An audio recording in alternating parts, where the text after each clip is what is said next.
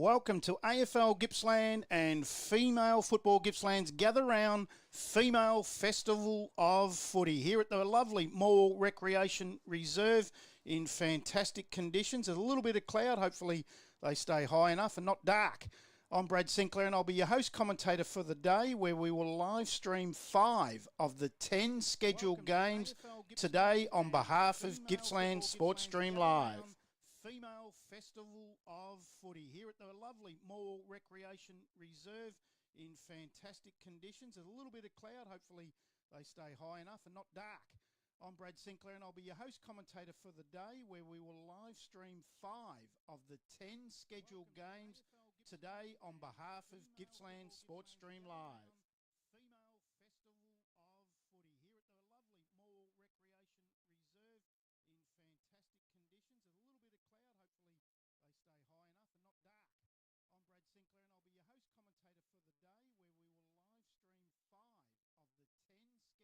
Morwell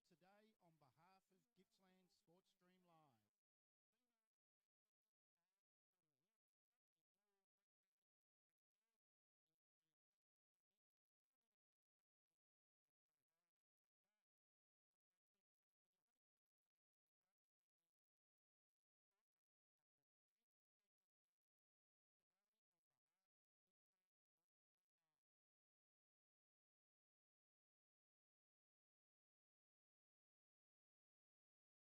commentator for the day, where we will live stream 5 of the 10 scheduled games today on behalf of Gippsland Sports Stream Live. So Gippsland Gather Round features 10 back-to-back games of youth girls and women's footy, alongside a host of other female-oriented football and umpiring activities to encourage participation for women. We're just about to get underway in the first game of the day, and it's Traralgon in the youth girls. They're taking on Sale City, and Sale City will kick right of your camera. Gather Round features 10 back-to-back games of youth girls and women's footy, alongside a host of other female-oriented football and umpiring activities to encourage participation for women. We're just about to get underway in the first game of the day, and it's Traralgon in the youth girls. They're taking on Sale City, and Sale City will kick right of your camera.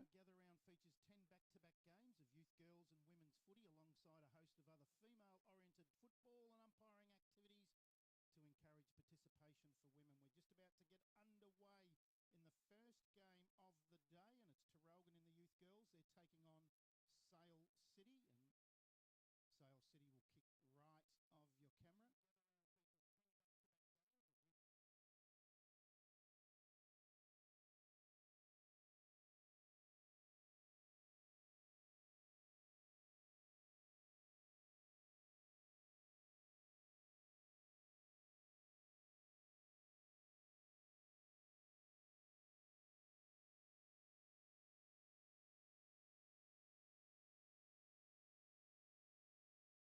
There was Marlberg, comes out the back. Marlberg picks it up again. The umpire's pulled a free kick out of this, and it will go the way of Traralgon, and it'll be Josie Heenan.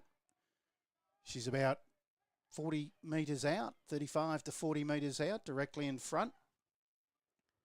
There's a player running past in Murtagh. High ball in towards the goal square, off the pack of players. The umpire's pulled a free kick out of this, and it will go the way of Traralgon, and it'll be Josie Heenan. She's about 40 metres out, 35 to 40 metres out, directly in front. There's a player running past in Murtagh. High ball in towards the goal square, off the pack of players.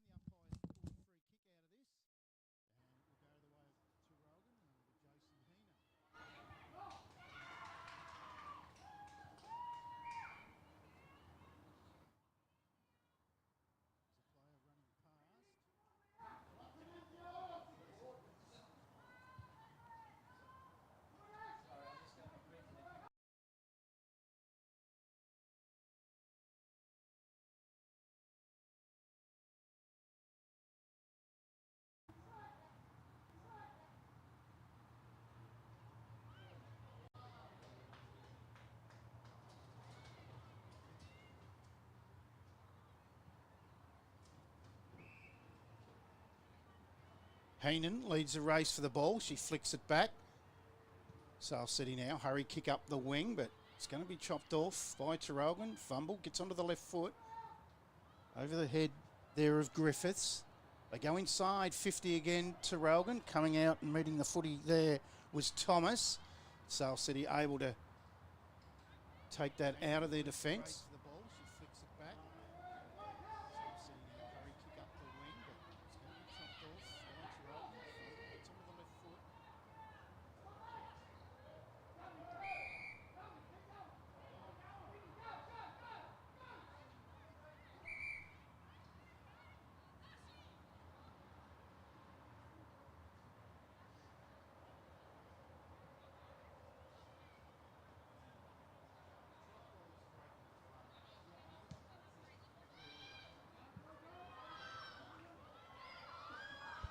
So now I've got nothing.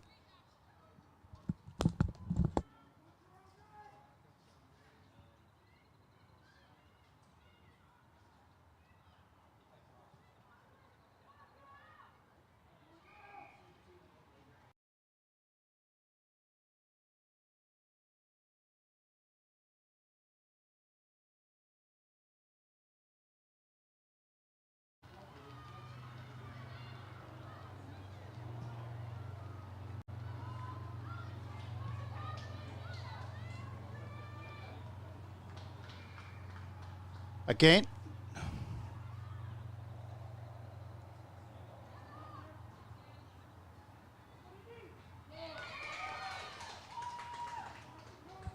reckon it's to do with this Bluetooth.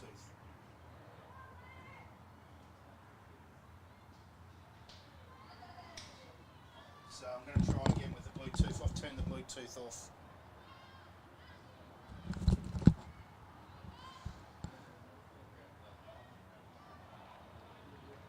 Just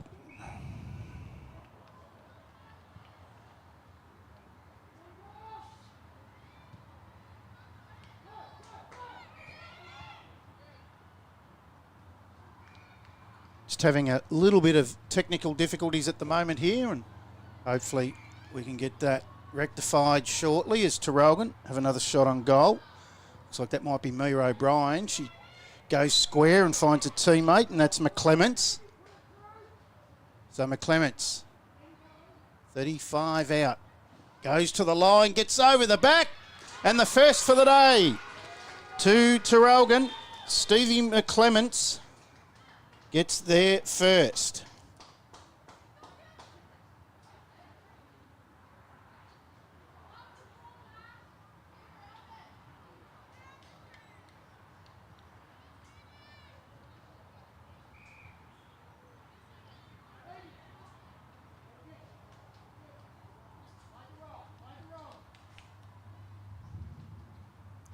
So, Traralgon 117. They lead Sale City yet to score. We've gone 7 minutes. It looks like we're counting down on the clock, so my maths is going to have to be good. 7.5 gone. Quick kick out of the centre from Schultz of Traralgon up towards centre half forward. Quick handball off. Again, it looks like mark's been taken by Spears. And she's about 20 out directly in front.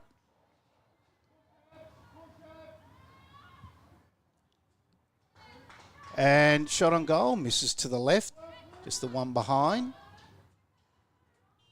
Already, Josie Heenan started really well for Traralgon, getting a lot of the footy.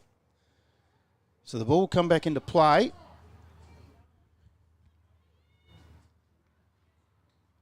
Sale City, they like that outer side. High ball gets out over the back. Searle, quick kick up towards the wing. Dropping what she probably should have taken was Schultz. Goes to ground and several players are over this. Umpire calls play on, lets it go on, and high kick inside 50 for Traralgon. Off the hands of the pack, gets out the back. Mulberg's there. Flicks it out. Handball out the back. Going backwards to go forwards here, Traralgon. Just can't seem to pick it up. There was Griffiths. It's flicked out the back of that pack. It's going to come back though. It's Traralgon, another entry inside 50. Mulberg holds the front spot, can't take the mark. Again, O'Brien, who started really well, flicks it out. Oh, met solidly there was Heenan. And the umpires paid incorrect disposal. We'll go to Sale City in that back pocket.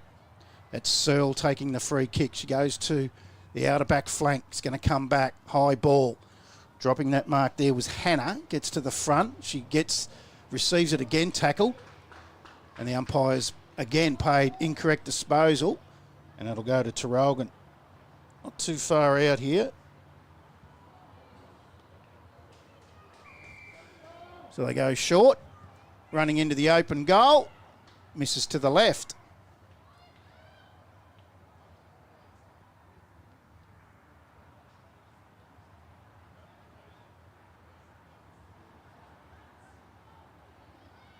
So again, bring the ball back into play. Hard to see the numbers with the long ponytails a lot of the time here.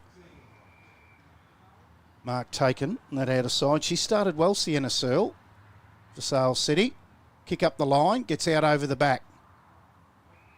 Now they're a chance. Sale City just toe pokes it along, does well, able to collect it herself and go up towards centre half forward. They come out and meet the ball there. Wearing the Mason Cox glasses, Emerald Briggs. Gets out over the back. And again, Traralgon take the mark. Umpire calls her to play on. That's Rory Gibbons. Kick up towards the wing. Couple of players there. Flicked out the back. Tackled. And good tackle there. Looks like that might be Brooke Kelly that's laid that tackle. The umpire says going nowhere. I'll bounce that centre wing position out aside. They lead by 9 points, Traralgon. 1-3 to Sale City.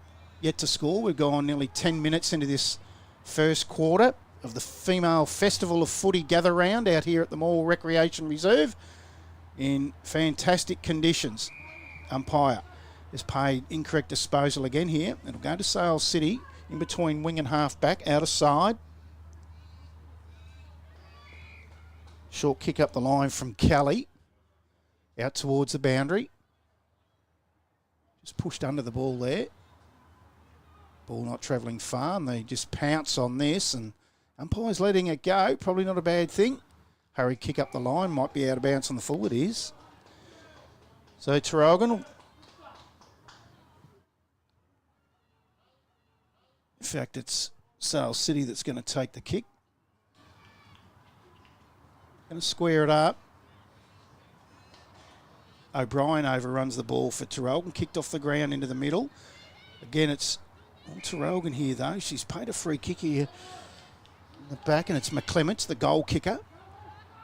Beautiful kick short to a teammate in Murtagh on the left foot. Up towards half forward. Good mark coming out was Abby Sykes. High ball inside 50. Comes off the hands of the pack and retrieves it well. Does Ambler, handballs it off. Hurry kick a goal. Bounces to the right and another behind. Takes them on to 1-4, Traralgon.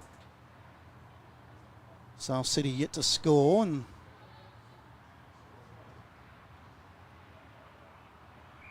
gone 11 and a half in the first quarter. Nice kick, long kick. Looking for the teammate there out over the back. Quickly picked up, again onto the left foot. She looks very handy, does Ashlyn Murtagh. She's going to get it back. Follows up really well and runs into the goal. Great footy. Had a lot of it. Ashlyn Murtagh in this first quarter. And she gets her first for the day and Traralgon second. And they go on to 2-2, 2-4-16. Sale City yet to score. We've got 3 minutes to go in this first quarter. So a good start by the Maroons.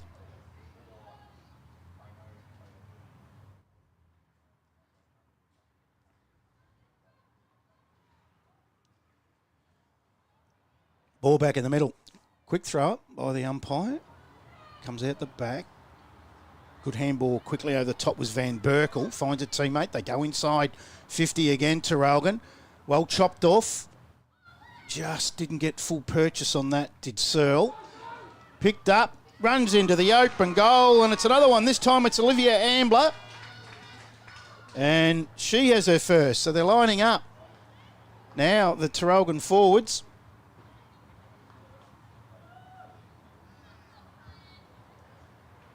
And 3-4-22 Traralgon. Sales City yet to score. Gone 13 minutes into this first quarter.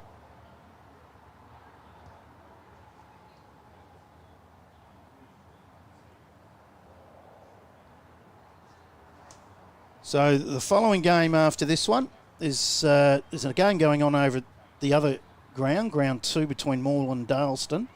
And here in this Division 1 Youth Girls, Bairnsdale Bragalong will take on Bairnsdale in the next game. Whilst in Division 2 over on the other ground will be Narnagoon v Currumborough. Quick kick forward from Phoenix Anderson. Goes out towards centre half forward. Flicked out the back. Well done again. That's Ashlyn Murtagh onto the left foot. Chopped off for Sales City there by Joubert. I hope I've said that name right. Up towards centre half forward. She was a late inclusion in the team that I had. Shani Joubert. Here's a chance for Sales City to get on the board as they go inside 50. They've only got 50 seconds to score this before quarter time. Players all around the ball. Got one out on the outside. They get it to her, and that's Beth Kelly. She's tackled, and the umpire says incorrect disposal. And Traralgon take that free kick with just half a minute to go in this first quarter. Long kick out towards a wing. Good kick. Gets out over the back. They're away again here, Traralgon. This time it's McClements. It's already kicked the goal. She gets up towards centre half forward. Just overrunning the ball. There was Sienna Searle. Kicked off the ground inside 50. Going back is Elson for Sales City. She's wrapped up. Flicks out the back. Another tackle. And it'll be incorrect disposal. And very lucky with just 5 seconds to go. Searle's laid a good tackle and able to stop that shot on goal of Traralgon's right on the quarter time siren.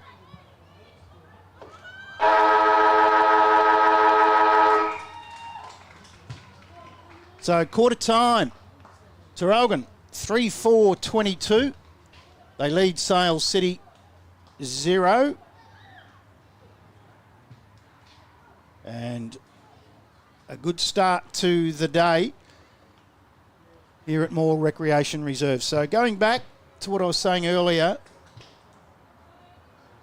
this is a magnificent day put on by AFL Gippsland. There'll be an all-girls come and play clinic for newcomers aged between 5 to 12. Great idea to give footy a try, alongside a confident clubbies club umpire training session and an all-female umpiring panel showcasing their skills. Gippsland Power Football Club and La Trobe Leisure will be conducting professional athlete development sessions for all participants, along with some exciting announcements, including the 6 successful applicants for the Gippsland Lead Your Way program and the 11 applicants that have been successful for the Female Coaching Academy program. There's something for the whole family. There's food trucks, barbecue, trade shows set up to supplement all the on-field action. And we're at quarter time in game 1 out here in Division 1 Youth Girls, and Traralgon 3-4-22 leads Sales City yet to score. We've got some interviews coming up throughout the day. We spoke to Ash Centra, Zali Gallagher, Ella Stoddard and Rebecca Fitzpatrick during the week. And those girls had a great win yesterday for Gippy Power, 6-4-40 over the Western Jets, 4-4-28. And the goal kickers, Ash Centra kicked 4 of the 6, and Ella Stoddard, another girl that we're interviewing, kicked 2. So the 2 of those girls kicked their entire score. We'll also have an interview with their head coach, Nathan Boyd. Tim Cotter, Nicole Bertuna from AFL Gippsland will drop in during the day. Alan Chandler, the Gippsland Power assistant coach and the head of Luana College sports program, he'll drop in for a chat too. We'll have Owen Carter from Gippsland Footy, Ian Doherty from SEN Gippsland, and a whole lot more. Promises to be a fantastic day out here for the Gippsland Gather Round Female Festival of Footy.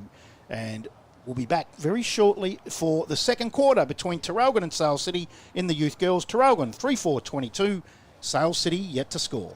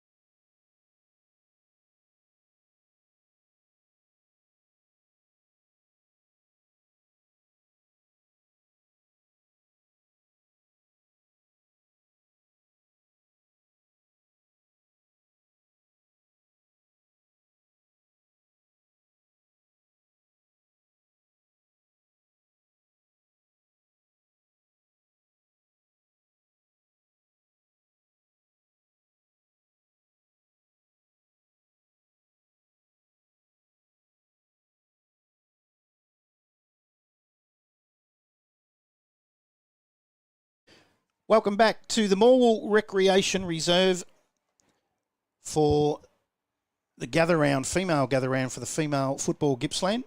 It's the female festival of footy. And it's all thanks to AFL Gippsland, who've put on a magnificent day out here today. Gippsland Power as well. And Latrobe Leisure. What a fantastic day we've got weather-wise. Just some dark clouds over yonder, but they don't look too threatening yet, but I've been around this area long enough to know that can change in 30 seconds. But at least there's no wind. It's a great day. So if you can get out here, get out here. There's some food trucks and coffee trucks. There's a lot happening.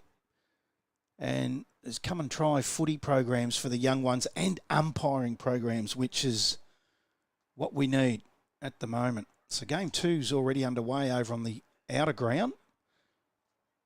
And we're just about to get underway here. That outer ground game is between Morwell and Dalston. And up it goes. Traralgon, get that out. Bouncing ball, nice and hard in the middle. I noticed when I went for a walk out there earlier. So it's flicked out the side towards Emma Feltis. She can't gather it cleanly. Quick handball forward. Traralgon, get it out to the outside to McClements. What a great first quarter she had kicking a goal. And so did this girl for Sale City, Sienna Searle. She repels that attack up towards the wing. On the left foot was Brooke Kelly. She started okay too. The big girl there is Feltis for Sale City. She gets her right foot to the ball. Again, it's going to come out to another goal kicker. This time is Ashlyn Murtar with a left foot up towards the wing. Overrunning it there was Sykes. It's fed out the back again to Searle. She'll go up the wing. High ball. Gets out over the back. Just didn't get full purchase on it and mopped up quickly by Kelly. Up towards 50. Coming out and meeting as Heenan. No, in fact, that's O'Brien. She started well too, Mia O'Brien.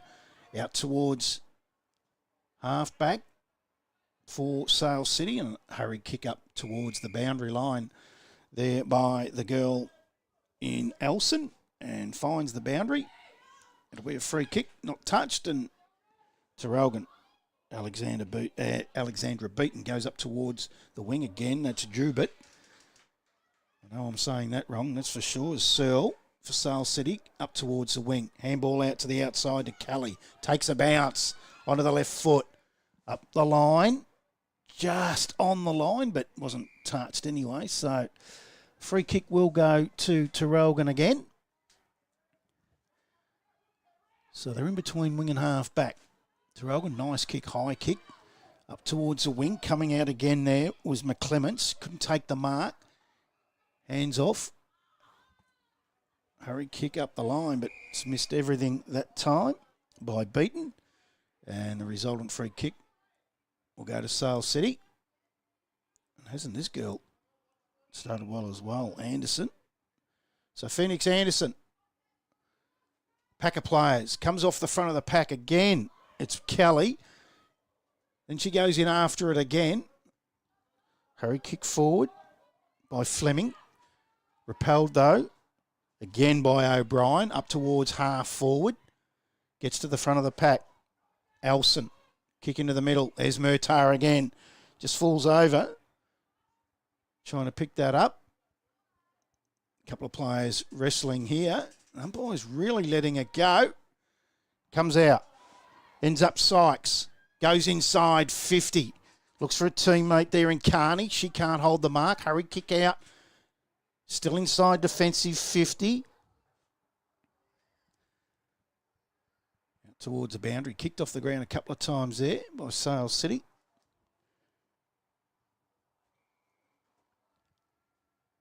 Now they're away. Up the wing. Picked up by Neve. She's tackled. Feeds it out. A couple of players falling over there. Traralgon are going to take this away now. They go inside 50. Left foot kick. Gets out the back and mopping up again as the sweeper is Kelly. Done a power of work in this first half. Goes up towards the middle of the ground looking for Jubit. She can't take the mark. It's going to come back in again from the Maroons. There a chance here. Bouncing ball. Just beats Sykes. She's got a 1-on-3 here, and it's Searle that mops up for Sale City. Out towards defensive 50. It's going to come back again. High ball. Couple of players one-on-one. Gets out over the back. Sale City able to mop that up. Still inside their defensive 50 though. Flicked out to Murtagh. Now fed out. Still inside that defensive 50. Elson can't pick it up. But the little McClements can. Hurried right foot inside. Now again, it's Kelly. Gets a clearing kick outside their defensive 50. Sale City looking for their teammate in Feltus. Can't get clear. Kicked off the ground by O'Brien. Picks it up. No. Fumbles a little bit. She's tackled really well there by Kelly. Feltus feeds it back. Looking for Kelly, but mopped up there by Schultz. Hurry kick forward, but Sale City up the wing. Jubert takes it cleanly. Gets around her opponent in Beaton. High ball, and Beaton ends up taking that mark. Umpire calls play on, as she does. Onto the left foot, inside 50. Nice pass. Just probably should have got there, but didn't. They're going to bring this out. Just gets her kick away there to Searle as she's tackled by Ambler. Again, it's going to come back. The skill's done really well out in that outer side and continue to bring that back in is Beaton. High ball, outside defensive 50, Elson. Wants her teammate on the wing in wind. Overruns it. Quick handball out. Traralgon now inside 50, dropping, that was Carney. Out the back. She's going to get it back, Carney, but she's dropped it again. Little toe poke forward. Another toe poke off the ground, this time by Jenkins. On the goal line there and all wrapped up. The umpire says, give it to me. We'll bounce that down. We've gone 11 minutes. 6 minutes into this second quarter. 3-4 Traralgon. Sale City yet to score. Hurry kick a goal. Misses to the right to Traralgon. That'll take them on a 3-5, 23. Just over 6 minutes into the second quarter. The next game for live stream out here at Oval number 1 here at Morwell is Boysdale Bryagalong against Bairnsdale and the youth girls. It'll kick off at about 11:30. Kick in from Sale. High ball, Murtagh over the back, nearly took that mark. She's tackled, all wrapped up in a good tackle. And again, we'll have a bounce down. Only about, in fact, that was Olivia Ambler, not Murtagh. They look very similar. Hurry kick a goal again. And she's got that. Now, very hard to see that. Very similar ponytails, some of these girls, and I'm not too sure who did get that one.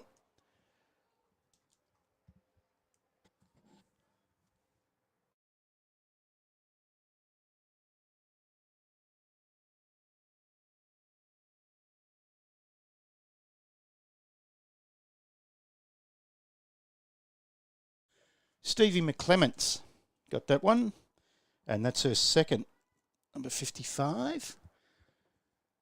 This is 55, 33, 22. All look exactly the same, and even 46 throw in that with ponytails and white ribbons.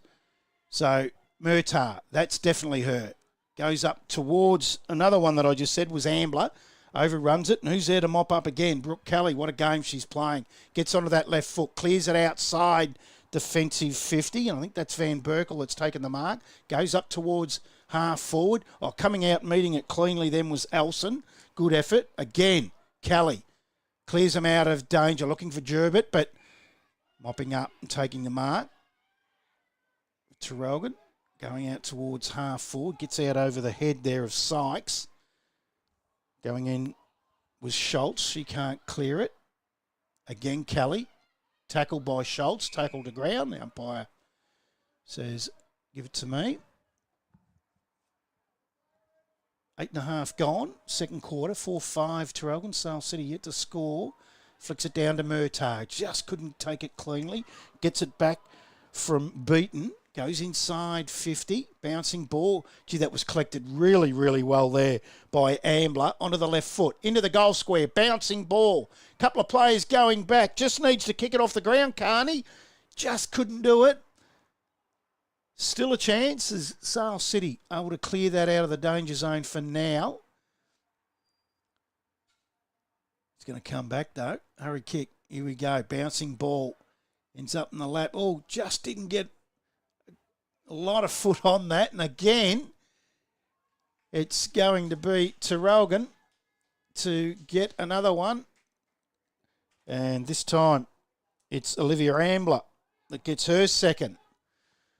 So it looks like these three girls with ponytails and white ribbons are going to share these goals. And it's you've got to keep your eye out on which one's which, because I think they're all left footers as well. And they have started really well in this first half. Traralgon for it's gone 9.5 minutes. 5-5-35 Traralgon. Sale City yet to score. Ball back in the middle.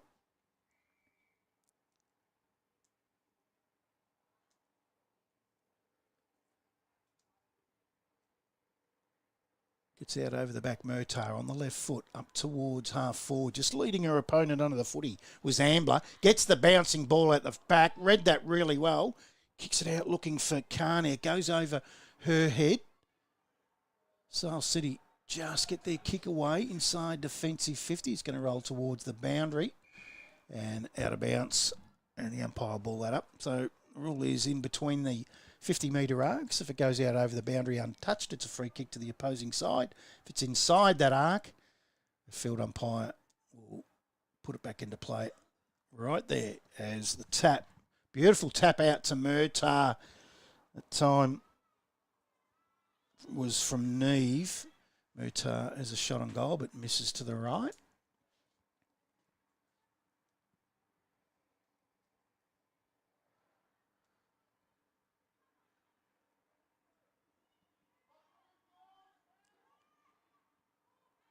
Comes back into play and lucks of fortune because Sykes has overrun it and ends up in the hands of Elson, but she just toe pokes it. Again, taken away by Sale City, and Murtard tried to chop that off from Searle. Searle goes in after it again. Ends up in the hands of Anderson. Hurry kick inside the centre of the ground, and I think that might have been a free kick to Sale City. And it'll go the way of Emily Kelly from a push in the back from Tori Thomas. Kelly out towards half back. Bounces in between three of them. Toe poked again off the ground from Emily Kelly. Out the back. Harry kick smothered.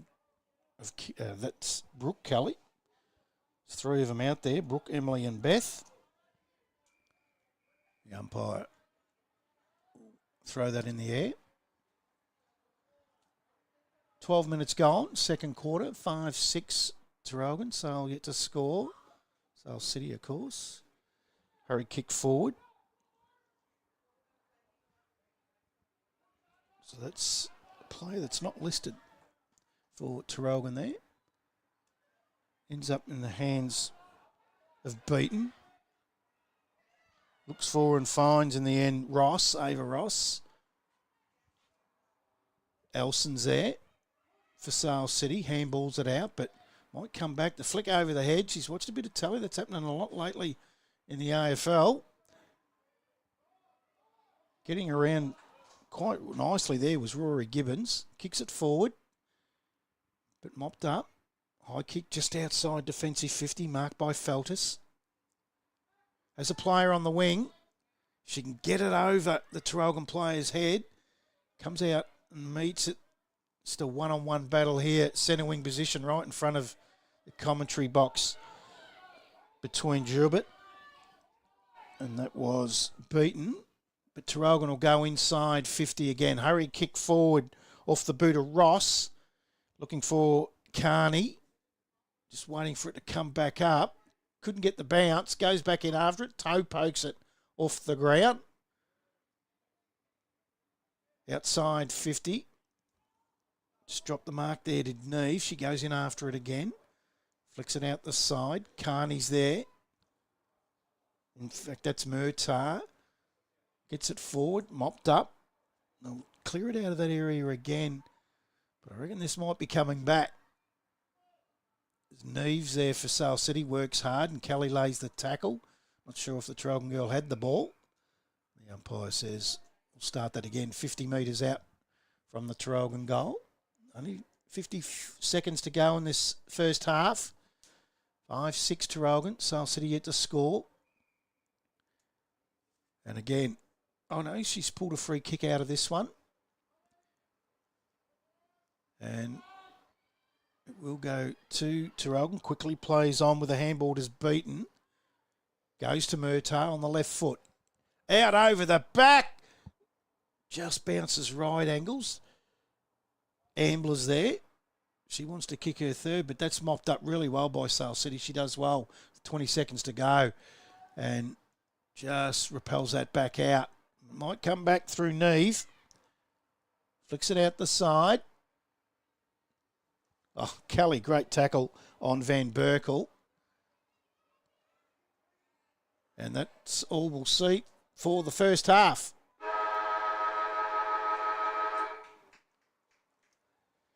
So at half time, Traralgon 5-6-36 and Sale City yet to score. We'll take a quick break and we'll try to get an interview pop up during this break, and we might even go with the Ash Centra interview, who kicked 4 goals for Gippy Power yesterday in a best-on-ground performance. We caught up with her Wednesday night. She plays with Sale City, and we had a chat about her future. Champion, I'm going to use that word. I love that word. Ash Centra, who's now playing with Gippsland Power and having a great start to the season so far. But she started off in Sale City. So tell us a little bit about what got you into footy back in the Auskick days. Yeah, so I have a twin brother, Luca, and I guess he just helped me grow my love for footy along the years. And and then I played at Auskick. I was mainly the only girl there. And then obviously we played with the boys under 10s, 12s at college, the college. Yeah. And then I think we had to stop playing until under 14s, and then we had to transfer over to the youth girls, and then that's when I started playing for Sale City. Okay, so that's a normal thing we're hearing about. I was the only girl and that sort of thing. That seems to be changing now, though, doesn't it? Yeah, definitely. Which is great, and this is what this weekend's about. It's the Gather Round female footy. No doubt you'll be here. You can't play, but you'll be here because Sale City's playing. Yeah, they are. I'm pretty keen to watch them. Hopefully they're here on the Saturday having a look at you here at Morwell too. I feel because I'm friends with a few of them from school, so they come and travel down to watch, which will be cool. Any other sports that you did play or still play? I played a lot of basketball when I was little, so I had to swap and choose which one I wanted to head professionally, or not professionally yet, but hopefully. And I played basketball under 8s till under 18s, and then I had to make the decision to play football. Your biggest attribute in your game right now, what do you think it is? Kicking, decision making. Yeah. That's a big attribute to have, decision making. If you can get on and have a look at the video of Ash Centra, have a look at her kicking. One of the greatest kicks you'll ever see. When you see the guys coming through a lot now into the AFL system, I find that the kicking isn't great. But right now, some of the girls coming through, they're coming through more natural kicks now. Yeah, I think that helps with starting young as well. What would you prefer in a game of footy, a great specky or a great goal? Depends where the specky is, if it's in goal range or... That's a fair answer because you take it up back, it doesn't mean as much. Yeah, I reckon a good specky. A good specky? Who do you follow in the AFL? Essendon. Well, we just spoke to another girl that's followed. Yeah, she follows Essendon as well. Speak to another one. Another one soon. Now, if you get drafted, when you get drafted, what would it be like to hear the words Essendon Football Club? Well, I don't follow Essendon in the AFLW. I follow them in the AFL. That's interesting. Yeah, I go for Gold Coast in the AFLW, which is interesting. But I mean, I I'd love to go anywhere. Tell us a little bit about that. Why the Gold Coast in the AFLW? I just never really, because my dad is a mad Essendon player, so he's got me onto all the AFL men and like who to look up to and watch and stuff like that. And I guess coming, because they're only new to I think this is their second or third year into the AFW, and so I didn't really follow them, and I've always loved Gold Coast, like Charlie Rowbottom and stuff like that. Gold Coast Suns, if you're having a look at this, well, you know who to draft now. So if you did get drafted, you'd move, no problem? Yep. Good on you. Beautiful weather. Yeah, exactly. That's the main reason, probably. Not cold like here. Exactly. All right, last question before we let you go. What's the best thing about footy, even when you were younger coming through Auskick and now, what's the best thing about the game that you like? I think like the connections you form with other girls, especially in the youth league. I made a lot of connections when I was playing with my brother and stuff like that. But yeah, just the meaningful connections and stuff like that. Yeah. Ash Centra, super player from Sale City, out here with the Gippy Power on Saturday against Western Jets. She'll be here Sunday having a look at Sale City. Good luck. Thank you.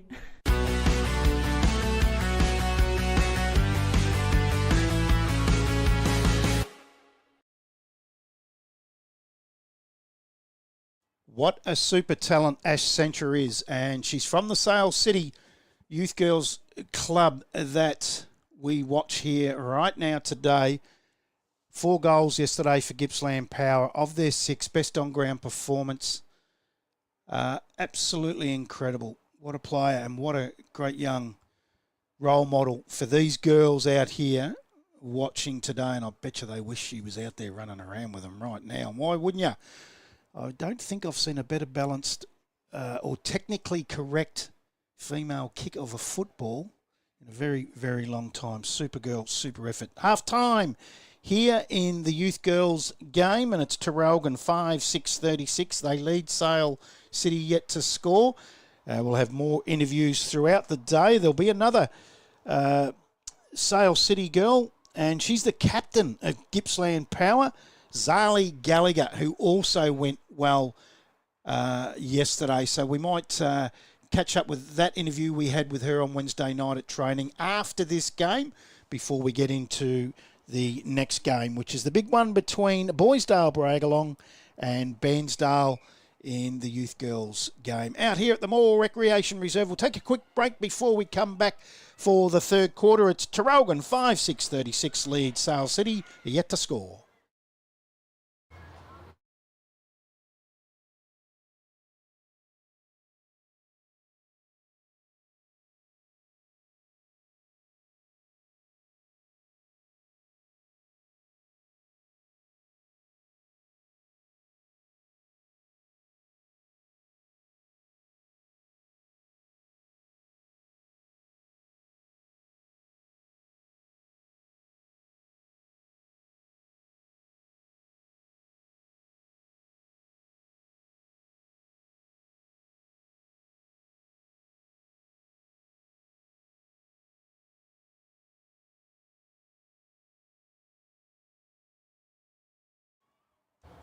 Welcome back here at the Morwell Recreation Reserve for Gippsland Gather Round, Female Festival of Footy for the Female Football Gippsland and AFL Gippsland. And there's been some really good output from girls from both clubs here today. There's really good signs for female footy. There's a big punch out from Van Berkel for Traralgon, goes towards centre half forward. Hurried kick forward there by McClements, who's kicked a couple. Chopped off by Sale City, but quickly tackled, and she didn't dispose of it correctly. And Olivia Spears has taken the free kick. She's turned it over. It's mopped up by Feltus, but it might come back quickly again, although this girl will mop up for you every time. Brooke Kelly, what a player. Left foot out towards the outer wing, bouncing ball. Couple of girls go for that. That looks like that might be Kelly, Emily Kelly. Incorrect disposal again. It'll go to Traralgon. They have a player in the middle. Could go to, but decides to go up the line to a 1-on-2. Gets out over the back. Long kick. Again, repelled by Sale City back into the middle. Bouncing ball. It goes through a few of them. Winds there for Sale City. It beats her as well. The bounce. Quickly picked up. Just didn't get full purchase on that one either. And it's Pickard Millier who goes up towards centre half forward. Leading the race for the ball is Beth Kelly. Flicked out. O'Brien gets around one really well. Onto the right foot. In towards the goal square. Dropping the mark but cleaning up really well and quickly was Spears, but incorrect disposal. Free kick goes to Sale City. Last line of defence. Trial by 36 points here. Out towards half back. It's a 2-on-1 though for Traralgon. But the young girl does quite well, Emily Kelly, and just gets a 50-50 and halves the contest. Going low is Feltus. She handballs it out over the back. Just tap forward. Again, just overrunning the ball. That time was Emily Kelly. Quick kick forward by Farley. Goes in after it again. Turns out to a bit of a game of soccer on that outer side. And picking up the ball was McClements. How good she been. In towards the middle, and this girl too, Murtagh, picks it up. Has a lot of time. Gets onto the left foot, looks for O'Brien in between the centre and centre half forward. O'Brien quickly plays on. High ball, but it's all Sale City. And just backing back. Able to take that mark. That looks like it might have been Lucy Hanna, it was. Goes out towards half back. Kelly. That's Brooke Kelly. It's going to come back. Inside 50, bouncing ball. Couple of players on that quickly was Elson. Gets it out towards the boundary line. Brooke Kelly toe pokes that, goes out over the line. So the free kick will go to Traralgon. It'll be Alexandra Beaton. So Beaton on the left foot. A lot of left footers out here on both sides today. Murtagh, tackled high, gets the free kick. Half forward flank, inside O'Brien. Had a good game, but this third quarter, she's really set it on fire. Mia O'Brien, inside 50. They come out, they just need to have some composure here. Right foot towards goal. And it'll go out over the line. So the umpire will take this one because it's gone out untouched inside 50. Van Berkel gets the tap. Nice tap too. The bouncing ball really didn't favour Ambler. And all wrapped up. We'll get a bounce down. It's only 5 metres out from the Traralgon goal. Van Berkel again to Ambler, but just gets past her. Here's Brooke Kelly again. Clean disposal. Gets it out in through to the middle of the ground. Good footy. Just overrunning the ball then for Sale City was Wind towards the wing. Coming out is Heenan. Toe pokes it off the ground. Brooke Kelly overruns it this time. Again, Mia O'Brien runs inside 50, sets it up towards home, but again, Sale City just able to mop up through that back half, and she's been very good, Lucy Hanna, in those circumstances, or I reckon that might be incorrect disposal against Elson, it is. And guess who? Mia O'Brien. Goes short.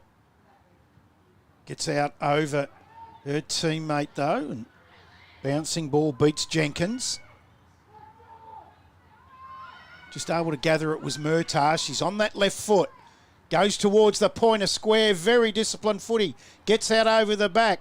Again, the other one. Ambler, the goal kicker, just couldn't get boot to ball. And Sale City have really defended extremely well in this third quarter of repeat entries from the Traralgon girls, and they've stood up to it.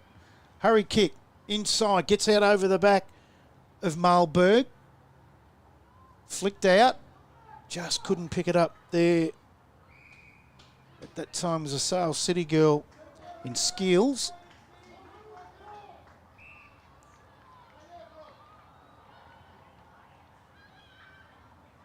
Again, Ambler. But Sale City repel again. Still inside their defensive 50 though.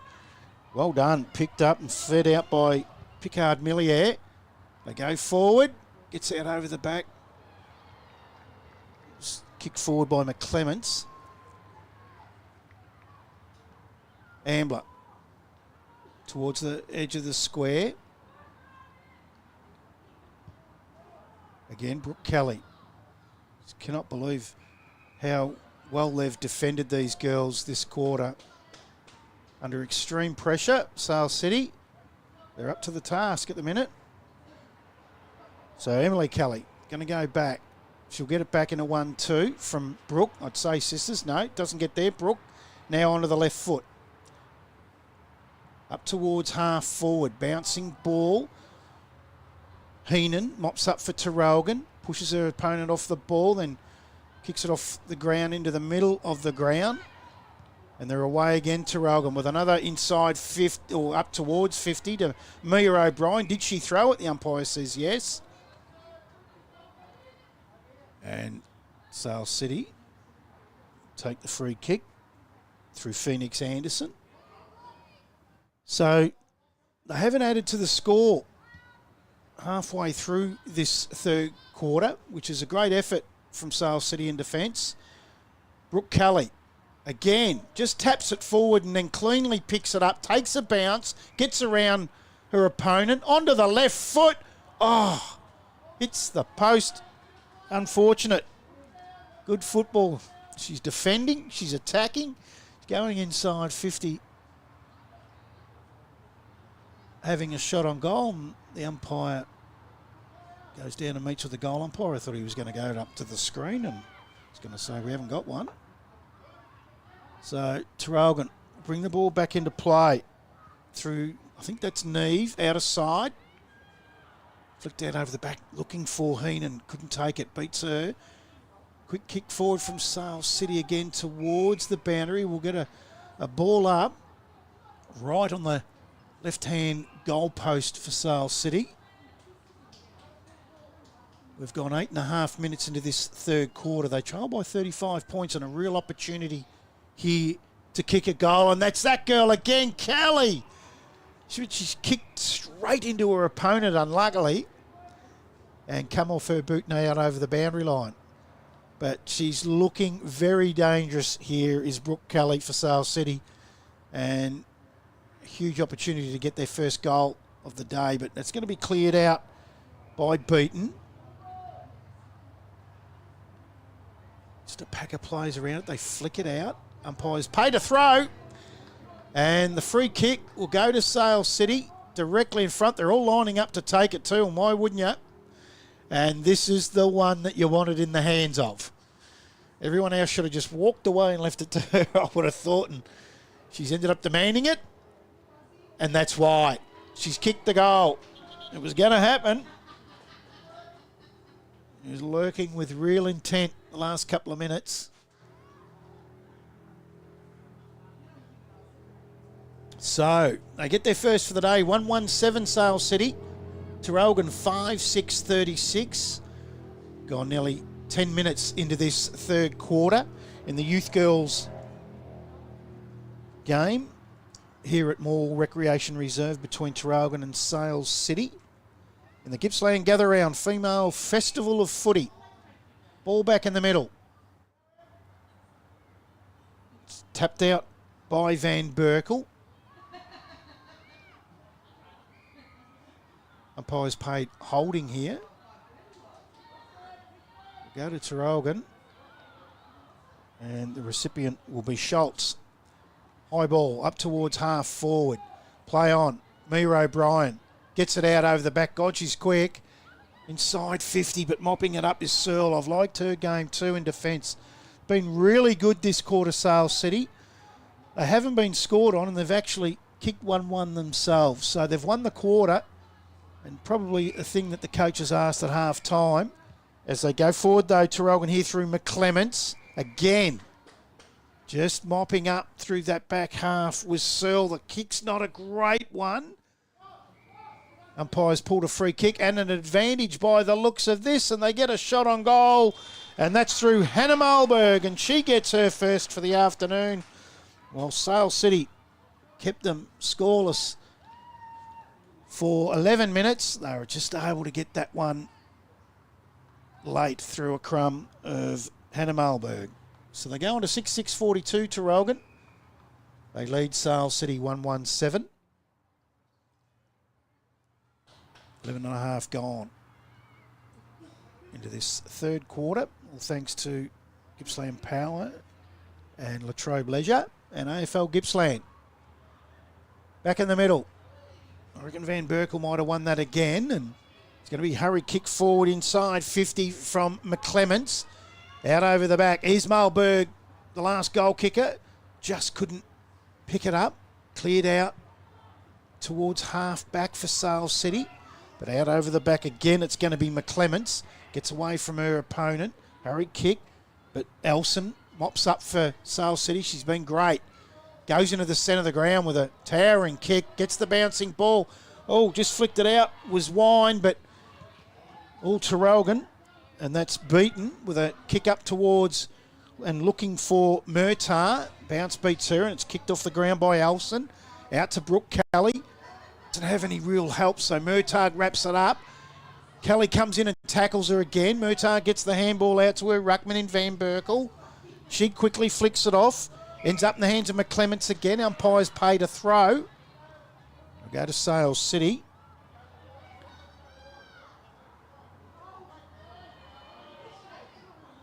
They have the ball on their defensive half. Up towards the wing. Got to pay the one in front, and that's Brooke Kelly. What a game she's played. 2 bounces. She's going to go to 50. She's going to go inside 50. The bounce didn't come back up at her. Unlucky. Mopped up, though, by a teammate. They're still inside 50. Picked up by Wine. Gives it off looking for Emily Kelly. Then it's handball forward by Beth Kelly. Ends up in the hands of another numberless girl we didn't have on the list, number 14. Hurried kick forward, though, by Jenkins for Traralgon. They're going to get out of trouble here. Looking for Murtagh. She picks it up and gets around Farley, but then just fumbles. Farley gives chase. Murtagh's able to get her kick up looking for O'Brien. Centre wing position. Gets around Elson. What a quarter she's had. Another bounce that's not coming back up. Might be to touch it on the ground now as O'Brien goes inside 50. She's looking for Spears. But again, Sale City have defended so well. Goes out again looking for Elson, but Mia O'Brien gets a shepherd from Malberg. Inside 50, backing back was Spears with courage. Just couldn't hang on. The umpires paid a free kick. It'll be in the back, and it'll be Sale City through one of those girls that has defended really well this quarter in Lucy Hannah. Good clearing kick outside their defensive 50 into the middle of the ground too. Emily Kelly just couldn't gather that. Will come forward. Coming out there was McClements in front of Fairley. Umpire will bounce that in the middle of the ground. Oh no, it's a free kick. So they'll go forward again. Just about 3/4 time siren here, so I don't think there'll be another score. And the umpires paid a throw. Van Berkel right on the 3/4 time siren. And we have Traralgon 6-6-42. And they lead Sale City, who are now on the scoreboard 1-1-7 in a great third quarter of defence from Sale City. They won the quarter. They kicked 1-1, and Traralgon just got the one straight in that third quarter. So it's 6-6-42 Traralgon to Sale City 1-1-7. We might go to that other interview that we had on Wednesday night out at training, and it was another Sale City girl, Zali Gallagher, who is the captain of Gippsland Power. We're joined by another girl from Sale City playing with the Gippsland Power girls, Zali Gallagher. Welcome. Thanks. Now, you grew up in Sale City, or the Sale area, and you played your footy at Sale City. What was that? Did you come through the Auskick? Was it another sport, or did you just grow up wanting to play footy? I didn't play Auskick, but I did start in under 10s because like all my cousins and my brother were playing, so I just thought, I'll give it a go, and stuck with it. So. Did you envisage, like, to get to where you are now with Gippsland Power, you must be doing something right and you must be able to play. Have you really honed in on doing everything right? Are you that keen on your footy? I don't know. I definitely follow some like pre-game rituals and that, but yeah, I guess so. So the love of the game's still there? Yeah, definitely. So you love the game. Did you play any other sport younger, or were you still playing another sport? Yeah, when I was younger, I played basketball, and I did all like the surf lifesaving stuff, and I still do all that. So, growing up in Sale, surf lifesaving, where did you go and do that? Wouldn't have been the local lake. No, down at Sea Spray. So that's not too far. It's a beautiful spot. It is. Now, who do you follow in the AFLW? Melbourne. Who do you follow in the AFL Men's? Essendon.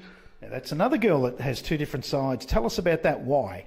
Well, Mum goes for Essendon, so I kind of just got that. And then with Melbourne, I played with one of the girls that got drafted there, so I kind of just... And her name? Megan Fitzsimons. You get down and watch her play? I've watched a few games, but I don't really have a lot of time to get down and watch. Don't have a lot of time, so what are you doing? Are you studying or working? What are you doing away from footy?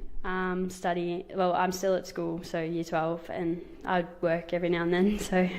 What are you looking at doing when you get out of school? I don't really know. I definitely want to go to uni, but I'm not entirely sure what to do. What about getting drafted? Is that a goal? Yeah, definitely, but yeah, we'll just see how the year goes. Nice big wings out here on the Morwell ground. Western Jets on Saturday. Will you start off on the wing? Yeah, probably. Looking forward to it? Yeah, definitely. Will you be here on the Sunday having a look at Sale City run around in the girls' gather round? Yeah, I definitely will be here. Magnificent. Thanks for joining us, Sally. All the very best on Saturday. We'll see you here on Sunday. Thank you.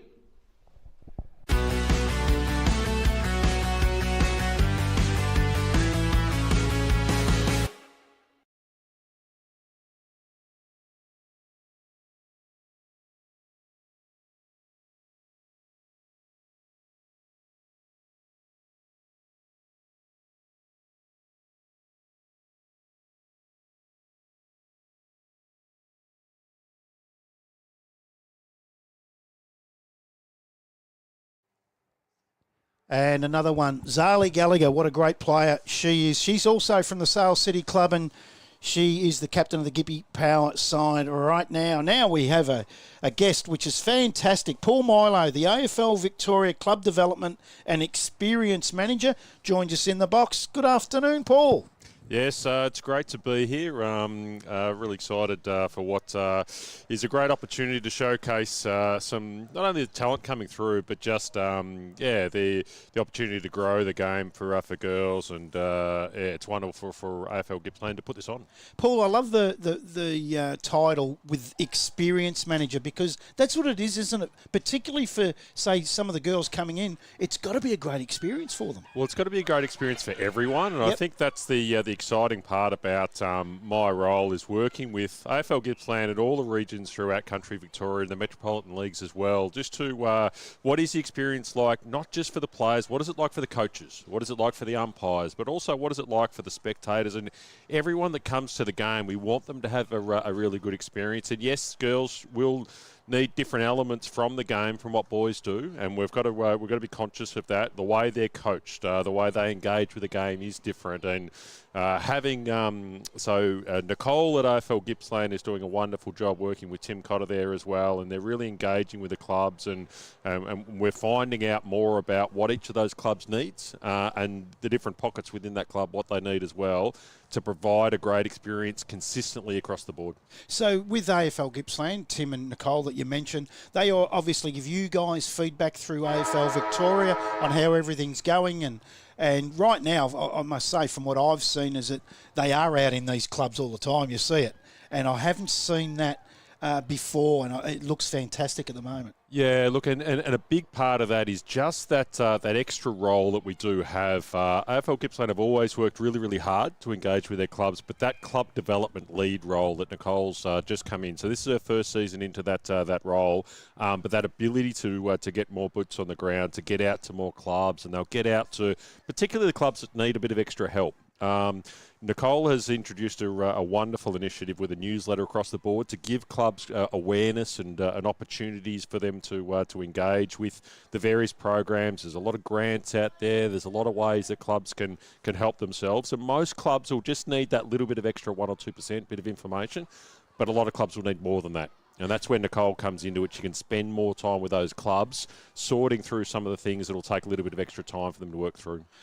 Your role, you cover obviously a fair wide range. You'd be based work days in Melbourne, I would imagine, but you're doing some kilometres every week, I would have thought. Yeah, so I am, and I love it. I love local footy. I'll often get down to.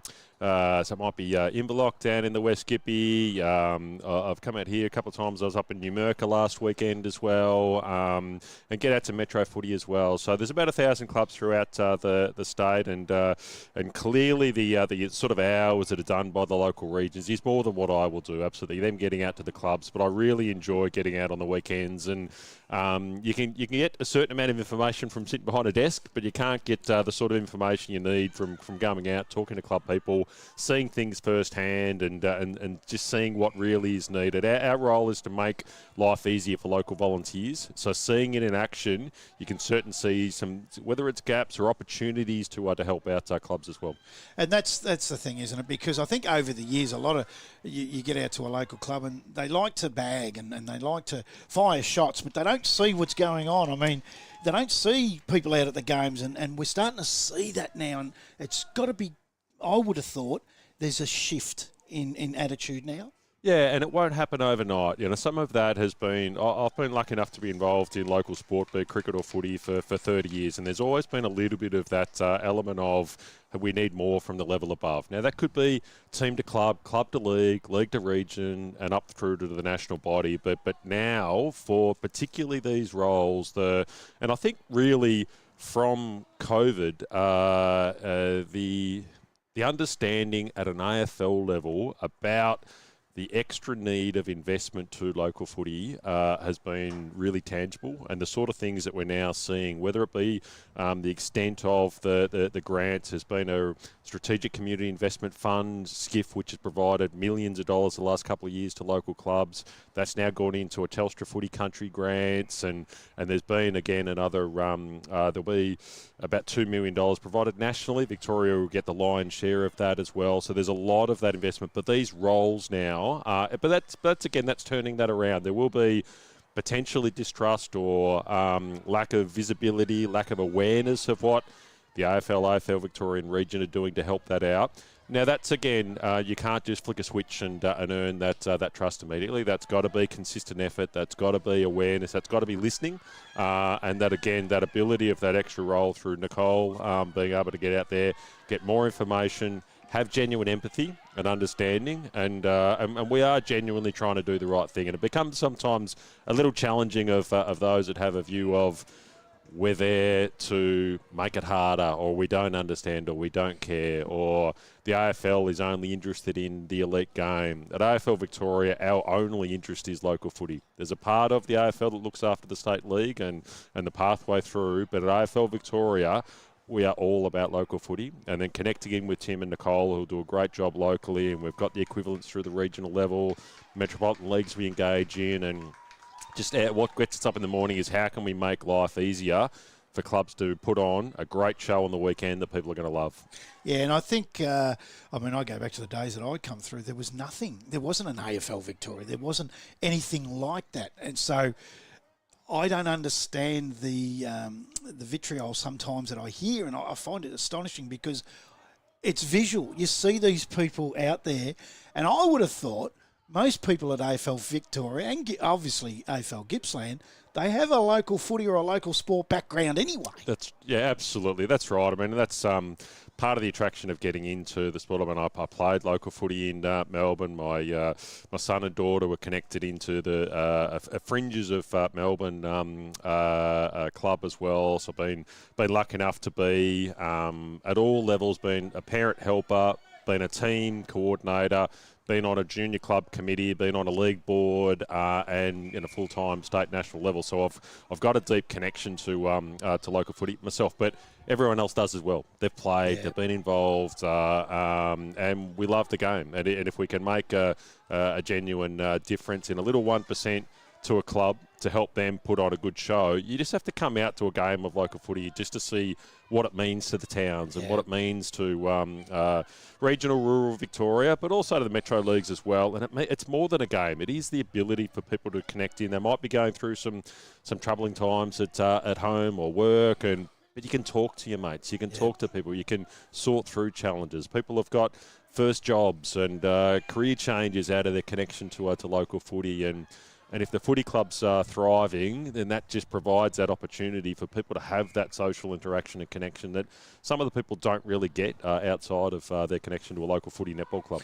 Yeah, when I used to coach, I used to say to players, if you're having bad time at work or at home or things aren't quite right, the best place to be is a footy club. Absolutely. And I still believe that. Yeah, spot on. There's no doubt about that. And even you'll have awareness programs or different charities that they're connected into. It might be about mental health awareness. It might be about suicide prevention. It might be about domestic violence. And you can sort of bring some of these through footy awareness to important messages. It could be about the TAC program as well, and what that sort of provides as a message to the local community. And there's a range of ways that footy clubs, as I said, are just more than a game. And the life skills and the life friendships you get, it's critical. We're speaking with Paul Milo, the AFL Victorian Club Development Experience Manager. We've touched a fair bit on experience. I'd love to talk about quickly on development, that side of things.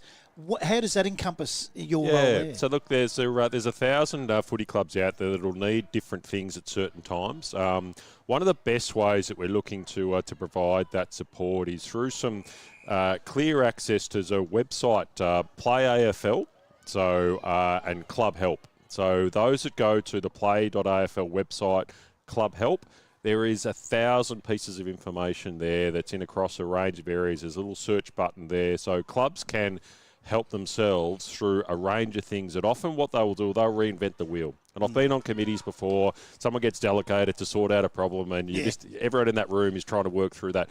But there is so many answers that are already there on Club Help. So what we need to do is get more people and more club people to understand that that's there. So an area is most of the answers that are needed will already be there that a club can find themselves, or they can connect into the club development lead. So what we need is club development league to really understand their region, to work with those clubs that need help, but to have that mass awareness of what's already out there for rougher clubs to connect into. And there's a lot of clubs that aren't aware of that, so we're trying to get that message out there. So anyone listening in that's from Clubland, if you haven't already checked it out, but play.afl/club help. And that just, have a look at that, and there might be some answers there for you. Great stuff. Enjoying the footy today? Yeah, no, loving it. It's I love getting out especially watching the girls play. Just the fun and the enjoyment. I just saw one of the girls helped up an opposition player that you just bumped into before, and again, that's just another way. They just love the game, and they love sort of being out there and the friendships they make and the fun that they have. And it might be they've actually lost, but they've still got a smile on their face, and it's what it's all about. You're right, because the fun side of it, I seen a Sale City girl high five a Traralgon girl after a goal was kicked before. It's brilliant. That is fantastic. Brilliant. That is, now as an experienced manager, that's telling you right there they're having a pretty good experience. That's right. And they'll be talking to their opposition as well. And it might be a little bit different to when you get into a little bit of the older age group of the boys, and it's more about the winning and it's more about the competition and obviously showcasing strength. And but here it's just more about enjoying their friendships and making some new ones as well, and getting out there as well. So it's brilliant. Paul, I'd love to thank you for your time. Really appreciate it. Great to have a chat doing great things, AFL Victoria and AFL Gippsland. It's looking in great health. Brilliant. Enjoy the rest of the day. Thank you. Thanks.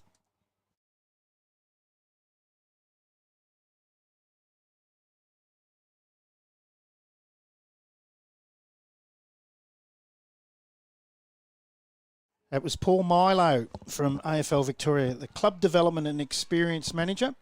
As we're back in to the players, Murtagh takes a bounce inside the centre square, feeds it out over the back, looking for Briggs.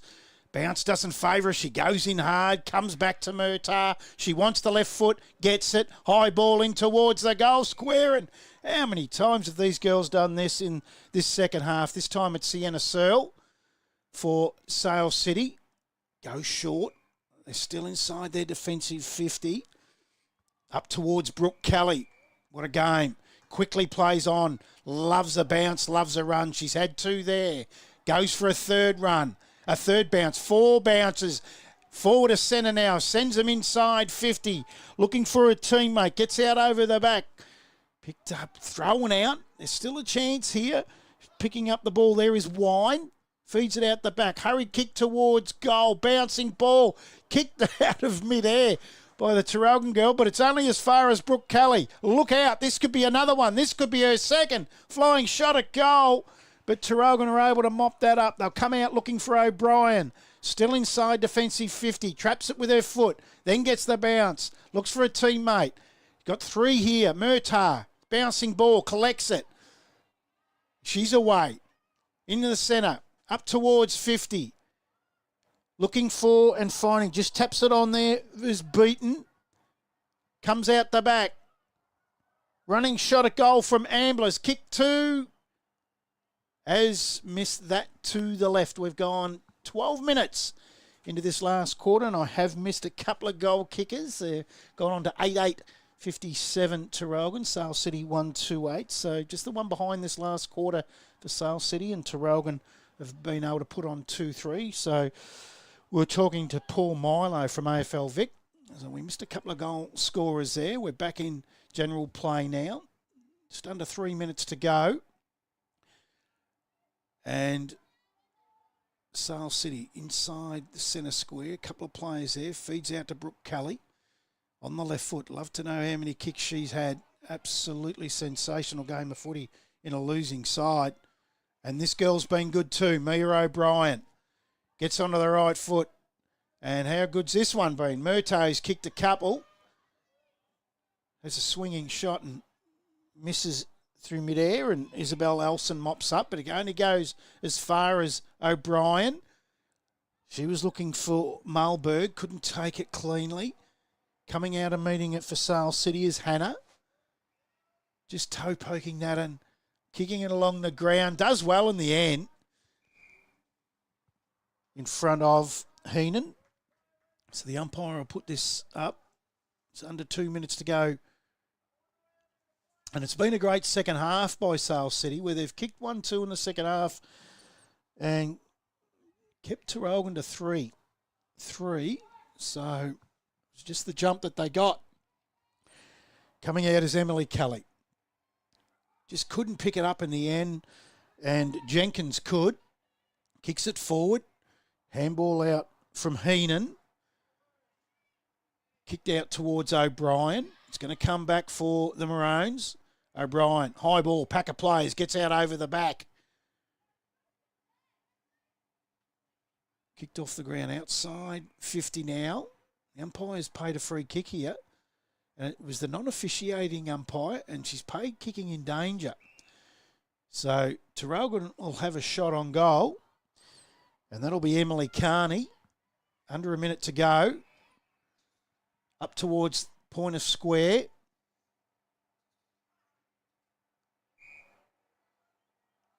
Umpires pulled a free kickers. Or what? They've all stopped. So it'll go to Sale City. They come out looking for Brooke Kelly. 30 seconds to go. She collects it. Handball over O'Brien's head, but O'Brien's good enough to come back in. Then just flicks it in and goes after it herself. Kicks it off the ground inside 50. Coming out is beaten. Runs onto the left foot. High ball. What a kick, but it's come off the hands in the end. And very well done by Sienna Searle. And another behind. So Traralgon have run out winners 8-10-58 DeSale City 1-8 in what has been a great game of footy, of youth girls footy. Super effort and some very, very talented young girls out there today. We might take a quick break, and when we come back from the break, there's another game about to get underway in about 15 minutes' time. We might be back sooner than that, though, and it'll be between Boysdale, Bryagalong and Bairnsdale and the youth girls. It gets underway about 11:30, but we'll be back before then, and hopefully we might have someone else to have a chat with.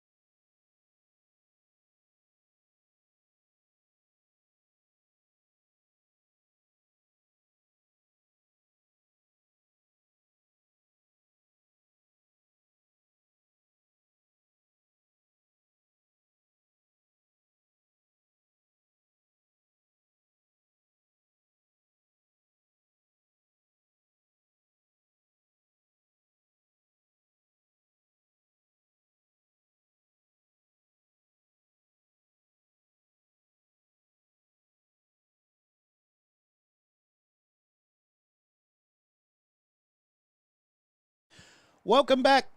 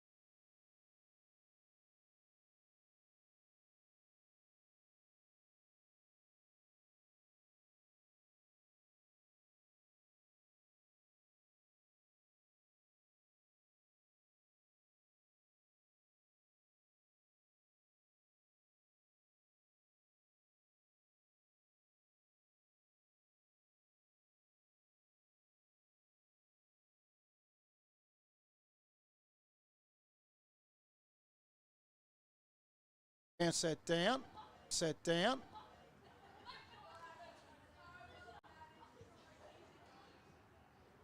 Tap forward. Chopped off, smothered kick.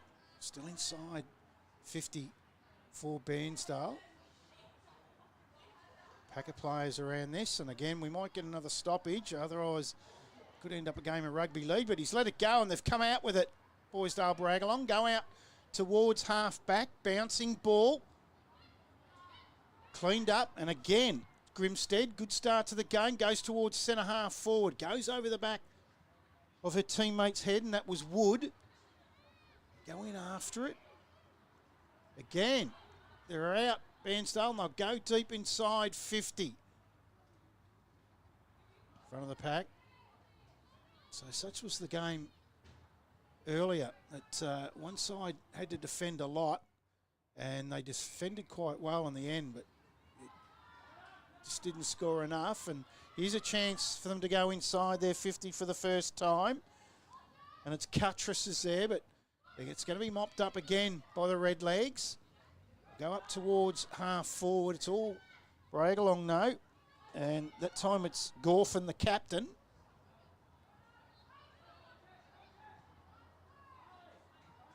Now, running boy out towards the wing. Just tapping that forward for Bairnsdale was Healy. Goes in after it again. She's tackled. Couldn't get rid of it. Again, Grimstead tackled as she kicks it, or the umpire says no, incorrect disposal. The free kick will go to Coleman. So Coleman Up the wing. Off the hands of the pack. Well read at the back by the young girl in Dowsett. Goes up towards half forward. Again. Picking it up was Cuttress. As a kick smothered. And umpire really letting that go. Until it sort of feeds out. And it's a bit of a game of tunnel ball. Harbour tries it. Again, Grimstead has her kick smothered by Harbour. Grimstead feeds it back to a teammate. That time it's O'Connor. Up the wing. High ball. Backing back and taking a good mark is their captain, Gilfoil. So Mercedes Gilfoil up towards half forward. Out over the back. Again, she's had a fair bit of the ball already, has Jasmine O'Connor. Wing.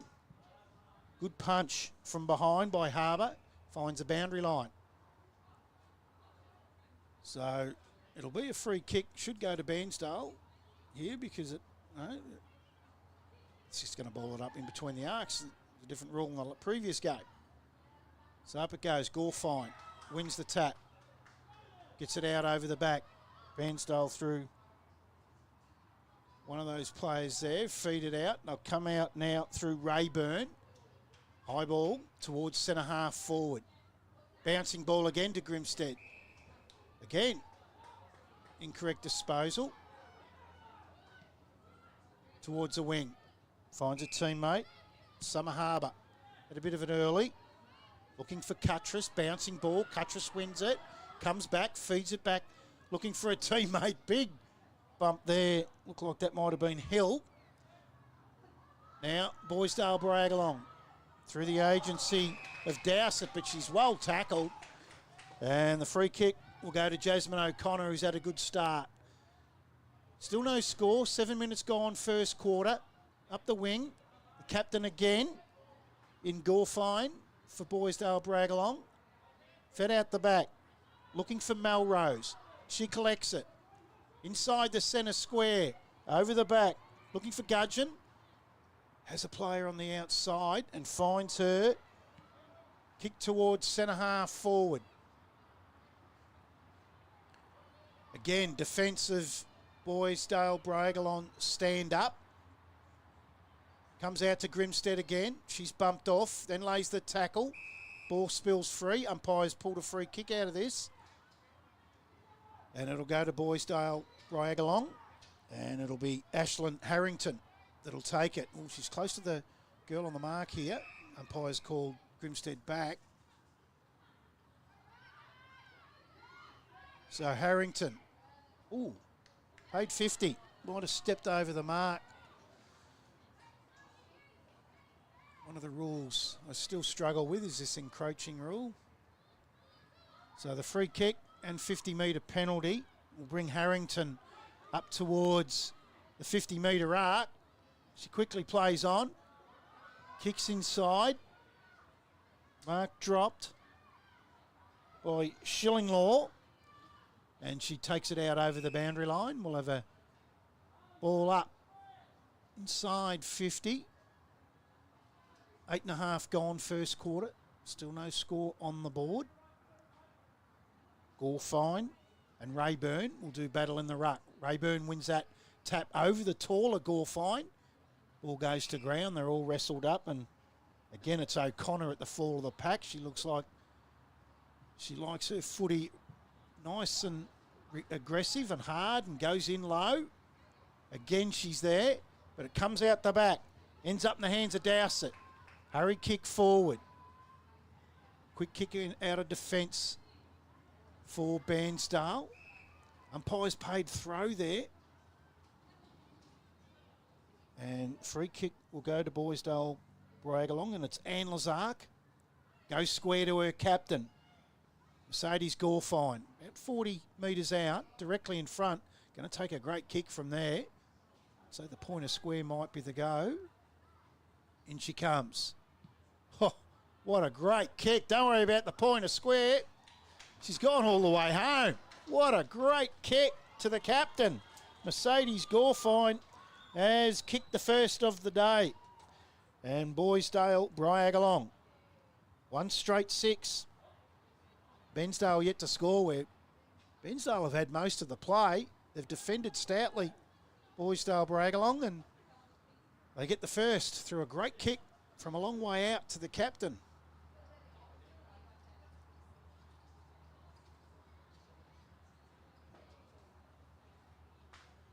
So the Gippsland Gather Round Female Festival of Footy here at Morwell.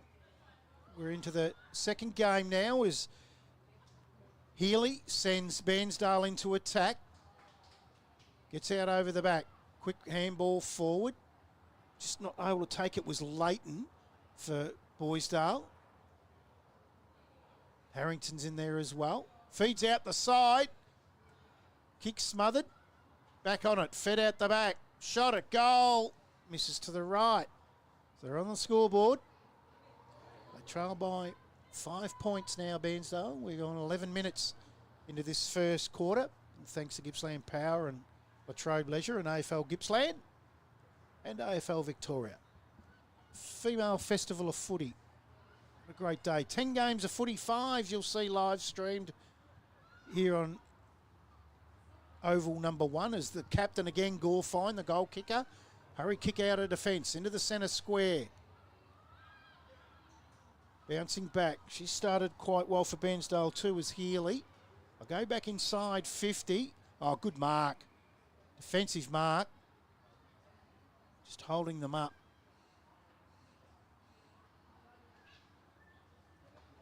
So, trying to go outside defensive 50. Haven't got there though. Is that Healy again?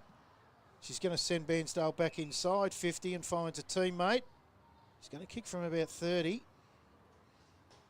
Directly in front. And I'll lay London to a brick. This is the girl that we haven't got a name on, number 33.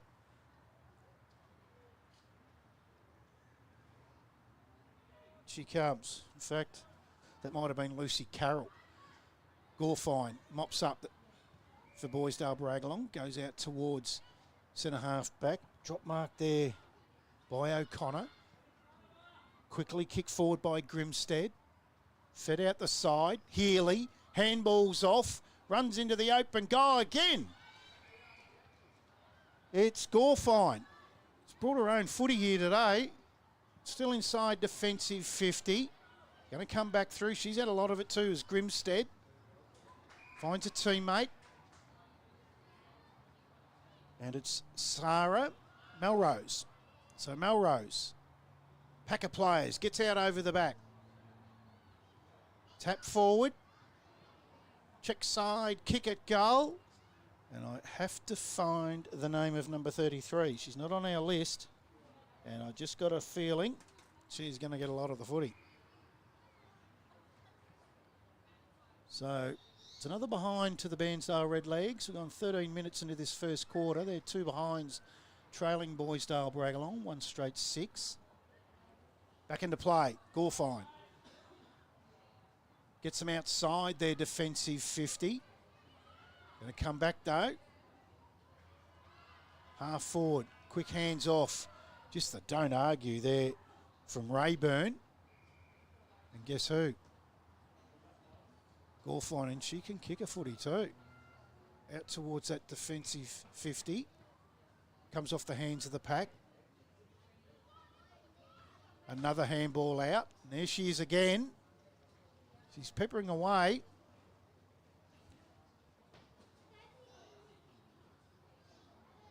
And I've just... pretty sure I might have found the name of that girl. No. I reckon she's not even listed in the Play HQ in 33, so not too sure who that is. Pack of players over that ball. Umpire will bounce that.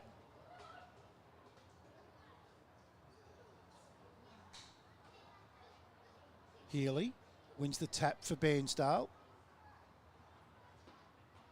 Number of players, throw a blanket over 10 players there, and we'll get a restart. So 40 metres out, 35, 40 metres out from the Bairnsdale goal. Did a lot of attacking, but they trail by 3 points inside the last minute of the first quarter. Healy just needs it to bounce up. It does, but then she's tackled. Clearing kick out towards the 50.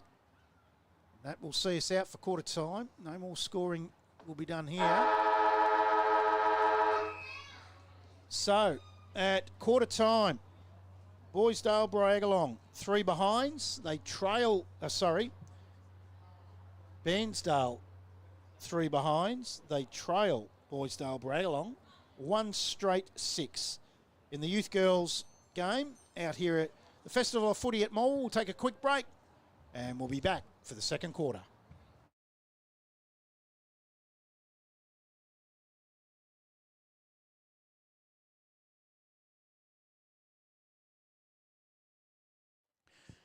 Okay, we're just having a couple of little technical difficulties. The stream might be off for 5 minutes, but we will be back in 5 minutes for the second term.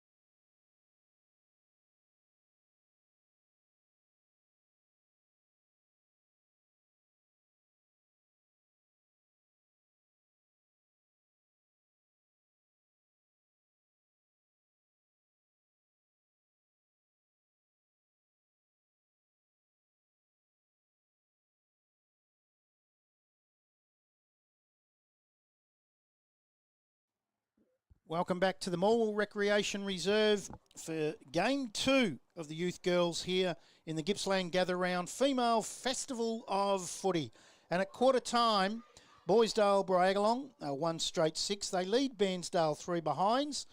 And we have the name of number 33. We had her listed as 32. And it's Lucy Carroll. And she had a lot of the ball in that first quarter, and you can see out on there on the ground that Ash Centra having a kick. Gippsland Power and Sale City Superstar. 4 goals yesterday in a best on-ground performance in their win over the Western Jets. Gippy Power, 6-4-40 to the Western Jets, 4-4-28. Centra got 4, and Ella Stoddard got 2, and we will hear from Ella Stoddard at half-time in an interview we did with her Wednesday night. As back in the middle, Gilfoil wins the ruck, but it's sharked away from Bairnsdale to Grimstead on the wing. Had a great first quarter, goes inside 50, bouncing ball. Bairnsdale Bragalong come out, but it's fed out over the back and just fumbled and ends up in the hands of Tinknell. But the free kick will go to Bairnsdale Bragalong, that is a tongue twister. Did it travel the required distance? The umpire says yes, it's cut off. Goes inside 50, bouncing ball, ends up in the hands of Tinknell again. Feeds it back. Again. Just a half kick comes out. Take it high, but it might have been by her own player of Bairnsdale then, and Flick handball out the back. This girl started well too, is Jasmine O'Connor. Comes out to Healy, who's played well too in this early stages, and this girl's probably the best on ground at the moment. The captain and the goal kicker for Bairnsdale Bragalong, Mercedes Gilfoil, goes short, finds a teammate in Harbour. Wants to get him outside that defensive 50, and she does. Drop mark there by O'Connor. Again, pack of players around it. And the umpire says, give it to me.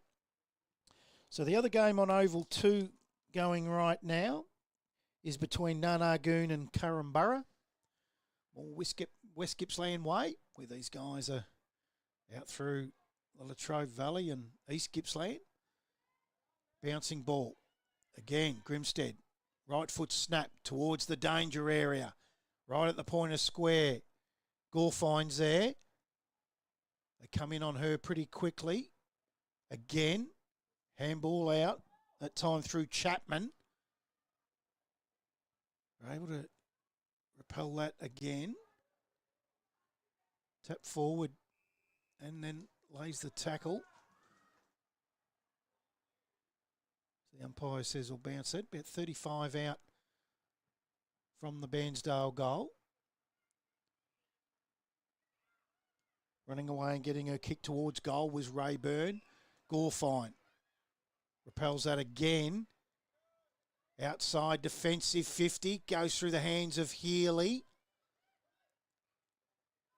Going to come back through forward 50 now. Bouncing ball towards Harrington. She's met solidly. Feeds it back to Harbour. Harbour gets a hurry kick in dangerous spot.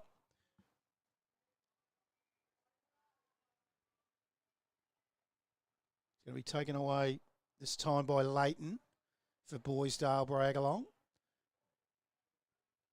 So they're defending quite well. Been under the pump a fair bit. They're able to defend strongly. They're going to get another chance to defend here as Grimstead gives it to Rayburn, who kicks inside. Again, Gilfoil. They just can't get the ball past her. Outside that defensive 50. Nice mark to Lara Healy. She'll send Bairnsdale Redlegs back inside, and it's Rayburn who takes the mark at 35 to 40 out directly in front. And I said in that first quarter might be good for Gilfoil to go to the point of the square, and she just sailed it straight through the middle. So I won't be saying it again. So Jordan Rayburn has a chance for Bairnsdale's first at the 4-minute mark of the second quarter. Nice kick, gets out over the back and just got a hand on it. And I think it might have been her teammate in Lucy Carroll. And goes through for a behind. So the trail by 2 points, Bairnsdale. Quickly playing on. Long kick outside that defensive 50. Bouncing ball beats Cuttress. Again, Grimstead. Brought her own footy as well. Inside 50, bouncing ball and just out over Indy Chapman. It's reaching hands and can't take it. Comes back. Carroll off her hands. Goes in after it again. Has Healy. Gives it to her. Healy out to the outside. Inside, that deep inside 50 now, but Gilfoil is able to chop that off. Just smother after smother in there at the moment. Very hard to get it out. And the umpire decides, yep, I've had enough. Let's restart it. Bouncing ball comes out. Well roved. Again towards Cuttress. Bouncing ball beats her. Into the middle of the ground now. Comes out to Rayburn. She can't control it. Her teammate Ken through Gudgeon. Finds Lara Healy. Inside 50. Ball gets out over the back. Laying a big tackle there was Rayburn.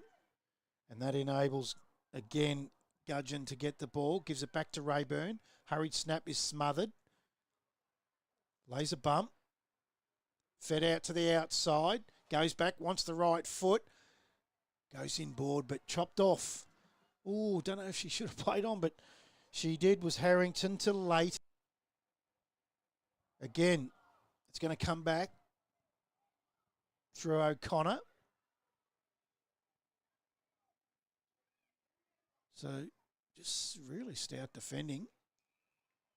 Umpires blown the whistle for a mark. Quickly played on though. Again, they're playing on at times when they probably don't need to, but they've got one.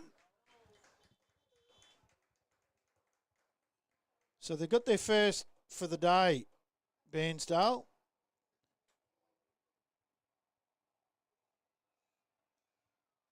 And thumbs up. And I've just trying to work out who that was. So we'll get that name in a minute. As soon as she turns around and gives us a look at the number.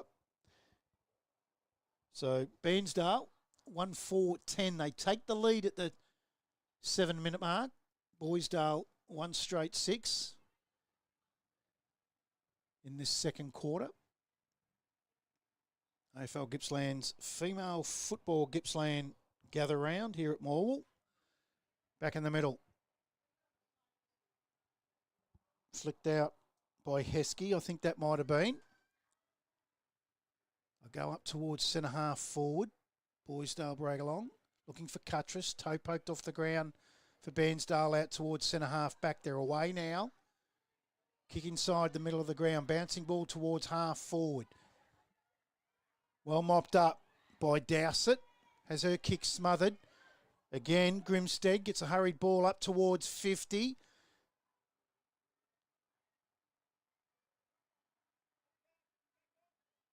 Hurried kick forward by Tinknell. Smothered.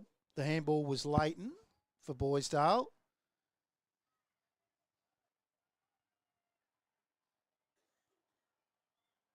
Handball to the outside. Hurried kick. Bouncing ball.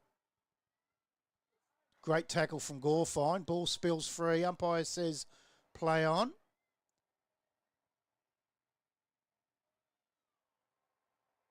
Bit of a game of rugby there at the moment as a hurry kick forward from Kello and misses to the right.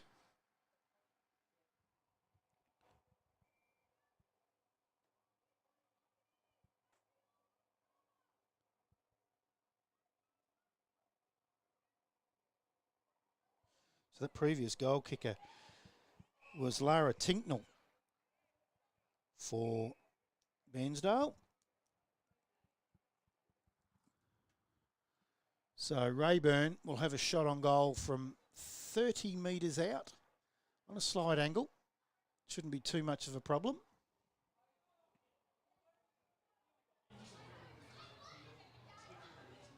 So Rayburn sets sail for home. Looks like it might miss to the left, fall short.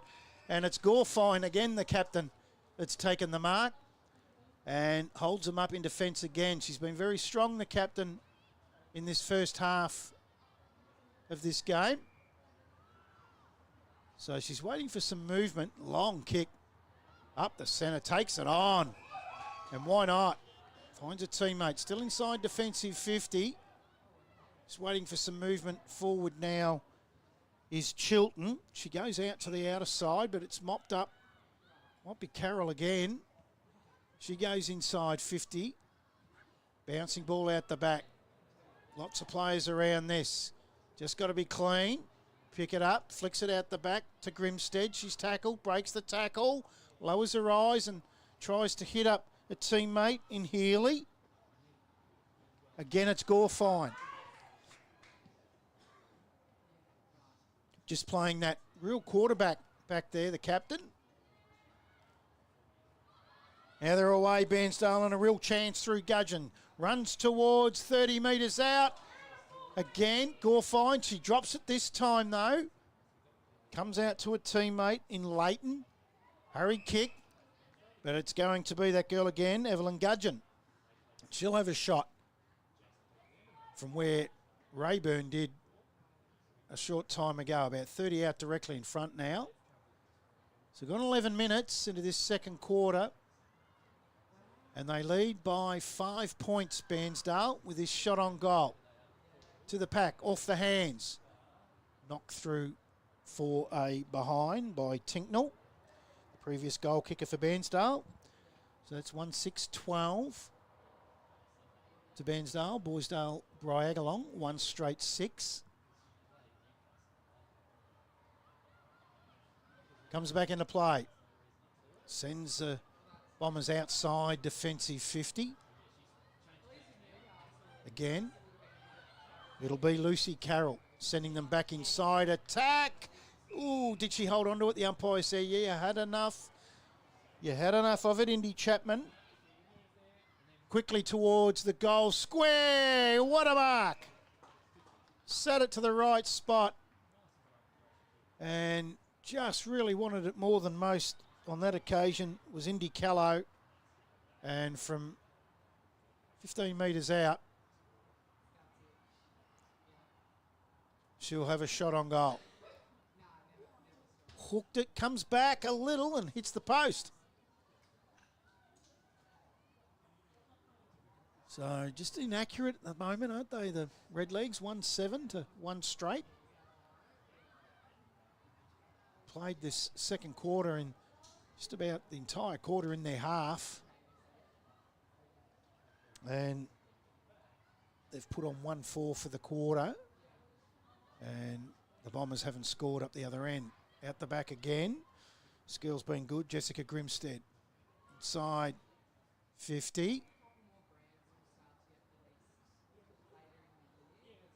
Scrambly play at the moment. There's a couple of girls there tackled. Probably didn't even have the footy. Good defence again from the Bombers. Out towards the middle of the ground. But it's going to be chopped off. Hurried ball. Inside 50. Bairnsdale just need to be clean here. Kicked forward. Bouncing ball from Tinknell. Into the goal square. Flicked out the back. Hurry kick a goal again. That time it was Indy Callow and she's missed again. Hit the post on last attempt and that one's missed to the left. 1-8 to 1 straight. Bairnsdale lead by 8 points. And we're gone 13 and a half minutes into the second quarter. The AFL Gippsland, Female Football Gippsland Festival of Footy. Gather round. It's going to come back. Rayburn. She's had a couple of shots. High ball towards, misses to the right. So they're having their chances. They're definitely getting enough shots on goal. But I've got to say, the Bombers have defended quite well this quarter. And it's predominantly through the agency of this girl, their captain, Mercedes Gilfoil. Short. Finds a teammate in Summer Harbour. So they're still deep in defence. Umpires paid a 50 here against Bairnsdale for just encroaching over that mark. So Harbour, quick kick to Cuttress. Cuttress now up towards half forward. Bairnsdale just going to chop that off though at their half back flank. So we're inside the last half minute. Out to the outer wing. Bouncing ball. Gets out over the back. Rayburn flicks it. They're away again. Can they score with 15 seconds to go? They go inside 50 and they are a chance. Through the agency of Indy Chapman. She quickly plays on. It's going to go over the head of her teammate. There's still a chance with a couple of seconds to go. They just miss out. So at half-time, Bairnsdale, 1 goal, 9-15. They lead Boysdale Bryagalong 1 straight 6. We'll just take a quick break and we'll be back with an interview right after these short messages.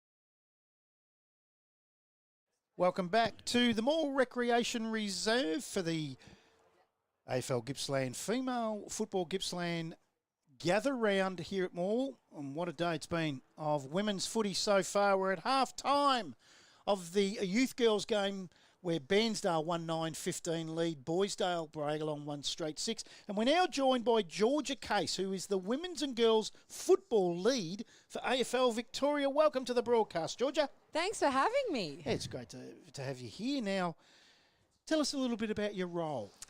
So being the women's and girls football lead for AFL Victoria, I oversee the implementation of our women's and girls national action plan. Okay. Yep, so it is pretty much the strategic planning for participation, coaching, umpiring, leadership, committee roles, all for Victoria. Now, these roles, and I didn't ask Paul Milo this earlier, but with these sort of roles that you guys have, in winter, these are 7 days a week, aren't they? They are 7 days a week. All over Victoria. You could get 8 out of the 7 day week with these ones. So you obviously love your role and see the passion and hear the passion. I do. I absolutely love my role. I actually moved from Sydney for this role just so I could, take a bigger piece of the pie. But I'm very passionate about the space.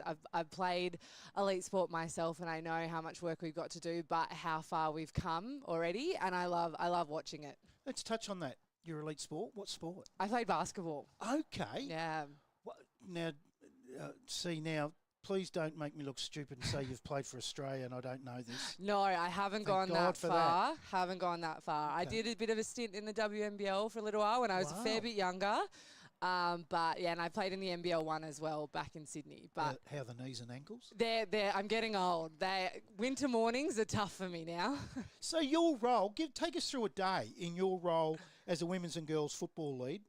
What does it consist of? It actually consists of a little bit of everything. I'm really lucky that I get to work with every team at AFL Victoria. Not a lot of people get to say that. Some people get siloed a bit more. So I work with our participation team, our coaching team, our umpiring team. Obviously, I sit in Paul Milo's team, so it's all club development. So I actually get to see a little bit of everything, whether it's putting together our coaching programs specifically for women and girls, whether it's introducing a new umpiring program that we see sort of the strategic view on. We do a lot in my specific team on figuring out leadership and committee roles and how we can get more women involved in those. But yeah, I do a bit of everything. Now, the participation numbers of women right now and girls, they have to be going through the roof because I look around how many people are here today and it blows my mind. They are on a really healthy incline, which we're very happy about. We'd love to see some more. You know what I mean? By 2030, our goal is 50-50 representation across the board. So we've still got a way to go, but participation-wise, we are seeing a huge boost, especially from girls coming through Auskick. Okay, so we spoke to Nathan Boyd, the coach of the Gippsland Power, and we're going to play that interview later on. And one of the questions I posed to him was, how are they going with the development when they get through to that top level now? Because in the early days, their skills looked okay.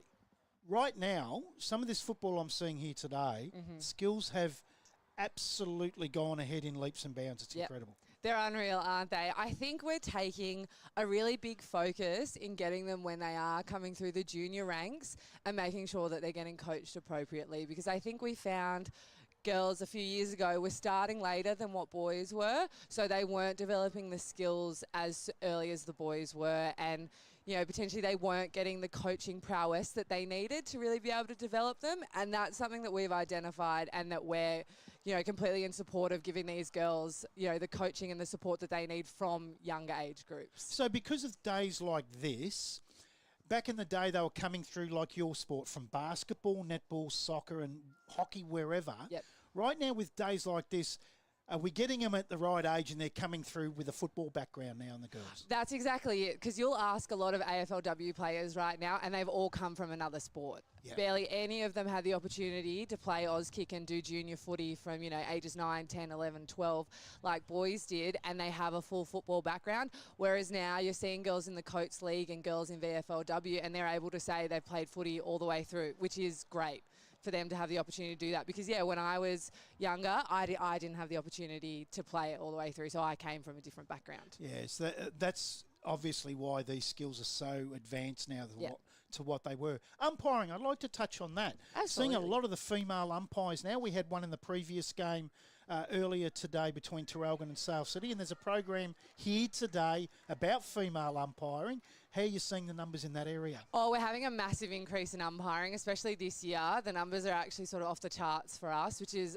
unreal. We're putting a lot of resourcing and investment into women and girls umpires and making sure that the environments they're in are also safe and inclusive, and that they want to stick around and they want to do it, and that they know umpiring can be fun and just as rewarding as playing is if they want to go into the officiating sense, and that now they're in an environment to do so. Whereas, way back when, it wasn't always the most inclusive environment for women and girls to be in, but we are leaps and bounds improving that for them. Yeah, and I suppose that other thing is that the crowd back in the day, the abuse was there. I'm seeing a lot less of, and nearly non-existent of it now, which is really good. So that's obviously been a brainchild of people at AFL Vic that made sure, if we're going to bring these, not just girls, but guys, anyone coming in umpiring, we've got to have everything right off field as well. Well, that's it, it's about recruitment, and we always want new people to our game however they want to come to it, but it's also about retention. And if they're not having a good experience across the board, no matter what they're doing, they don't stick around. And it's a lot harder to keep introducing people to our game and trying to fill our the numbers that we need here, which are exponential to cover community football every weekend. So it's a lot easier to make sure they're in right, safe environments, that we keep them. I'd like to thank you for your time, Georgia. I think it's fantastic that you're getting out here. I've got no doubt you're probably doing, and I might be off the boil here, but you might be doing around 2,000 plus kilometres a week. You guys cover a lot of ground, and it's good to see you involved and here, because that is the thing that once the kids and the girls see that, they feel welcome and invited and involved. Absolutely, and that's what we want. It is the safest space for them, and we just want to see the numbers keep growing. Great stuff. Georgia Case, the Women's and Girls Football League from AFL Vic. Thanks very much. Enjoy the rest of the day. Thank you for having me.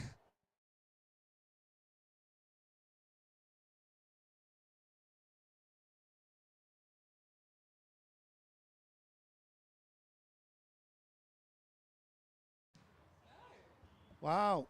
They're out in force, aren't they? Paul Milo and Georgia Case we've spoken to today, and it's fantastic to see representation from AFL Vic out here in Gippsland. And we've got to thank people like Tim Cotter and Nicole Batuna from AFL Gippsland that are really putting these programs together, because if you're out here today and you're listening and watching on your phone or iPad or whatever, just have a good look around the ground and the amount of cars and people having fun, and that's what it's all about. And I love to see girls playing this game now. I think it's fantastic that it just encompasses everyone and families, because mum and dad and sister and brother can go home after a game of girls footy and actually chew the fat about footy, because they understand what it's all about and what it takes to play this great game. As the ball goes back inside 50 for Bairnsdale, they lead 1-9-15 to 1 straight 6 Boysdale brag along. So they're 9 points in front, the Red Legs, and it's 2 minutes gone into this third quarter of this female football Gippsland gather round. Thanks to AFL Gippsland and AFL Victoria, Gippsland Power and Latrobe Leisure. Ball back in the middle, Grimstead feeds it out, looking for her teammate in O'Connor. Hurry kick out to the outer wing. Bouncing ball. Gudgeon. Can't take it. Rayburn can. Feeds it back. I'll go up towards centre half. Forward just gets out over the head of Healy. She has friends though. And that time it's through the agency of Melrose. She feeds it off. I'll go inside 50. A couple of players come out at that. Feeding back. Tackled was Carroll. Feeds it out. Here we go. Into the open goal is Indy Callow, which is good to see because she missed a couple in that second quarter down the other end, and good to see Indy get her first for the day in this third quarter. And that will take Bairnsdale on to 2-9-21. They lead. Boysdale brag along 1 straight 6. And we're going 3.5 minutes into this third quarter. Don't forget, there's another game out on the other ground in Division 2 of this youth girls division of Division 2. Nunargoon taking on Currumborough. And we're here at Division 1 on the Morwell ground as Gilfoil has been really good for Boysdale Bragalong. Gets a handball forward. A lot of players around this. Kicked off the ground. They all come in on it. Just need someone to be clean below the knees here and take it forward. And this time it's O'Connor that does that. Goes inside the middle of the ground. Bouncing ball. Not a great bounce for Healy. Comes out to Grimstead. Goes up towards centre half. Forward. Hits the ground. Healy butters up. Up towards centre half forward now for Bairnsdale. Umpire blows his whistle. He's paid a free kick. It'll go to Bairnsdale. It'll be Gudgeon. Quickly plays on the outside. Umpire's going to bring her back. She give that off to Healy. So Evelyn Gudgeon, 55 out from home. So obviously looking to lay this off. Goes to a good area. Gets out over the back. Chapman couldn't take the mark. All wrapped up. We'll have a bounce down. 35 metres out directly in front of the Bairnsdale goal.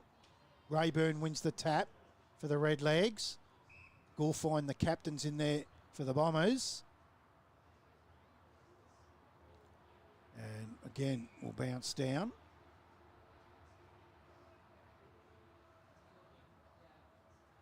Just falling over the ball there. A couple of players, so get a restart as Chilton picks herself up. Out the back. Just popping up and around and bouncing around the ball with hands, and just need a ruckman in this stoppage to get it clear. Nice long wide tap because there's a dozen players you could throw a blanket of. And it's O'Connor that says, I've had enough of this. Runs through, feeds it off. Good football. Just fumbled in the end. It's about 30 out. Hurry kick forward. Goes out to Callow. Takes the mark in the pocket. So here's a chance. Now let's see. What do they do here? Do they go with the new customary round the corner snap on the left foot or the check side right foot? Be interesting. Callow. Going to go with the right foot check side. Oh, not a bad effort. Hits the post. And she's hit the post a couple of times and kicked some behinds as well, but has kicked a goal this quarter. As Indy Callow come into Gilfoil. Out of back pocket. See, she's got a thumping kick. That's not any different. She finds a teammate on the half-back flanking Boker. Out towards the wing. O'Connor from behind, punches it forward, then collects it. She's tackled, able to get a handball to Rayburn. Gets around a player, goes to 50. Up towards the edge of the goal square, but Gilfoil again. Then quickly plays on. Gets it into the middle of the ground. She's looking for Cuttress over the back, but chopping it off for Bairnsdale. And then missing it was Tinknell. Coleman's there. Gets another go at it here, Tinknell. Gives it off to a teammate, does well to Healy. Gilfoil from behind punches it. Rayburn does the crumbing. Kick towards the goal square, gets out over the back of the hands, off hands of Kello and her opponent in Leighton, and goes through for a rush behind. So the Redlegs of Bairnsdale, 2-11-23. They lead Bairnsdale Bryagalong, 1 straight 6. And we've gone 12 minutes. We've gone 8 minutes into this third quarter. Again, the Bombers mop up.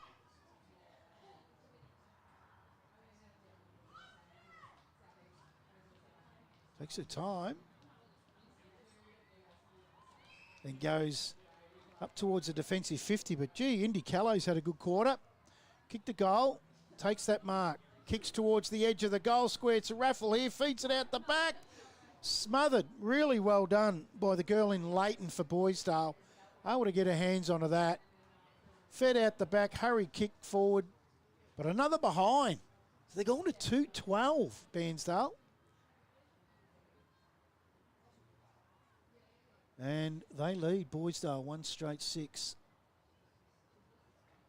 9 minutes gone into this third quarter. And the game next that we'll be broadcasting will be the women's. Bairnsdale Bryagalong take on Druin in the women's. We had a couple of games of youth girls, and then it'll be the women's after this.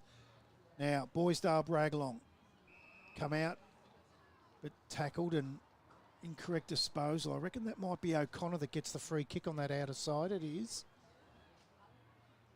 So Jasmine O'Connor towards the square. They take the mark. We've got a free player inside.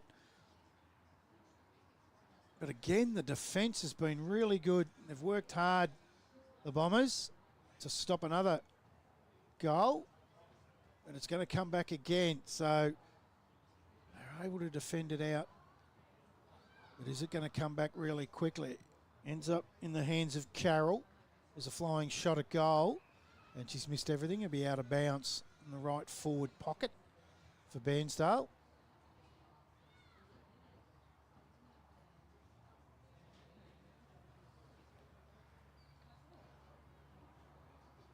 Gilfoil takes it out of the ruck. Clearing kick up towards the defensive 50. Gets that over the back of them and ends up in the middle of the ground now and having a swing kick at that was Stevens. Bit of a fresh airy. Hurry kick forward. Goes inside 50. Mopped up again by Harbour, who's been good. Takes a bounce. They come at her. She's lucky, able to get around them. Gets the handball off to the outside, looking for the teammate in Heskey.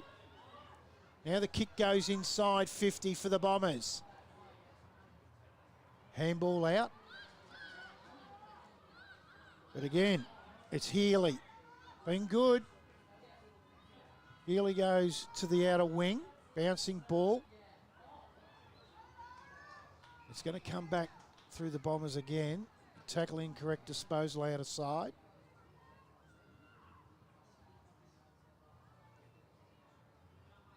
So 3.5 minutes to go in this third term. They lead by 18 points. Bairnsdale. Again, they have Gilfoil on the outside and they'll use her too. Smart footy. Such a great kick. Under a bit of pressure there this time. Gets out over the back. O'Connor couldn't take it. Slinging motion on the tackle. Umpire allows it. We'll have a bounce down. In between wing and half forward for Bairnsdale Bryagalong. Gilfoil wins the tap. Goes forward. Hurry kick forward. Pack of players around this again. Just need to clear. Bairnsdale, they do. Take a bounce in the middle of the ground. Going backwards is Hill. Incorrect disposal again. Been pretty red hot on it, the umpires today. The Bombers take that free kick in between halfback and wing. It's Harbour again. Gets around the player on the mark. Up towards centre half forward. Spills free. Comes out to Rayburn. Kick up the wing. They'll go inside 50 again, looking for Callow. Takes the mark, 40 out directly in front. Has a short if she wants. And goes to Lara Healy, who's about 35 metres out directly in front. And she's been good today. Has an opportunity to kick her first of the afternoon. Lara Healy. It's going to fall short. Oh, you play in front, that's what happens. And they're able to take the mark directly in front here. In fact, I might have had the wrong play before. I reckon that is Indy Callow. It is. So she's gone back forward after kicking that to Healy. And Callow's got another behind. So Indy Callow, I reckon she's kicked about 1-5 of their 2-13. She's got a lot of the footy. So it was really well followed up from Indy Callow, who got that to Healy, then followed up, got front of pack and took the mark. As Gilfoil brings it back into play. Outside their defensive 50 with another towering kick. Bouncing ball out through the wing. Grimstead flicks it out, ends up in the hands of Rayburn, who got it from Melrose. They go towards centre half forward. The mark taken by Carroll. Carroll now goes wider. She was looking for Gudgeon, but went out over her head. Again defended. Was that thrown out? The umpire said no, play on. Kick into the middle of the ground. Hurry kick forward again, this time by Stevens. Rayburn collects it, gets out, spins out of the pack. Towards centre half forward. Bouncing ball collected nicely from Tinknell. Goes towards the goal mouth. Siren beats her. And at 3/4 time, Boysdale, Bragalong didn't add to their score. And Bairnsdale kicked 1 goal for. And they're now 2-13, 25. So they lead by 19 points at 3/4 time here at Morwell Recreation Reserve for the Gippsland Gather Round Female Festival of Footy. Thanks to AFL Gippsland and Female Football Gippsland. We'll be back here very shortly. And actually, we might even go to our next interview on this one. Ella Stoddard from the Traralgon Football Club. Played with Gippy Power yesterday and kicked a couple of goals. We interviewed her Wednesday night at training here at the Peter Francis Excellence Centre at Morwell, and this is what she had to say. We're joined by Ella Stoddard from the Traralgon Football Netball Club and also with the Gippsland Power, who's playing Saturday against the Western Jets out here at Morwell. But you grew up and you played your footy in Traralgon, is that right? Yeah, that's 100% right. Good footy area. Now, your transition into footy, did you come from another sport or did you start on the grassroots level? Yeah, so I actually started on the grassroots level. I played Auskick when I was about 4 or 5 years old and then went into under, I think it was 8s back then. And then, yeah, ever since then I've been playing footy since. Favourite position? Definitely half back or in the midfield somewhere. It's incredible, isn't it? The halfback now is a real midfielder running off that back area, aren't they? Yeah, definitely. It's like being an extra midfielder. And you love that? Yeah, pretty much. What would you prefer in a game? Take a specky or kick a great goal? Definitely be a goal. I love kicking goals. Especially as a halfback flanker. Halfback flankers love goals. Yeah, well, we don't get to see it much, so when we do, definitely take advantage of it. Your dad or mum play footy? Dad did, and he also played cricket, so... Okay, yeah. Dad played at Traralgon? No, he actually played in Broadford, and then we moved down here when I was born, pretty much. Barry Hall country. Yeah, pretty much. He's actually friends with Barry Hall. Oh, well, there you go. Yeah, there you go. So you're enjoying your footy? You're loving it? Yeah, I love it very much. Learning lots? And not just footy skills, you're learning life skills through it? Yeah, definitely. I make a lot of friends through these programs. Like, as you come up, as you move through, you just meet so many new people. What's the dream? What's the goal? Would you love to get drafted to the AFLW? Yeah, that's basically my end goal. It's been my dream. So. And who do you barrack for? Essendon. That's where you'd want to get drafted, no doubt. Yeah, no doubt. So Bombers, here's your girl, Ella Stoddard from Traralgon. She's out here at Morwell on Saturday against the Western Jets. Good luck. Thank you.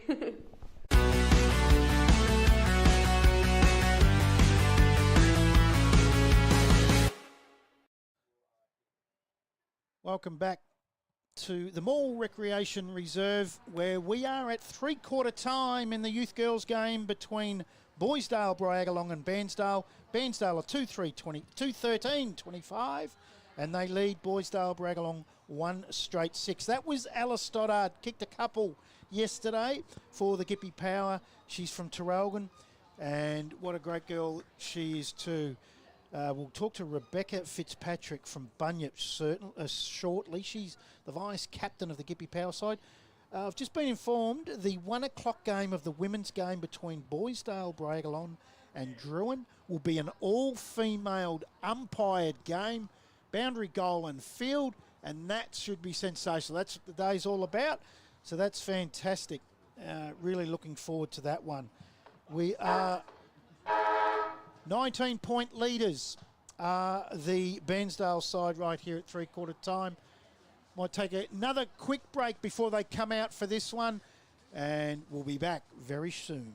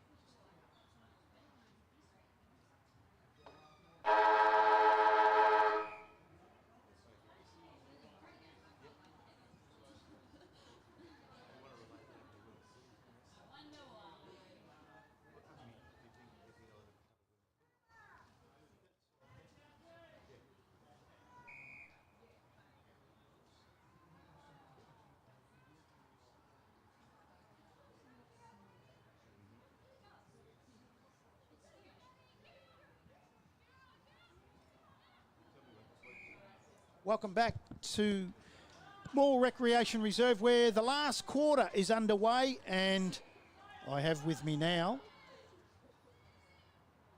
our SEN Gippsland's own Ian Wiz Doherty. Good afternoon, Wiz. Good afternoon, Brad. How you enjoying it? You're only up the road. It's nice and easy for you. Yeah, I am. It's it's not far from home for me, but that's better. I can hear myself. Thanks, Brad. Yeah, great setup here and a good crowd in, and the standard of football. Hasn't it improved? My word. You know, that's really important though, Brad, because we're now at these girls are coming through the system now. They've played footy all their life and they've been taught properly. You can actually see in the things they're doing, they're doing what they were taught to do, what they've been coached to do. The way they kick the ball, they mark, they feed off for handball, the way they hold the ball up when they're tackled. This is a result of coaching for the last 8 or 9 years, and women's football's different now. It's definitely better. We just spoke to Georgia Case, who's the women's and girls football lead of AFL Vic, and she was saying that back in the day they were coming through the basketball, and her background is basketball. They're now coming through the Auskick and proper footy programs like this. So they've played footy all their life. Yeah. And they've been taught properly from the beginning. They're not sort of playing catch-up. You can see a difference. I love it. I just really think, I mean, a lot of people would say a few years ago, 3-4 years ago, it was unwatchable. Well, I would say now, come out to a game, the crowd is incredible. Now, with SEN Gippsland, Wiz, you guys are covering West Gippsland and the Allenbank lead. Yeah, correct. Is there any thing or any ideas as we see Grimstead take another mark and go inside 50? Absolutely dominated out there today, and that's going to get out over the back and just rush through from behind. Now, is there any idea of SEN covering any women's footy at some stage? Oh, look, I think we're keen to expand the footprint over time. It's probably, I'm not swimming in my lane there, but our pre-game show Saturdays in Gippsland, we cover more than just those two leagues. Obviously, talk about Gippsland League and Mid Gippsland and North Gippsland, and typically just sport in general through the region, including netball. So that's the next point. At some point in the future, we get involved in women's footy and junior footy. That's possible. There are plenty of opportunities to broadcast. There's a lot of footy being played. There's a lot of footy being played, and I'll tell you what, SEN are right across it. I mean, I'm now tuning in to the Carlton call on SEN with Andy Marr, and said, well, you got to do something with these people, haven't you? Kudafides and the like, and gee, they had me up and about being a Blues supporter the other night, but Andy Marr didn't sound too happy at the end, though. I must have missed it, Brad. It wasn't my cup of tea, but look, everything there, the new stadium product without the delay, so you can listen live or watch on TV and get the audio lined up with your TV now. Love it. A lot of innovations through that SEN app that you can download and pick up our call on local footy anywhere. So. Yeah, I love it. So where'd you call yesterday? I think you were at a Cooey Rup, weren't you? We were, yeah. It was an interesting game. Not great on the scoreboard. Some bad kicking by the Demons, but what a fantastic last quarter. A great comeback. They won the last quarter by 3 goals and ended up just going down by 11 points. But it was a terrific last quarter. It was, as Indy Chapman sends Bairnsdale deep inside attack again, and they're going to get another shot on goal. 2:14:26 on just over 3 minutes into this last quarter. They lead Bairnsdale Barragalon 1-6. 2:14, a little bit like the scoreline yesterday at Cooey Rup. It was a bit windy yesterday, to be fair. Yeah, it's a beautiful day out here today, which has been great. It's nice and still. There's not much wind at all. The ground's in magnificent condition as we see Healy get the check side at goal and kicks it. Lara Healy gets her first for the day, and she's been a great player for the Bairnsdale side. 3:14:32, and they lead Bairnsdale Barragalon 1-6. So we're talking about that with, and you're also covering the Allenbank, which is out. I think yesterday might have been out at Lang yesterday. Yeah, against Nilmadarnum. Yeah. And bit of a shame there, looking for Lukey James and Mark Holt, opposing full forwards, and both unavailable in the end, which is a real shame. That's what I'm talking about out there with Clara, at that little shot there. Just the presence of mind, doesn't panic in traffic, and kick check side on the outside of her right to shape it back into the goals. That's right. That's a girl that's been playing footy all her life, and she's been properly taught. Yeah. So we're seeing more of that in women's footy, which is fantastic. Yeah. Now, you have girls. I mean, you have daughters. 2 daughters, yeah. They love their footy. They do.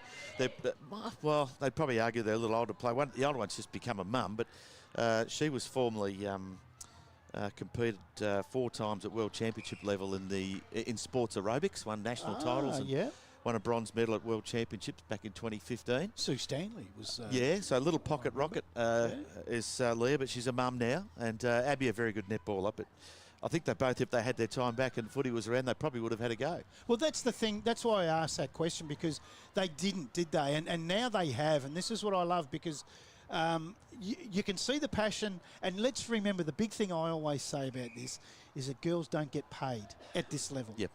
country footballers in men do get paid. These girls are playing it for the right reasons. They love it. They're passionate. Yep. And it comes out in them. And there's Grimstead again feeding it out to Rayburn. Those two girls have been unbelievable in this game today. That was a lovely kick too. She's It covered a was. good 40-odd metres there. Yeah, I think my younger daughter, we're very good netball. She's the tallest woman in the family, and I sit and watch the footy with her, and she sort of thankful she didn't play because she might have been an elbows out type. Bit like Dad. Yeah. So the footprint's strong now. You're into your third year, SEN, into the district. Yep. And enjoying every bit of it? Oh, look, no question. It's great to be involved in local footy. I moved into the area about 3.5, 4 years ago, and absolutely love it. It's fantastic, and there's real camaraderie amongst people and build good relationships. Again, around the traps, bumping into a few people in the stand here at Morwell today.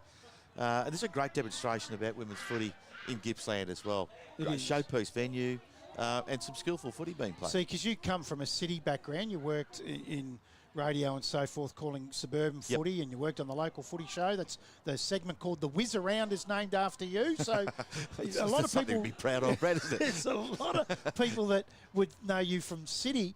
How have you found country footy? Oh, I love it. I sort of follow country footy in the sense that my wife comes from Mildura and I spent a lot of time up there and loved the competition up there and really engaged. A great friend of mine was a successful country footy person. So I was pretty keen to get involved when I moved out here, that's for sure. Mate, it's been magnificent that you could join us today because I know this is your day off. You work 7 days a week, so to get you out here and have a chat with us, SEN are doing a magnificent job in the region now. It's good to see that we have a good commercial network covering footy.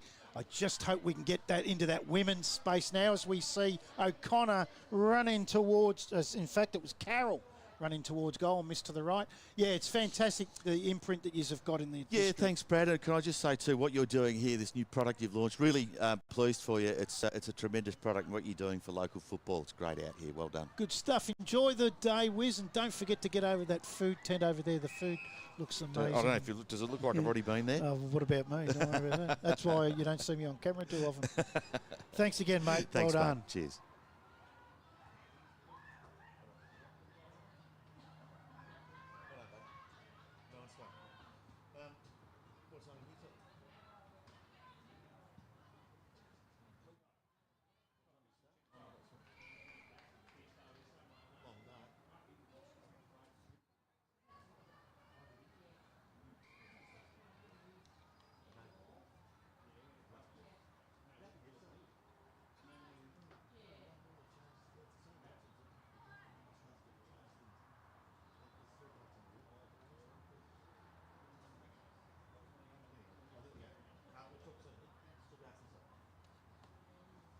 So, shot on goal here for Lucy Carroll, thanks to Ian Wiz Doherty from SEN Gippsland, as Lucy Carroll gets her first for the day. She's had a couple of cracks at it as well, and she's been a great player for the Bairnsdale Redlegs today. And they go on to 4:15:39. The Bairnsdale Redlegs to the Boysdale Briagalong Bombers, a 1 straight 6. We've gone 10 minutes into this last quarter in as what has been a great game as well as the first has been. Don't forget, the big game coming up after this one is the women's game that's going to have all female umpires, and that's between Boysdale, Briagalong and Druin in the women's. This is the youth girls as Healy kicks the ball off the ground, up towards half forward. Grimstead goes in low, wins it, comes out the back end with it. High ball inside 50. Out comes Gilfoil. Bounce doesn't favour her. Bairnsdale able to get through, but there's the tackle again of Gilfoil. The defence of the girl has been amazing all afternoon. The captain, and she's led by example. She wins the tap over Rayburn. For the ball. Rayburn goes in after it again. Hurry kick out, though, from Dowsett. Up towards centre half back. It's going to come back through the agency of Gudgeon. She's had a good afternoon. Bouncing ball out through the back. Comes off the shin of Gilfoil. Then mopping up and having a shot on goal. I think that might have been Indy Chapman. It was. So Indy Chapman feeds off it as well. In fact, yes, I was going to say that didn't look like they were going back to the centre, but Indy Chapman gets her first of the afternoon. They go on to 5:15:45. Bairnsdale, Boysdale, Bragalong, 1 straight 6, 39-point leaders. And as Wiz from SEN Gippsland was saying, that the girls' game has just improved out of sight, and they're coming through programs now like this, which I think is just fantastic. And it's a super thing that AFL Victoria and AFL Gippsland are doing it, as Rayburn is tackled by Leighton, gets her handball free to Grimstead. She's going to go in after her kick here again. Just got to pick it up. She has a shot at goal. Misses to the right. Might be through just being tired. She's had that much of it. So 5:15 to 1 straight. They'll bring it back in, the Bombers. Dangerous kick. Gets through the hands of a teammate. Flying shot at goal again. Bouncing ball. It's going to go out of bounds to the right. So we've now had a chat to Paul Milo, AFL Vic Club Development and Experience Manager, Georgia Case, the Women's and Girls Football Lead from AFL Vic, and Ian the Wiz Doherty from SEN Gippsland, which is good to see one of the big Melbourne stations having a footprint in this area. Mark taken. And again, it's Indy Callow, who's had a few shots at goal today. She has one and has an opportunity with 2 minutes to go to kick her second. At 25 out, directly in front. Yeah, not a problem. Straight over the hat of the goal umpire. Indy Callow kicks her second and becomes the first multiple goal scorer of the game. So again, another wonderful game of footy out here in what is a terrific day, and there's still a lot of footy to be played. There's 10 games all up. 5 will be live streamed. Oval 2 has other games of footy as well, and the Division 2 youth girls are the next game. In fact, I might have called it before. Yeah, they've got down here Nunaga and Curramborough twice. Pretty sure they won't be playing double headers after each other. So again, Boysdale Bragalong come out through the middle, through the agency of Dowsett, kicks inside 50. Ball bounces over the head of Grimstead. Nice bump from Rayburn. Gets the bounce, comes inside, good block from Grimstead. Then Rayburn hits up her teammate in O'Connor. O'Connor going back though is Gilfoil. She's dropped that, might have had a bit of a sun in the eyes, and able to go back in after it. Really well done. Then handballs to the outside. They go inside the centre square. Grimstead again. Picks it up. Sends it back inside 50. A one-on-one. Gets tapped to the front. Chapman's there, who's kicked one. Has a chance again to get a second. Gets around one. Checks hide, but misses to the right. Puts through their 16th behind of the afternoon, 6:16:52. They lead Boysdale Bragalong 1 straight 6. And that will be the end of this youth girls game. And it was Bairnsdale 6:16:52, running out 48-point winners. 46-point winners, sorry. To Boysdale Bragalong 1 straight 6. And goal kickers for Bairnsdale. Indy Callow got 2. Singles to Healy, Tinknell, Carroll and Chapman. And the single goal scorer for Boysdale Bragalong was their captain, Mercedes Gilfoil. In a great game of footy, we might take a quick break here at the end of that game. Actually, we might go into the Rebecca Fitzpatrick interview from Bunyip, who is the vice captain of the Gippy Power Girls Under-18s, who we had a chat to Wednesday night here at Morwell at training. Now, we've been as far as Sale and Traralgon talking to some of the girls now. Now, it's Rebecca Fitzpatrick from the other way on the highway. Good old Bunyip. What a football area that is. Yeah, it's a great football area. I love it. Born and bred there? I was actually born in Garfield, so the next town over, but I do a lot of my sports in Bunyip. Yeah, it's only a couple of kilometres up the road, but gee, there's a rivalry between those two clubs, isn't there? Absolutely, I love it. Do you remember, just off head, and a wild question, they play for a certain cup, don't they?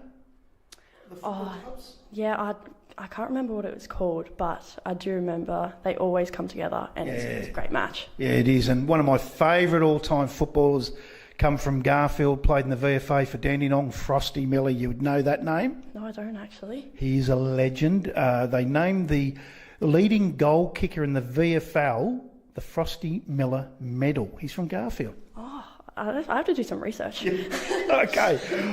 Now, position at the moment, you're playing through the midfield? Yeah, inside mid is my position at the moment. Okay, so you like the hard ball and the rough and tough of it? Yeah, I do. It's Typical Bunyip. That's right. They like it nice and hard. Back in the day, that ground was a mud heap. Now, you would have come through that area through Auskick, I would imagine? I actually didn't do Auskick. I just went straight into football when I was 11. Okay, so a late starter. So you're only 17 now, so you've basically only been playing for 6 years. Yeah, real late start. Just one day randomly, my dad said, you can play some football. And so he just chucked me in the team and that was it. So that's the question then, isn't it? Coming through those little towns like a Bunyip, 7 years ago or 6 years ago when you've started the game, there wouldn't have been an avenue for girls back then. Nah, there wasn't. And originally I was supposed to be playing netball, but netball clashed with basketball. So my dad just was like, well, why don't you play football with the boys? And when I went in there, everyone was like, what is a girl doing in here? But they warmed up to it after a while, and now heaps of girls are playing football. So. That's changing. That attitude's changing now, isn't it? Yeah, absolutely. And it's because of girls like yourself and the ones that we're talking to today. On Sunday, this is a big day for a lot of these girls. So what would you say to a girl that's maybe 9, 10, 11 when you started, and they're out here watching this and they're thinking, I might give this a go? What would you say to them? Just do it. Just pick up a football, see if you've got the skills. Even if you don't, just try it, because I certainly didn't have the skills straight away, but I love the game now. Well, you've certainly got them now. You're playing here at Gippsland Power. Are you quite surprised how quickly your developments come through? Yeah, absolutely. I wasn't planning on any of this happening, but now I'm here. I'm loving it. Just talking to you, I get the feeling there's a dream and a goal of getting drafted here. Yeah, there is, 100%. That's fantastic. Now, I know who you barrack for, but tell everyone at home who you barrack for in the men's and in the women's. So in the men's, I barrack for the Sydney Swans, and then in the women's, I barrack for Melbourne and Richmond. Okay, so two sides. So you've got it covered. Those three sides are going okay. What if you got drafted, when you get drafted, and they say, Sydney, you're moving? I would, yes. Yeah, absolutely. Bunyip to Sydney. You know who else did that? Yeah. Shane Mumford. Shane Mumford, yeah. The Sausage King. Yeah. He's a big role model, yeah. That's an interesting question. That's an interesting answer. So he's a role model. What about in the female field? Have you got any role models right now? Yeah, so I've got two. So Mon Conti and Chloe Malloy from the Swans. Conti, the captain. Yeah. I seen her play a couple of years ago at Icon Park. Unbelievable, the foot skills and the pace and hardness. So do you base your game around her? I try to. I'm definitely not as quick as her, but whenever I'm in the middle, I try to base it off her, definitely. She's super quick, isn't she? Yeah, 100%. Yeah. Hence why you like Richmond in the female. Yeah. Yeah, she's a great player. We're going to have a look at you on Saturday out here. We're really interested in seeing how you girls go. You're going to be out here Sunday as well to watch Bunyip. They don't get on until about 4 o'clock. That gives you a sleep in, I suppose. Yeah, well, we're actually here early Sunday morning doing a recovery session and helping with the Auskick girls session. So I'll be here all day on the Sunday. Okay, recovery session. Ice baths? Yeah, ice baths. Oh, no. Yeah. You wouldn't have need them in Bunyip. It's cold enough. No, exactly. Now, tell me, so that leads me into this question. What is the best thing you like about football? And I think I might know, but what's the worst thing? Best thing, I think it's just the physicality of it. You can just do so much in football. It requires like a lot of different skills and it just all comes together. But the worst thing is definitely the running. Yeah, I'm not a great runner, but you have to do a lot of it in football. That's interesting. I thought you would have said the ice baths, but okay, so the running. Okay, so since coming into the Gippsland Power program, they'd be spending some time and working that with you, I would have thought. Yeah, 100%. That's been my main focus this season, as well as just getting my running up to scratch so I can continue to play in the midfield. Good luck for the rest of the year. Really looking forward to seeing you out in a bunyip jumper later on in the community round when you've got that week off. And good luck in the draft. Good luck Saturday against the Western Jets. And thanks for joining us. Thank you very much.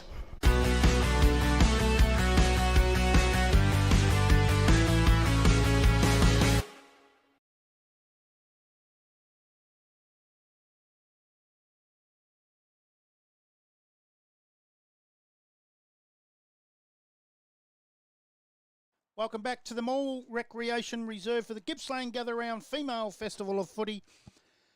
And it's thanks to the Female Football Gippsland, Gippsland Power, La Trobe Leisure, and of course AFL Gippsland and AFL Victoria. We've been lucky to speak to a couple of those people from there today, Paul Milo and Georgia Case. And we just had a chat to Ian Wiz-Doherty from SEN Gippsland, who are doing some wonderful things in the area as well. The next game will be the women's Bairnsdale Bryagalong taking on Druin with an all-female umpire panel, which is fantastic. And they're in there right now tossing the coin, as you'll see. And it looks like it was won by Bairnsdale Bryagalong, and they will kick left of screen. And that was, the toss was between Chevelle Mason for Druin and Shani Dixon for Bairnsdale Bryagalong. I'm just having a look through the Druin numbers, and there are a lot of numbers here that aren't listed. So it might be a little bit difficult for the Druin girls, as I'm just seeing some paperwork come up on Play HQ. So we'll see if that's right there. And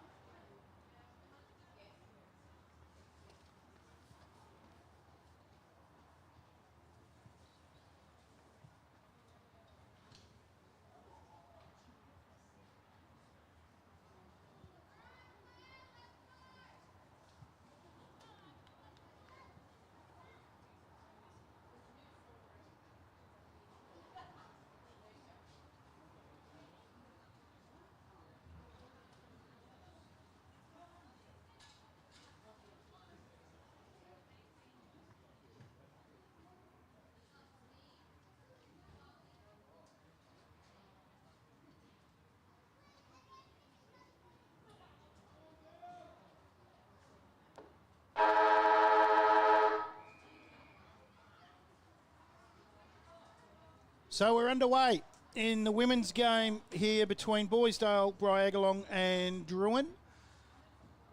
And the umpires get it underway as the ball gets kicked out towards the wing on the outer side, and that's through the agency of Guastella. Tackle laid, umpire calls play on. Druin kicking right of screen as Guastella again gets the ball, handballs over the top. They go through the middle now, the Druin side, the Hawks. And Bairnsdale Bryagalong will be kicking to the left of screen as Peveril kicks that out of defence for the Bombers.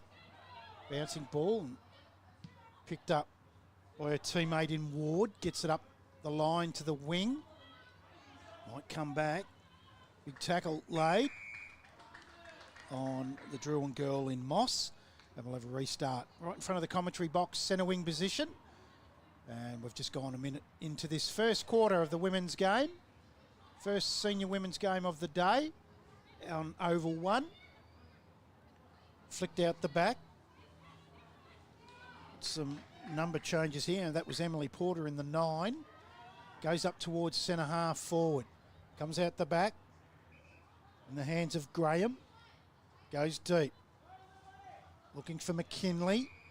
Umpire pulls a free kick out of this. And it will go to the Bombers. And it will be that girl in Stacey McKinley. So a lot of jumper changes here that we'll have to work through as we go. So McKinley, only 25 to 30 out. Just goes to the left and with a bounce down, a throw in, it just goes through McCready's hands. Left forward pocket for the Bombers.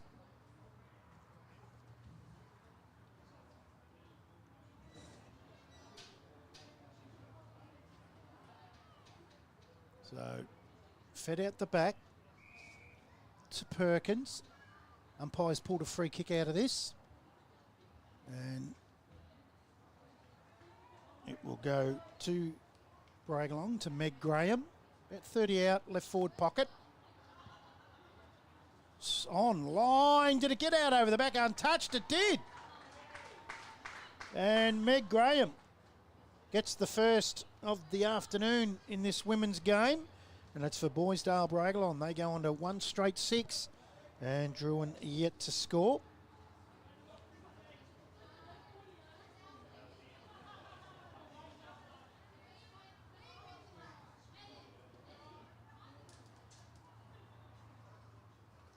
So, back in the middle. Bathed in sunshine here at Morwell Rec Reserve. Comes out to the outer wing and just done really well there.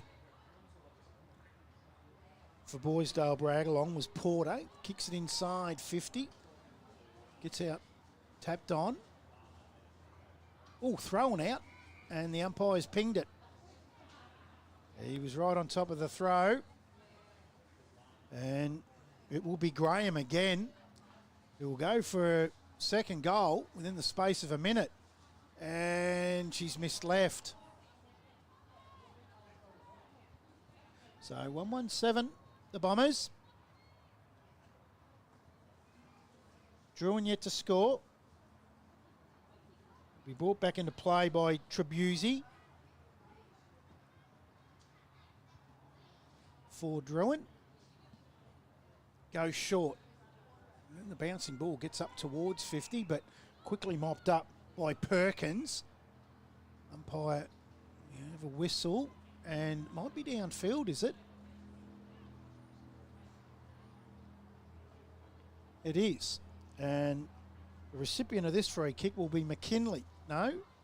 No one knows what's going on here. So it looks like McKinley's got a high free kick. And McKinley, only 15 off. Geez, he comes off one step. It's not a problem, though. And she puts it straight through the middle. So Bairnsdale Bragalong get their second. And they go on to 2-1-13. They lead Druin yet to score. We're going 5 minutes into this first quarter.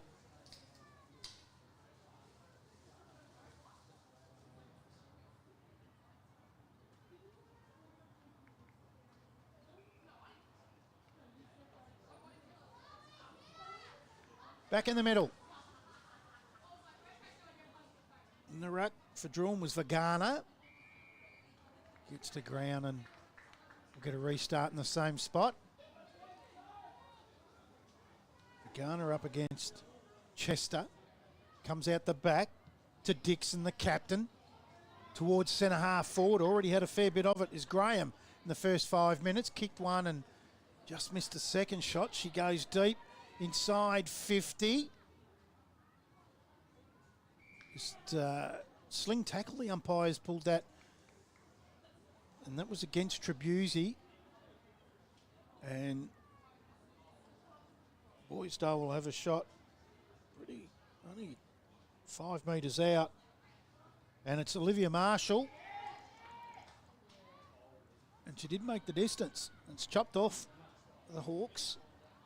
Still inside their defensive 50 though, and Porter's there for the Bombers. Feeds it out to the outside, and the vice-captain Johnson has a shot at goal and gets her first.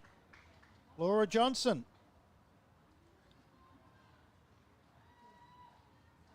So a quick start for the Bombers. They're going to 3-1-19. We're 6.5 gone into this first quarter. And Druin yet to score.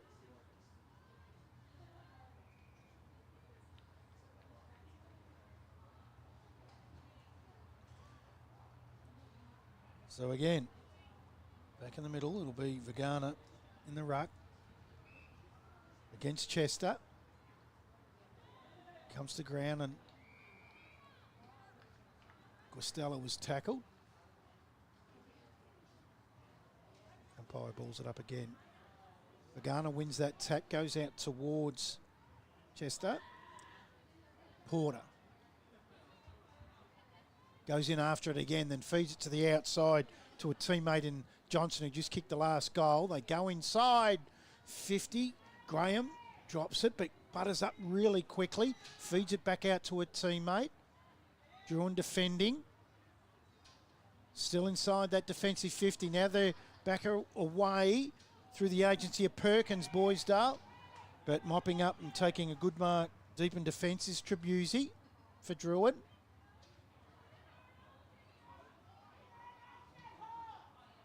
Just a little kick along the outer side, looking for a teammate.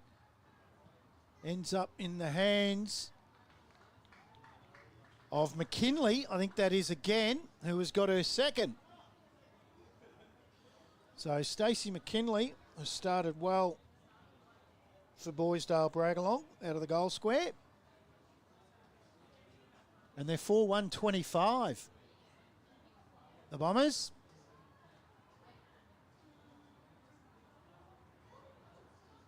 In the Female Football Gippsland Gather Round. Female Festival of Footy out here today. It's all brought to you by Gippsland Sports Stream Live on the AFL Gippsland YouTube channel. As Bairnsdale make a change, and we'll see Felicity Patterson come on for her first run, while Olivia Marshall takes a rest as Graham is met heavily, feeds it off. Long kick inside 50 from Perkins. Kicked off the ground. Comes back in the hands of Perkins. Flying shot at goal and misses to the left.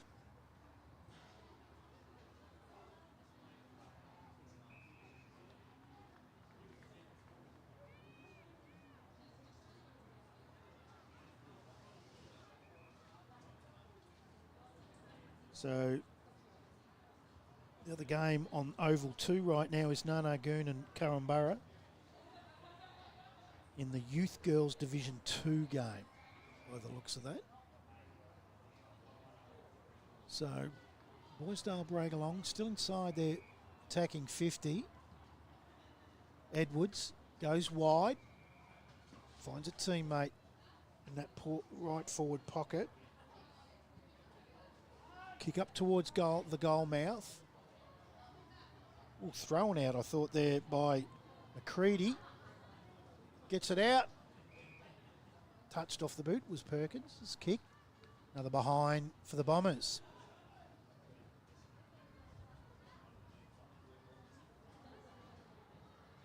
So the ball will be brought back into play by the Druin captain, Mason. And they've done a fair bit of defending early in this first quarter.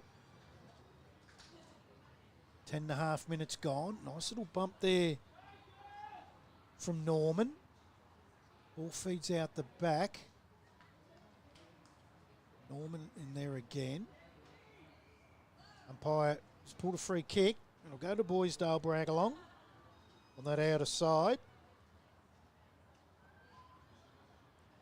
So they'll send him back inside 50 here.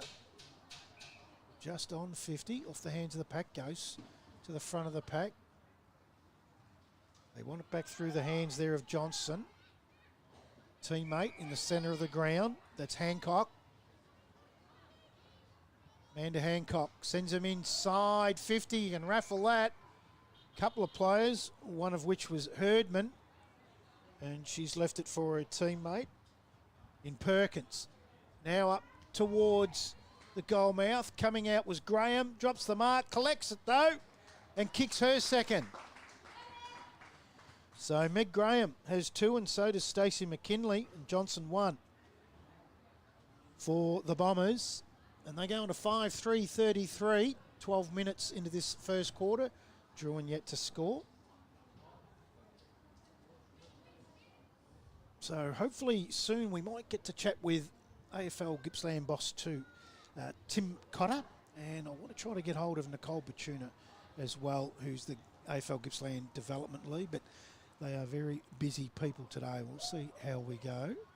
And I'm looking for, we'll be chatting with Owen Carter from Gippsland Footy at some stage. He was up here earlier and I've lost him. So again, Bairnsdale, Bragalong, go inside 50. Ball beats Mason for Druin. Gets out the back. Not able to pick the ball up was McKinley on that occasion. Umpire says, I'll ball that up. There's Elizabeth McKenzie was tackled. Graham wins a tap. McKenzie's there for Druin. She wins it at the crumb. Goes back in. She's tackled by Perkins. Gets the handball free. Now ends up in the hands of an unnamed player again. I go long, out towards the pocket. Ball goes out of bounds of a boundary throw in. So the luncheon's on at the moment over at the opposite side of the ground. 1 o'clock luncheon for AFL Gippsland with a lot of dignitaries, and that's where Owen Carter will actually be for Gippsland footy. Comes out the back. Kicked forward. There's the unnamed player. Gives it off. Perkins, flying shot at goal. And she gets her first, Mia Perkins.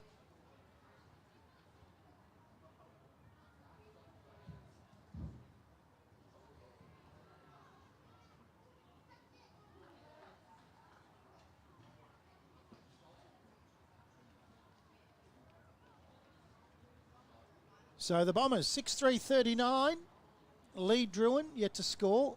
Inside the last minute of the first quarter of female football Gippsland women's game between Bairnsdale, Bragalon and Druin. Back in the middle.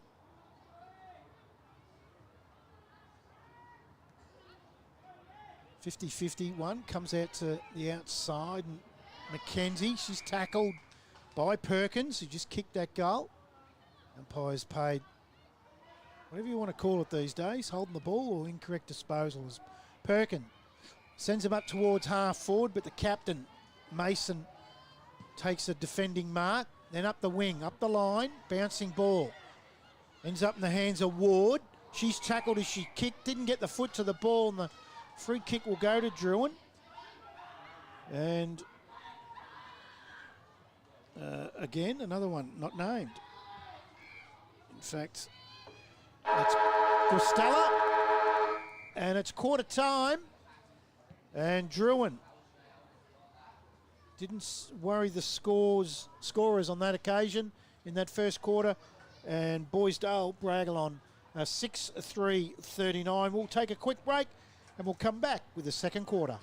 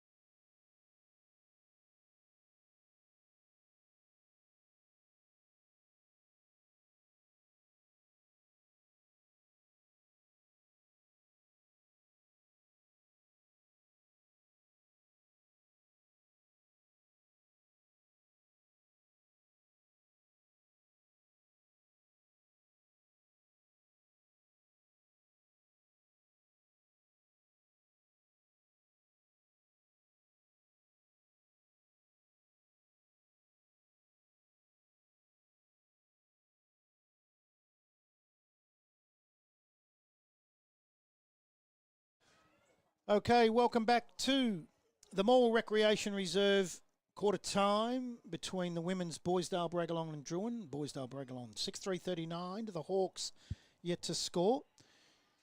And we're just about to get underway.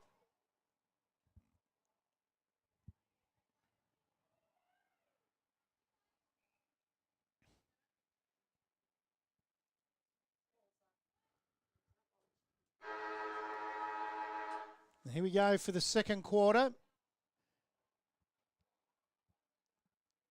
Vagana wins that tap.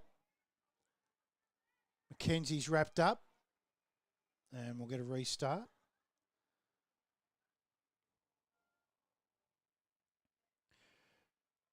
Comes back to Vagana. She's tackled, gets her handball out, but chopped off by Perkins. Goes up towards 50 to Graham. He's got a couple already. High ball. Comes off the hands of the pack. Out the back. Misses to the left there. Was Herdman. And a behind for the Bombers. They come in short. Risky kick up the middle just over the head of the girl on the mark.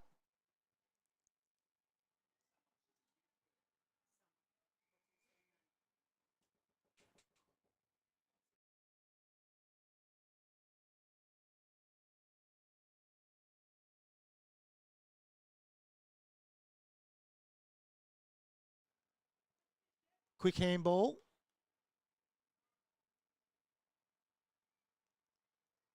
They'll go into an open goal here, and this time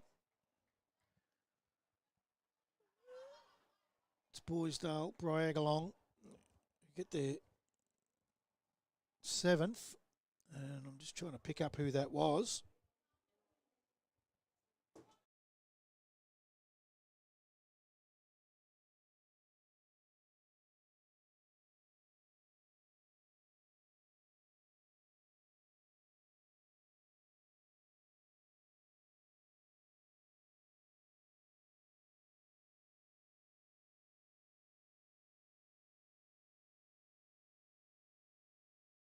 So it was Emily Porter that gets on the scoreboard for Bairnsdale Braggalong, has her first. They're now 7-4-46, the Bombers. Druin yet to score. It'll come out through Guastella, out towards the wing to the running Moss. She picks it up, tackled by the unnamed number 4. We're told her name's Summer. We don't know the surname. That's handy. Up again, Vagana does battle with Chester, comes free. High kick from Ward, up towards centre half forward. Bouncing ball gets out over the back. The captain's there in Mason for the Hawks. Goes into the middle. Good kick, good mark, Guastella. So Lisa Guastella takes her time, called to play on. Up towards centre half forward, but it's all Bairnsdale Braggalong, and Shani Dixon, the captain, takes the mark. Out towards the wing. Porter kicked the last goal. Feeds it off. Summer. 2 bounces, 3 bounces inside 50. It didn't come back. Gets her kick away before she's met by Duncan. Ends up rolling out over the line. So 3.5 into this second quarter, 46-point leaders, Bairnsdale Braggalong. Graham does the ruck duties. Taps it forward. Porter's there. Hurry, kick. And they got another one, the Bombers. And this time, it's Megan Lee.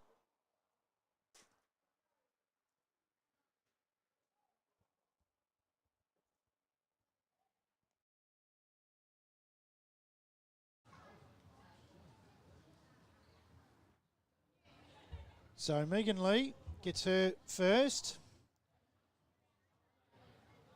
And they go on 8-4-52. The Bombers to Druin yet to score. Ball back in the middle. It'll be Vagana again in the ruck for Druin. And Chester for the Bombers. Umpires pulled a free kick, holding. It's been good for Druin, this girl, Guastella. Short to the wing, looks for Mackenzie. Bouncing ball beats her. Dixon comes out, meets it, takes a bounce. 2 bounces, she's going to be met by Guastella. Gets her handball away just. Bouncing ball ends up in the hands of Perkins. Goes inside 50. Marshall, umpire's blowing the whistle here. It's going to be a free kick to Druin. They're in their defensive 50.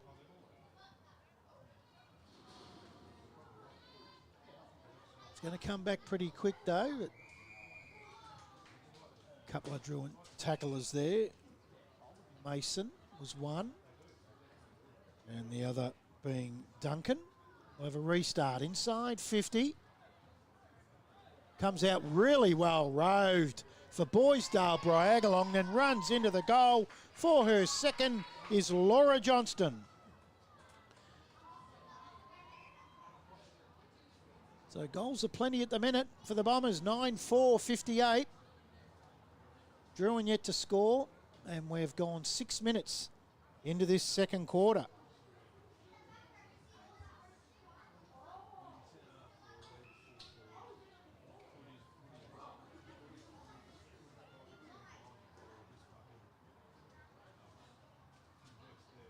So another change. Bairnsdale Bryagalong bring on Claudia Miller.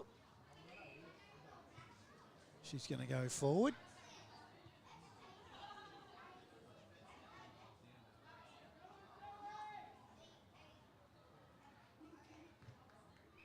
And coming off for her is Herdman. Back in the middle, Vagana and Chester. Vagana wins it, then she roves her own tap. But it's taken away by the Bombers by Perkins. Been good. Up to Graham. Traps it well. Gets a kick. Deep inside their 50 now. Bouncing ball's going to beat everyone out over the line. With a boundary throw in. Right forward pocket for the Bombers.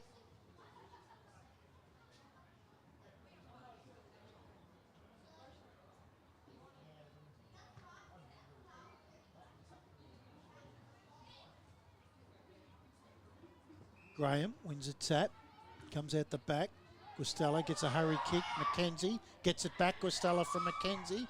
They're waxing these two. Mackenzie's going to pick that up. Gets a kick. Nearly tackled by her own player then in Campbell. Now they're away, the Bombers again through Ward. Feeds it off to Porter. Up towards the goal mouth. Getting the crumb into the open goal. And they got another one.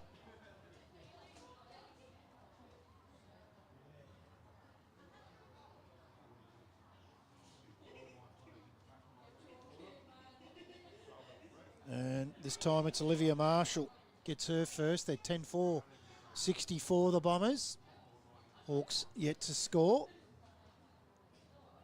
Half time. We'll have a chat with Gippsland Footy's Owen Carter that covers an amazing amount of territory from right out at Lakes Entrance Way all the way through to, he could be anywhere. Cooey Rupp, he was, I think he might have been yesterday, or Churchill he was actually.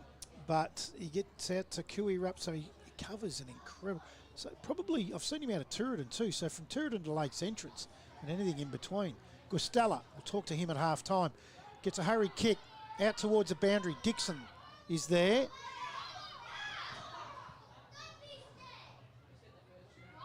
Gets up towards half forward.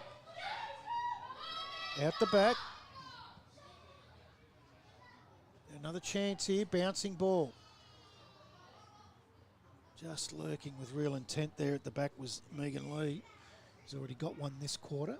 Just couldn't get the bounce before it trickled out over the line. Right forward pocket for the Bombers. 9 minutes gone into this second quarter. 64-point leaders, the Bombers. Taken out of the ruck by Miller. Well, this could be holding the ball here. In fact, Might be the other way. In fact, it's going to come back to Chevelle Mason, the captain of Druin. Goes up towards defensive 50, but it's chopped off by Perkins. Probably too far out. You have to kick that all of 45. It's missed to the right. And one bounce and straight out over the line. We'll have a ball up. Right forward pocket still for the Bombers.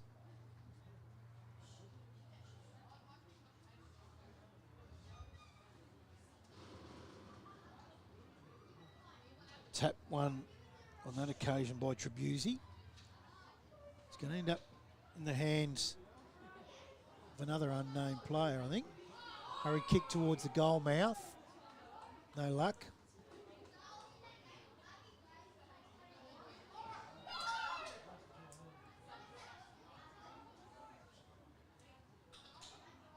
So Druin still inside their defensive 50.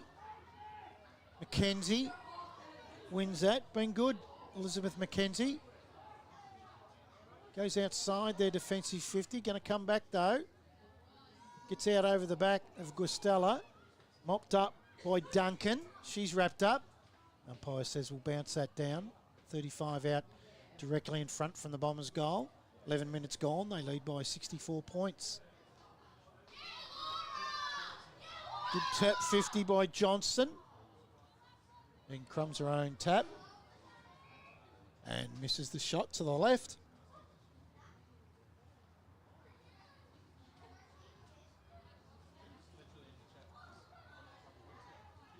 So the captain will bring that back into play. Chevelle Mason. She's going to come this side looking for McKenzie. It gets out over the back through the hands of Porter, but she's back onto it in front of McKenzie. On the boundary line. High ball into the pocket.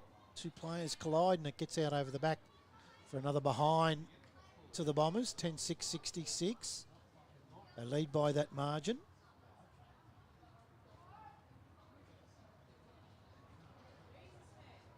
So the game coming up after this one at around 2:30 is another women's game. Moe-Newborough take on Lindenow South. And on the other ground will be an under-14s West Gippsland junior competition game between Druin and Narnagoon on Oval 2.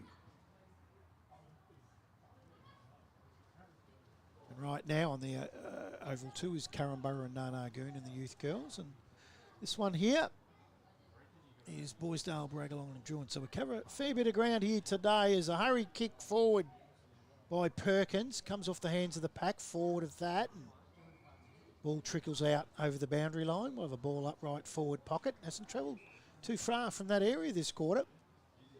And 12 and a half minutes gone into it. Tap forward. She's had a really good quarter as Johnson snap a goal and just hit the post. She's kicked two. Nearly got her third.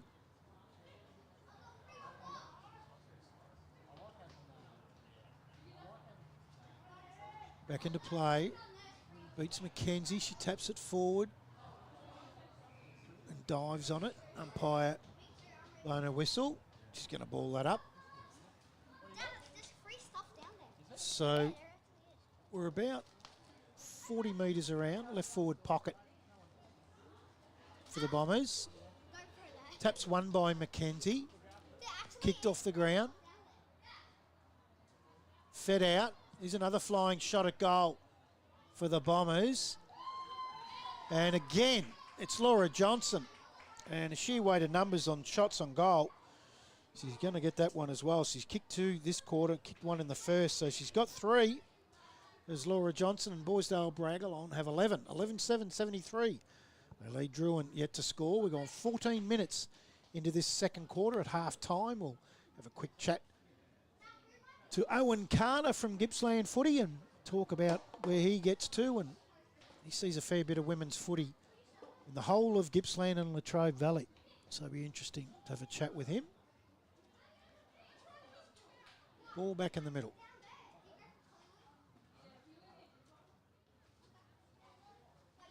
Vagana and Chester. I think Vagana won that, went forward to Guastella. Just needs it to bounce. It does. She feeds it back looking for Mackenzie. It's chopped off, though, there by Peveril. It's going to send Bairnsdale Bragalon back inside 50. Marshall couldn't take the mark. Ball comes to ground, and Lara Duncan gives it back to the umpire. It'll be her doing battle with Laura Johnson in the ruck. Johnson wins the tap. Forward. Quick hands out. It's going to come back forward. And that is 3/4 time. Bairnsdale Bragalong. Half time, sorry. Bairnsdale Bragalong. 11-7, 73.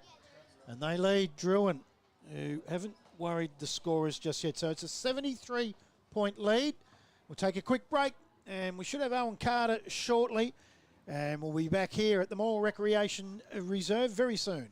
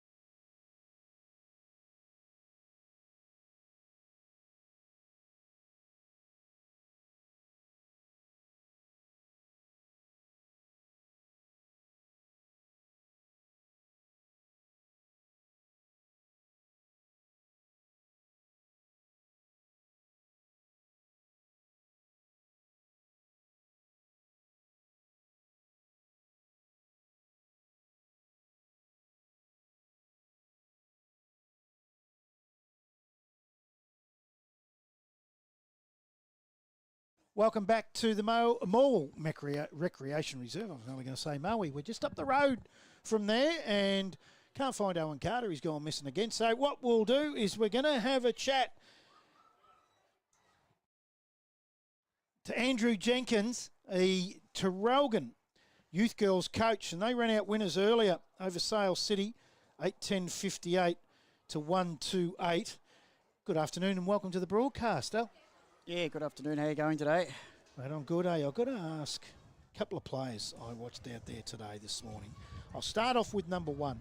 The first one that I'll talk to you about is Olivia Ambler. Kicked a couple.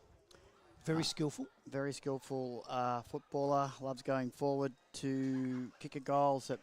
Developing, been there for a couple of years. And, yeah, her skills are absolutely elite and continue to develop, and I think it'll be a wonderful invitation to see her next year at Power and get that behind her belt and see if she can get that next step in a footy. Another one too. Because I'm up in here, I didn't see who got the medals. I reckon this girl might have gone close. Ashlyn Murtagh. Ashlyn Murtagh is in the Gippsland Power squad. Another young lady, very talented. Works both ways. Absolutely loves the footy and goes about it, and waiting for the opportunity at Power, and will continue to develop. So when she gets the opportunity, is going to be really a young lady to watch in the future. And the other one, all three of them, to me, looked very similar out on the ground. This one was Stevie McClements. She kicked a couple too. Stevie McClements is another young, wonderful lady. Exciting to watch. Played in the under-16s future here at Power this year. Loves football, very quick, reading to play at her age, is developing, something exciting, and looking for a big future this year with Stevie at Traralgon and coming back from the big pre-season with Power, and another one to watch it coming from Traralgon. And another one now, this girl must have had it 35 plus times, Mia O'Brien. Another young lady, new to the Traralgon Football Netball Club Youth Girls, was in the under-16s future here at Gippsland Power, reads the play absolutely. Unbelievable. Mia is a leader and it's exciting to watch both ways, runs and goes back. Another one will continue to develop and really looking forward to me is football ability, developing some of our younger players at Traralgon. We've just got a new list. We've got probably 14 girls that have never played footy before, so we're redeveloping. A lot of recruitment for myself and the coaching group have gone to schools and promoting female football. And it's exciting times at Traralgon Football Netball Club. It's come along well, hasn't it, the last few years, women's footy. There's particularly that first game today. The skills on show were incredible. It was a good game of footy. It was a great game of football from both sides. Sale City was short. We got together what it's about in footy in spirit. We lent players. It was great. It was a great outcome to see two clubs come together and promote women's football like today from AFL Victoria and AFL Gippsland and Gippsland Power and everyone involved. It's just exciting to see young women at youth football levels coming from far as Bairnsdale to Phillip Island, and looking at it this afternoon with senior women here. Future looks good for Gippsland. It's all of us getting together and from club level, except talking about female football participation. That's what it's about today, and it's a great connection, and it's a credit to the Gippsland community today, showcasing our wonderful girls and female in football. I couldn't agree more. I just think it's so far been a fantastic day. Great crowd. Beautiful crowd. I've never seen a great crowd. I mean, I was here yesterday watching Gippsland Power play, so today to come and showcase all clubs from Phillip Island to Bairnsdale, what female football, what our region's doing, it's exciting.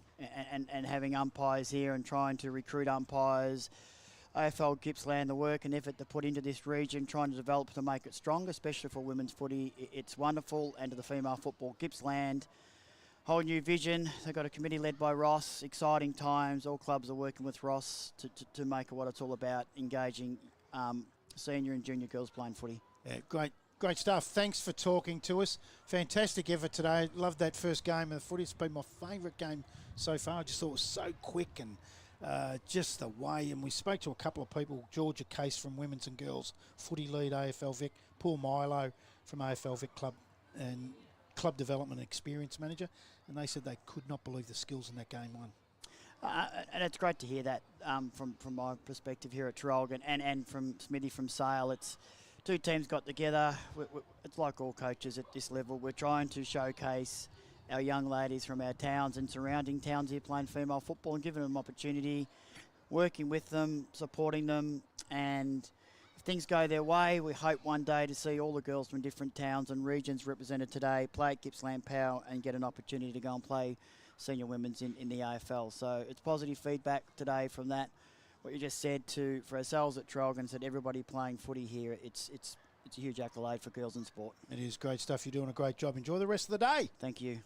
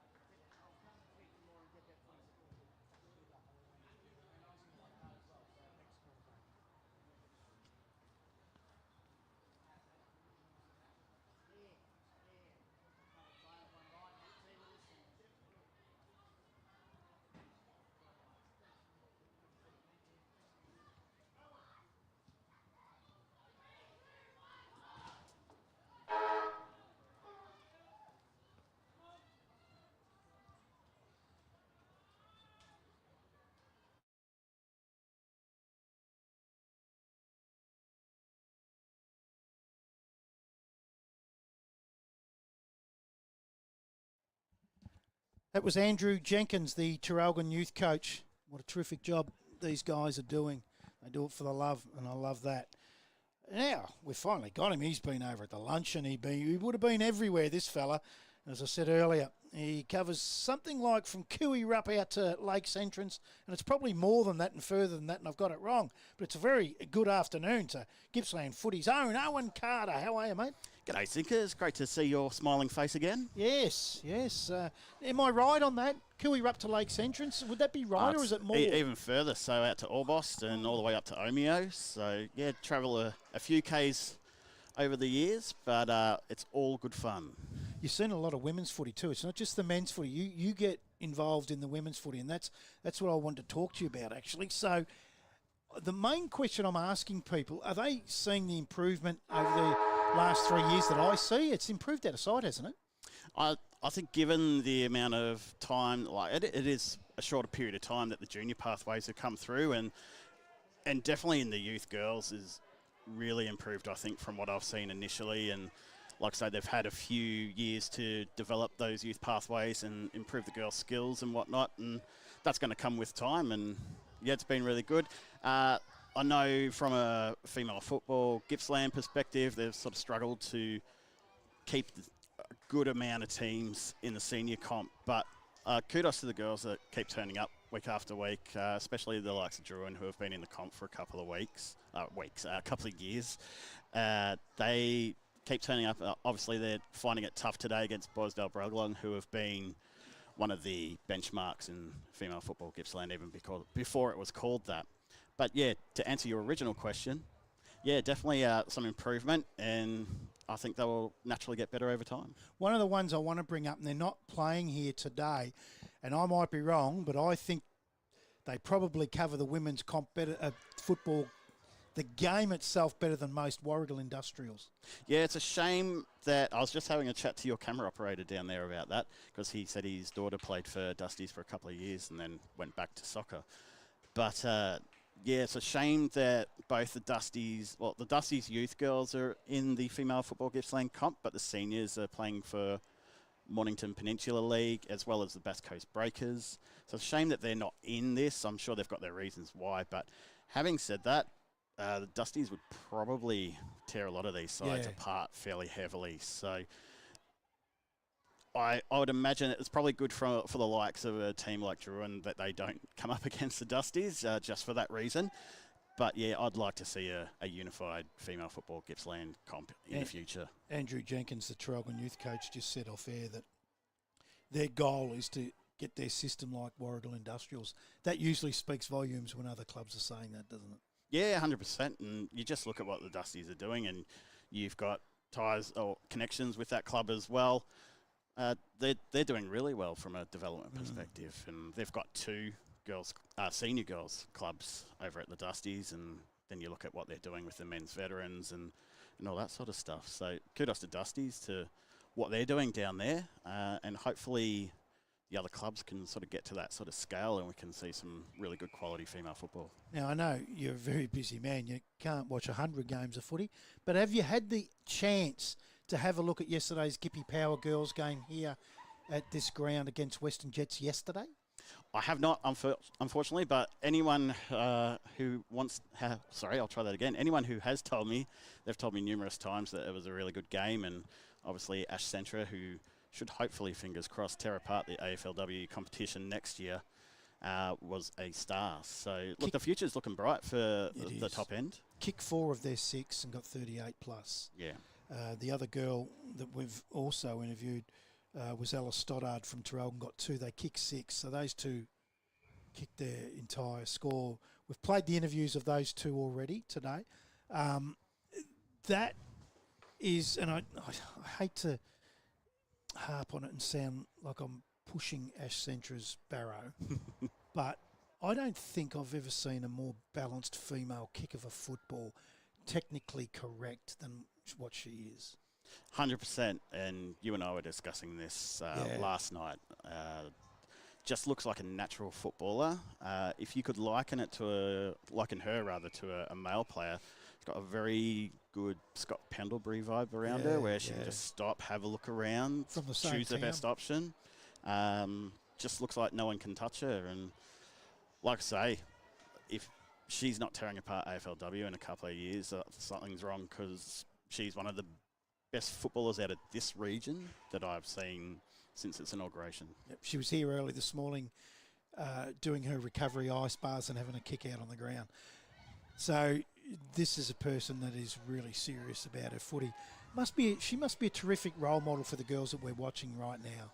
100%. And I was discussing that with someone else earlier at the ground here today. I think it was Paul Milo from AFL Victoria, just having a chat after you finished with him.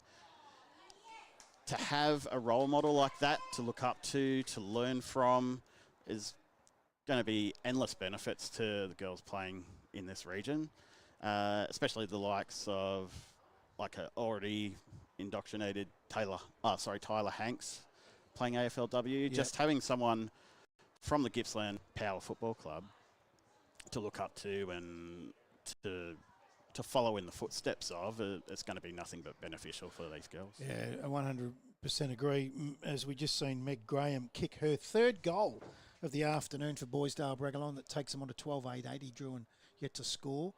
Got 9.5 minutes to go of this third quarter. So where would we find you next Saturday? Have you already got that? Have you got your, it's probably a better question, have you got your season planned out? Do you know the whole season where you're going, or is that, do you do a 4-week block? Or some games I have locked in and some up in the air. I do like to try and pick a game that is going to be, well, for the lack of a better term, not a blowout. I like to see a nice, tight, close contest without any, I don't have any ties to any particular club. I've never played for a club out here, so I don't have that inauguration or amalgamation with anyone. Obviously, I have some closer ties with certain people at certain clubs, but yeah, I'm 100% neutral, so I'll always try and pick the best game I possibly can. I'll try and break up the leagues that I visit, so I don't like visiting the same league one behind each other, and I'll try and visit teams that I still haven't watched a game yet, which, believe it or not, I haven't. There's still a reasonable list of grounds that I've been to but never watched a game of footy yet. So that is the plan behind it all. However, I do get sort of caught up in these other games that have a bit of a theme around them. So yesterday I went to Churchill, watched Stephen Milne and Heath Shaw play for the Cougars up there. I'd already seen Churchill play down at Yarram this year, so it doesn't quite work out the way I like. But having said that, footy's footy, and I'm glad to be watching it. How did Milne and Shaw go? If you've ever watched Heath Shaw play a game for Collingwood, you would possibly remember how he liked to give direction on the ground and could have a few demonstrative displays. That hasn't exited his game. No, he was very keen to give some direction to the players. Very Brendan Goddard-like. Yeah, a little bit. I think he probably held back, seeing he's only there for one day. Milne had a bit of a rough trot because the Cougars didn't see it in the forward line as much as he probably would have liked. Having said that, pretty sure he dobbed 2 or 3. He did miss a couple though, and he did get flattened in the second quarter. So went for a lead, and fella behind him just accidentally on purpose sat on his back. So. Meg Graham, he's going for a fourth. It's going to fall short. Gets out over the back, and Edwards is quickly onto that, but she's going to rush it through from behind. Women's footy. Have you got any plans to see? What have you got to plan to see of that in the district in the near future? It's hard for me. My day job, I usually work on Sundays, so it's sometimes hard for me to get that off, considering female football Gippsland is played pretty much exclusively on Sundays, but I do try to get those days off where I can. As we touched on earlier, the other 2 clubs that don't play in this competition, the Dusties and the Bass Coast Breakers, do try and get to see them where I can as well. It's just not cemented in, unfortunately. It'll just be a case of on the fly and what day I can get off to go and see them. But I do make a case to make sure that I visit the grand final day. So last year they played at Ted Summerton Oval in Moe, and that was a cracking day. Bairnsdale Braggalong were the premiers that day, and yeah, it was a really hard fought game by the girls from memory. And by the looks of this game, the Bombers won't be too far away from making the big dance this year. Meg Graham's just got her fourth. She got 2 in the first and 2 in the third. She loves this left of screen end of the ground. Speaking of Bass Coast Breakers, I don't know if I know of. I know they've just been allowed to come back to Division 2, but I don't know of a club, a girls' female football team that does more travel. They travel ridiculous kilometres to play a game of footy. You've got to take your hat off to them. 100%. And Ella Angrain, who's been celebrated as one of the stalwarts of that club there, and rightly so, does a mountain of work down there. Yeah, as you say, do buttload of travel, especially playing in the Mornington Peninsula League like they do. And previous to that, the Southeastern Women's Club, they still did a lot of travel when that competition was in action last year.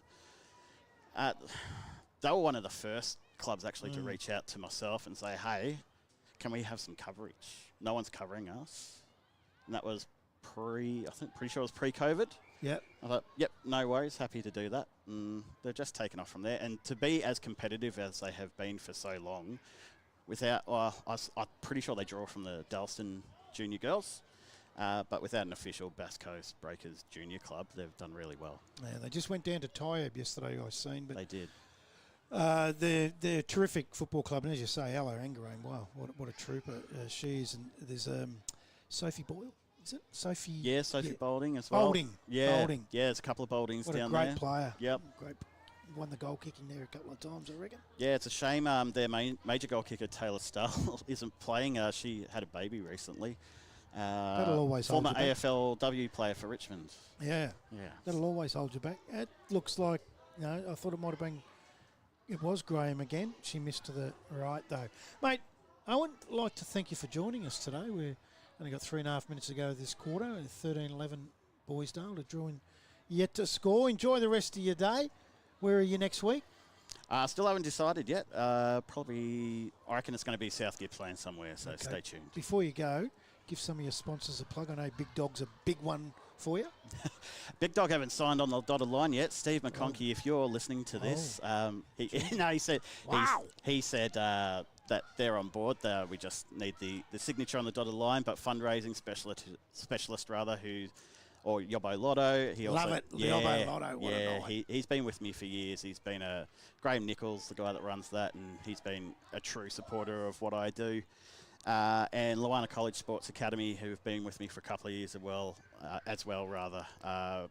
really supportive of what I do as well.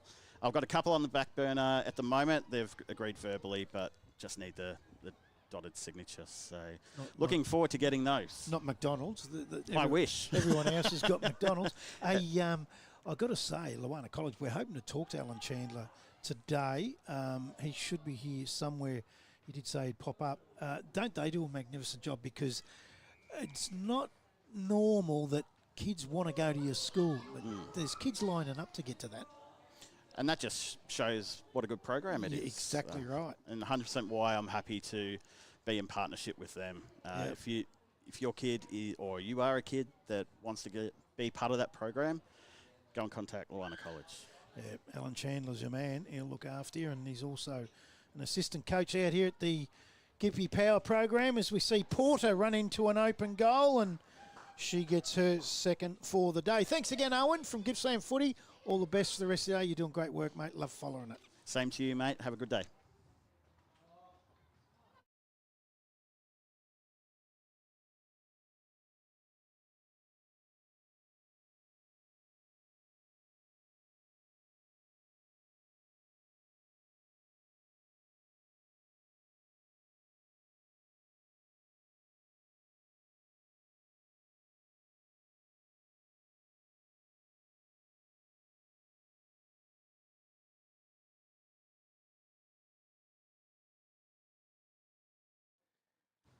Ball back in the middle after the Porter goal. Dixon comes out of the middle for the Bombers and back to Porter inside 50. Just over a minute to go in this third quarter, thanks to Owen Carter from Gippsland Footy. Porter sends it long, gets out over the back. Good play. Well done by Tribuzzi. Fed out again by that girl, and I think that might have been McKinley who's kicked a couple. Into the open goal. Misses. And just under a minute to go, 14-12, the Bombers.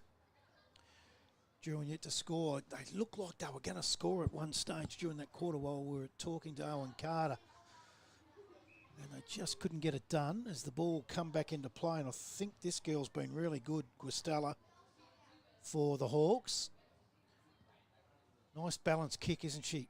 Comes up towards half-back, but it's chopped off.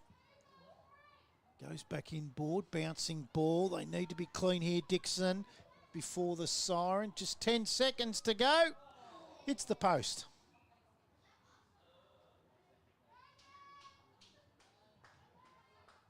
So they've only put the 3 on this quarter. Druin have held them up a bit that quarter. It was quite a good effort on the Druin girls' behalf. So Bairnsdale brag along a 3-quarter time. 14-12, 96. And Druin still yet to score, and let's hope they can get one in the last quarter.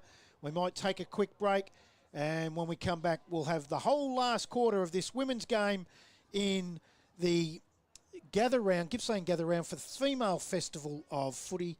And we'll be right back here at Morwell in a few minutes, where it's Bairnsdale 14-13 to Druin, yet to score.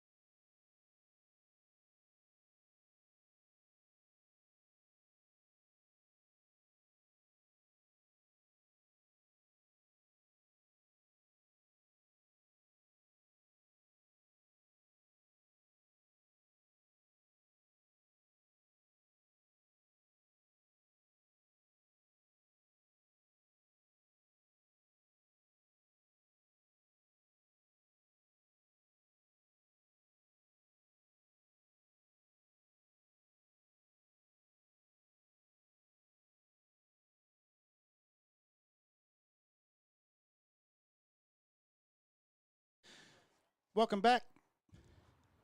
As I get my breath. Just on about me 15th Lamington, thanks to Nardine from the Bairnsdale Bragalong Football Club here in the box. Whew. 14-13-97. The Bombers lead Druin yet to score. It's in the middle. And they've made the move into the ruck. Tribuzzi for Druin. She wins her own tap. Gives it off to Guastella. They go inside. Here's a chance. It's going to be foiled, though, by the Bombers, and they get it to the outside between wing and half back. Herdman. She'll get a kick up the line, looking for McCready. Goes past her. Towards the boundary. McCready goes in there again. Druin through Mason. It's fed out over the back. They've got players inside. They had Mackenzie in the middle if they want her. Guastella's there. She's going to win it. What a game she's played. Feeds it back and gets a 1-2.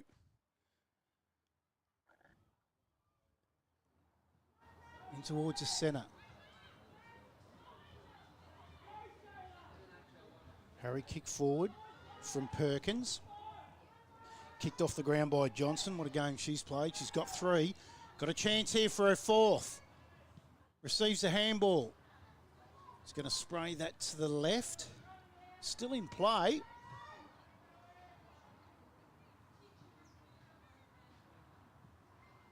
So, not going anywhere, but then taken out. And now it's ended up in the hands of Miller. She's all wrapped up.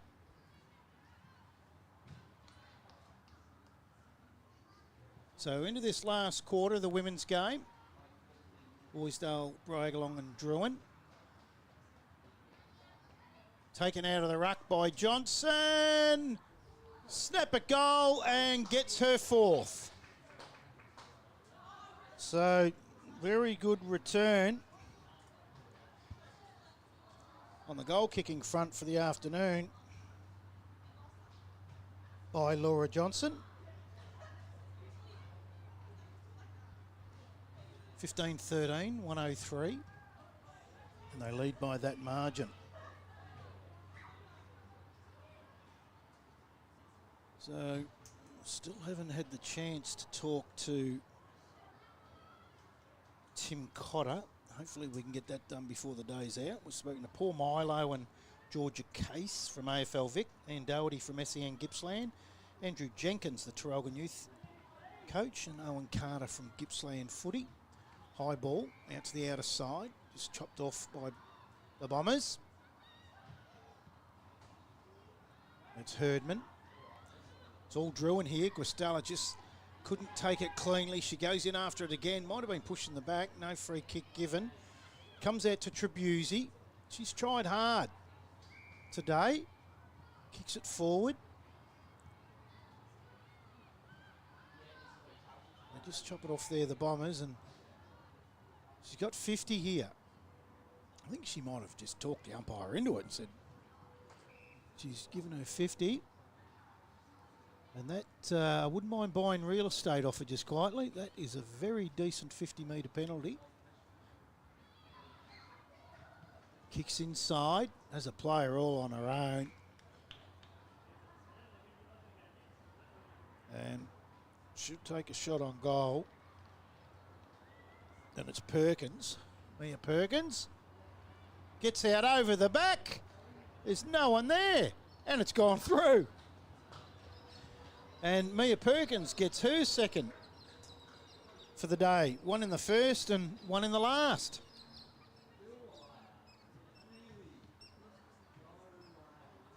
So the next game for live stream here at Gippsland Sports Stream Live.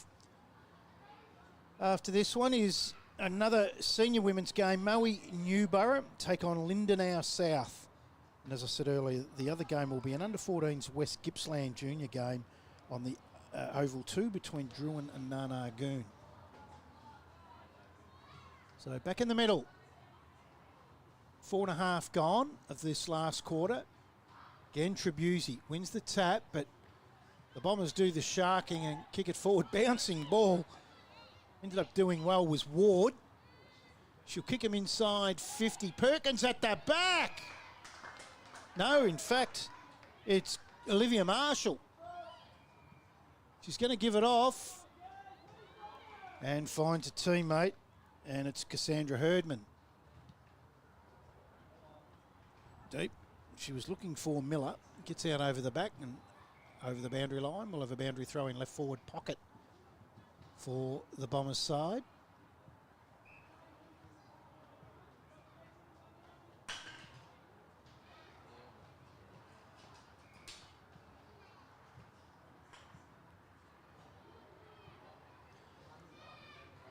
Fed out. Now drawn through the agency of Hooper Proctor. Feeds it off. Again, picked up by Ward for the Bombers. Off the hands of the pack. Again in the hands of Hooper Proctor. She's tackled. Come out again through Guastella. Takes them out a defensive 50 with a nice long kick, but quickly mopped up by the Bombers, by Megan Lee. Squares it up, but drawing her away here. And Moss was tackled as she got her kick. Goes towards Johnson. Ends up in the hands of Ward. Feeds it out. Off the hands of McKinley, who's got a couple today in the first quarter. Now they're away. Through Porter. Goes towards the pocket. Gee, that was a nice bounce for Marshall. She couldn't cleanly take it and ends up in the hands of Mason. She handballs it wider. Porter again. Had a good game. Squares the ball up to Johnson, who has 4. Her and Graham got 4 each of their 16. They make up half the score. Might be too far out on this occasion. Goes to the pointer square. Off the hands. Vagana's there. So is Horner. He dropped that mark. The umpire says I'll bounce that down about 20 out directly in front of the Bairnsdale Bryagalong goal. Tap forward. Oh, coming through really quick and hard there was, looked like that was Mia Perkins, it was. And just misses to the left though. She's had a good game with a couple of goals herself.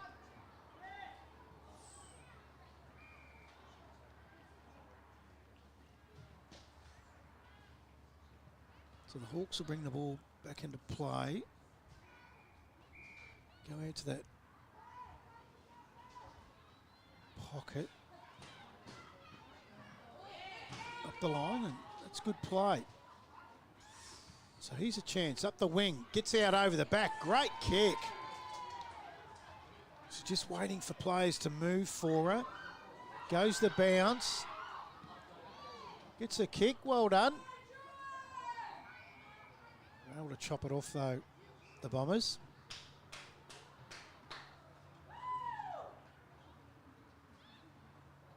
Taking her time. Just waiting for some movement. Johnson, nearly the best player on the ground for mine. Goes towards centre half forward, but it's chopped off. Good pair of hands, Hooper Proctor. She goes back to where it came, and it's going to come back in. Waits for the bouncing ball. Does Porter, it doesn't get to her. Now, Druin again. Out through the outer side they go. Inside 50, got a player on her own there. Chloe Campbell, it's gone over her head. There's still a chance, here we go.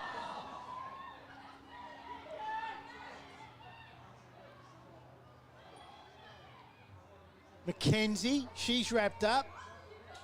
Just need to do a bit of a Ginnivan fake high tackle to get a kick on goal here. Taken by Gustala out of the pack. Couldn't get good purchase on the kick. Tackled. Wow. They have to score from this foray.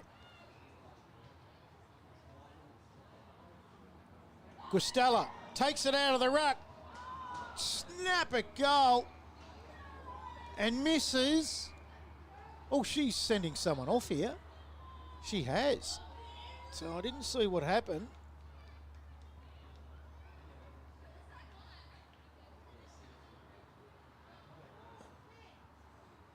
I think it's Guastella that's been sent off that had the shot at goal. So if they not allowed the score, or they have?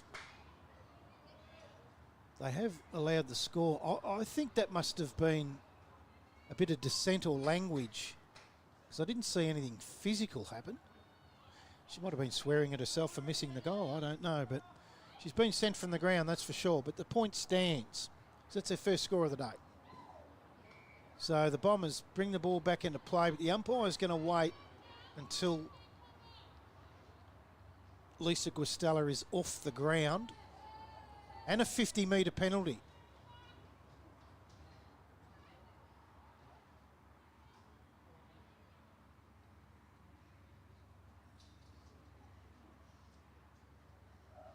She's probably been their best player, just about too.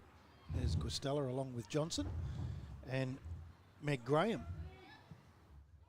So the kick along the wing, bouncing ball. Just couldn't get the bounce in the end, could Jacqueline Edwards.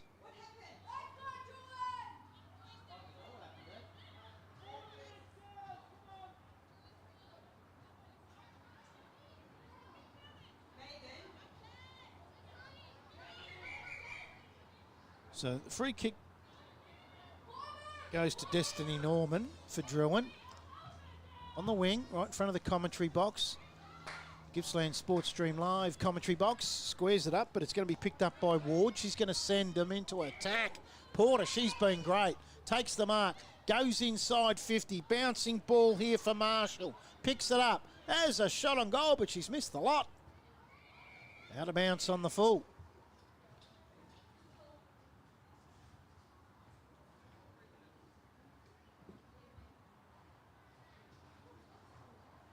So free kick will go to Druin for out of bounce on the full. It'll go to Catherine Horner in the right back pocket.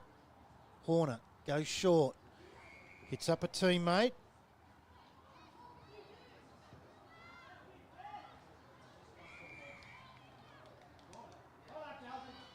This girl's been very good too. Chelsea Ward. Inside 50. Bouncing ball comes out to the defender there in Mason.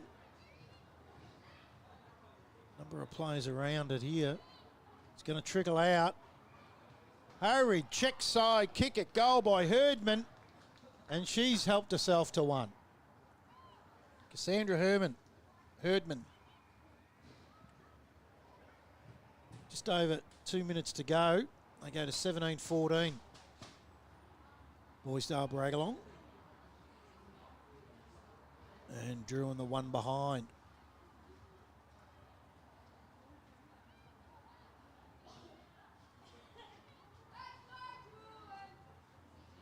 So not long to go in this one. And just a couple of games to go for the afternoon. The next one on the live stream will be Moe-Newborough taking on Lindenow South. And the last game of the day will be a Youth Girls Division 1 game between Newborough and Bunyip. Mackenzie knocks it forward for the Hawks. Quick feed out from Moss. Umpires pulled a free kick. It might go to Moss here. In fact, it does. Shayla Moss in the centre of the ground. It's a kick. Quickly taken away by Ward, but ends up in the hands of Hooper Proctor, who's had a really good last quarter for the Hawks. Sends him inside 50, but all defenders there for the Bombers. Have a couple of players in the middle here they could go to. It's going to go long. Looking for Chester. Gets out over the back in the hands of Perkins. Takes them on. Does Mia Perkins. She's going to send him inside 50. Porter drops it. As Perkins backing up though, gets it back to her and she misses to the right. So inside the last 30 seconds now of this one. And the Bombers will run out winners.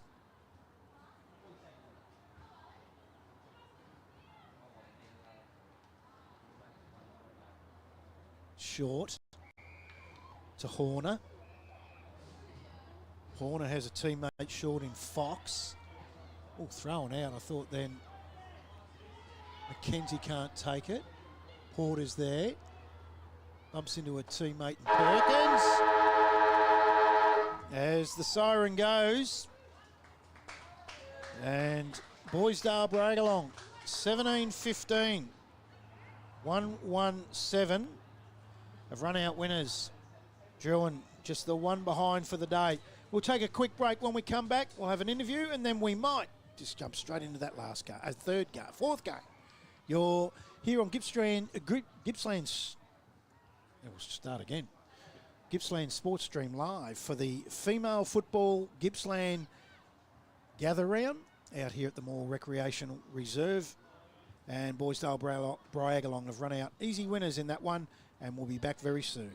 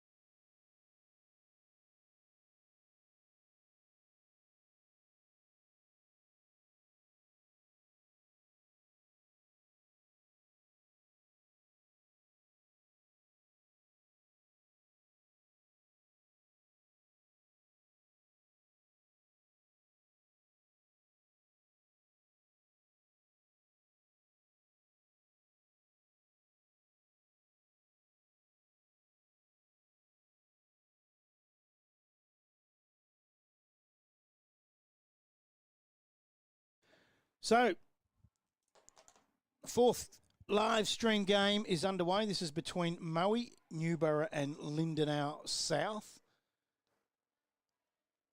And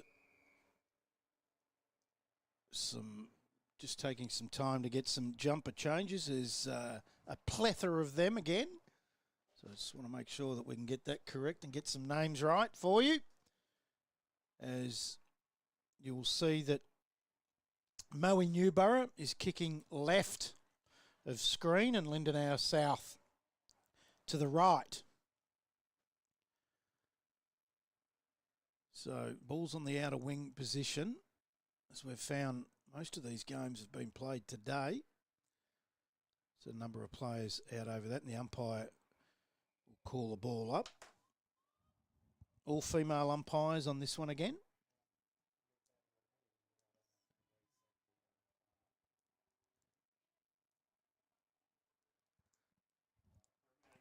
So knock forward. Quick kick from the Lindenow South side up towards the centre of the ground. Tapped on. Ends up out the back. They'll go inside 50. Gets out over the back. Up towards the goal square. So the Moe-Newborough side defending. Ball still inside their defensive 50 though. They couldn't get that out. Umpires paid incorrect disposal here. The free kick will go to Moe-Newborough. And there is not too many numbers out there that are on the list named as they've lined up. So you'll have to bear with us in this one. Umpires pulled a free kick out. I do know that that's done for Lindenow South.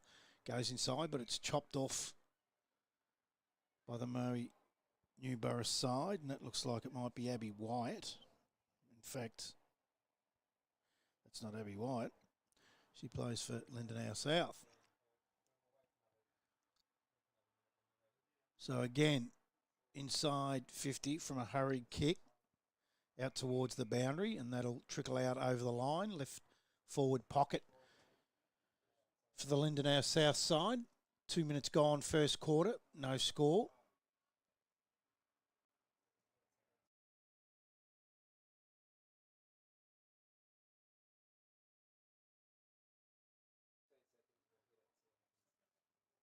So kick outside of the defensive 50 for Moe-Newborough.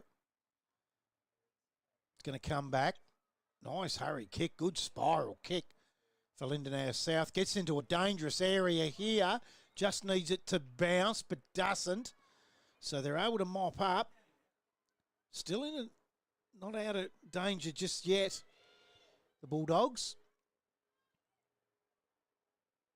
So Lindenow South. They'll go forward. Long shot of goal. Just couldn't take the mark. Kicked off the ground. And it's gone out of bounds.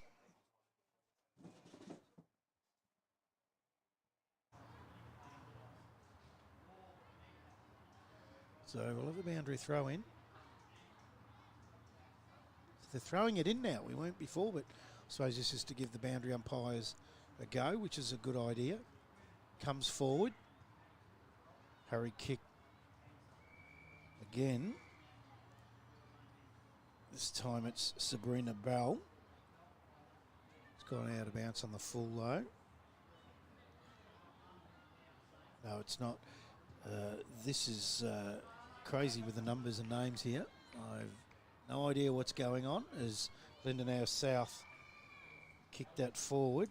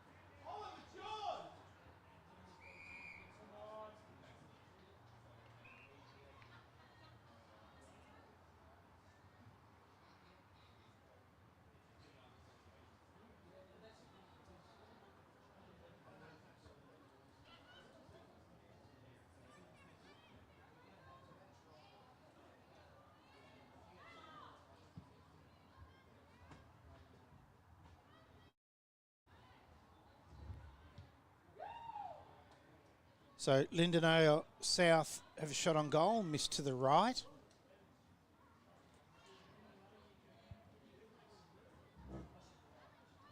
And they go to a behind. 4 minutes into this first quarter.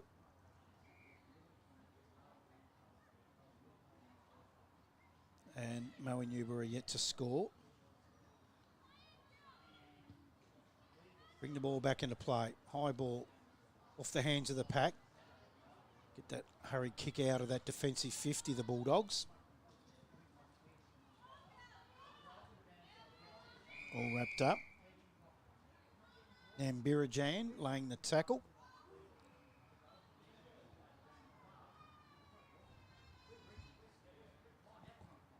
Tap out from Davis. Hurry kick forward. Oh, met heavily there. It was a big bump from Nambirajan. High ball trapped.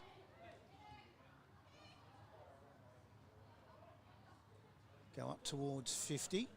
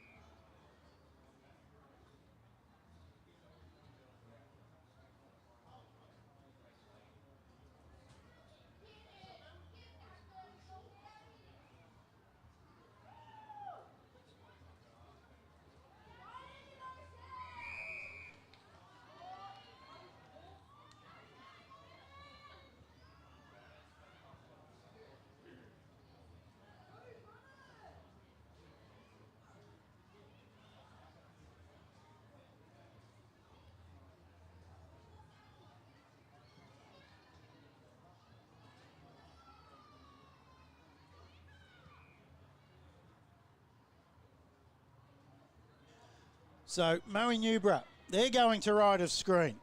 Boyle gets a hurried kick towards the goal mouth. Now, we're not going to see that number because of that long lock of hair. There's no hope.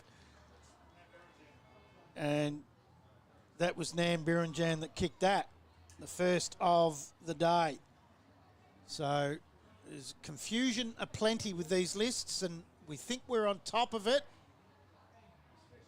And that is the longest hair I've ever seen. That's fake hair. That can't be real hair. There's no way knowing that's real hair. And I don't know why you would do it. These girls need numbers on the front. There's an idea. Ball back in the middle. Moe-Newborough 117. Lindenow South yet to score. Umpire. I'll toss it in the air. Kayla Thorburn is in the ruck for Moe. And I doubt we're even going to go with names for Lindenow South because not too many match. They go inside 50 though. Ball comes forward. It's a little kick off the ground and ball thrown out. Toe poked off the ground again.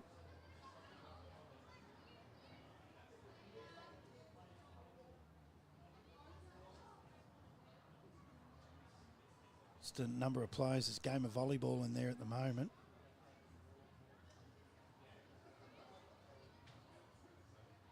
So hurry kick out, side the defensive 50 for Moe-Newborough.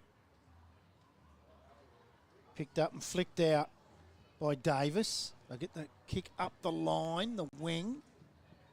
Bouncing ball. Taken high then, I thought might have been Davis, not paid. She gets a hurried kick up. Done. Comes out for Lindenow South. Trial by Gring. Now I'm going to go with Gringhuse.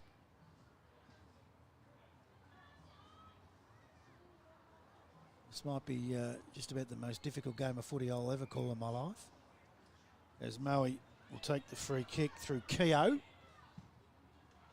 And she's kicked it out on the full. So the free kick will go to Lindenow South. It'll be taken by Saunders Baxter.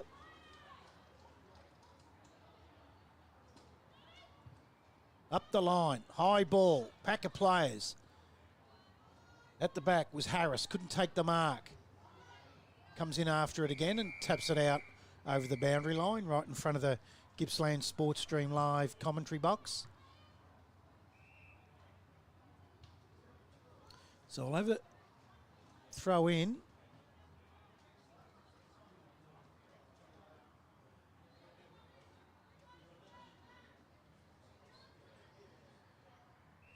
$11 minutes gone, third quarter. Comes out the back from Nunn. Umpire's paid a holding free kick here. It'll go to Moe-Newborough and it'll go to Radford. So Radford up towards half forward flank. Umpire falls over. I'm just waiting for the Benny Hill music here at the minute as it ends up in the hands of Radford. She's tackled. Incorrect disposal. So they're away. She started well, this girl Harris. Goes up towards the half forward flank. Bouncing ball. Favours Brown. Into the middle. It's going to come back though. The Bulldogs. Oh, she's wrapped up.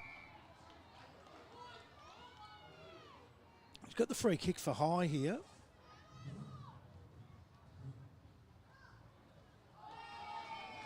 She's not listed, so they go deep into attack, and it'll be McNaughton taking the mark. She's about 30 metres out, slide angle. McNaughton sits it off, and here she is again, is Brodie Harris, runs into the open goal. And no problem. She looks a player. 1 straight 6, Lindenow South. Moe-Newborough 1-1-7.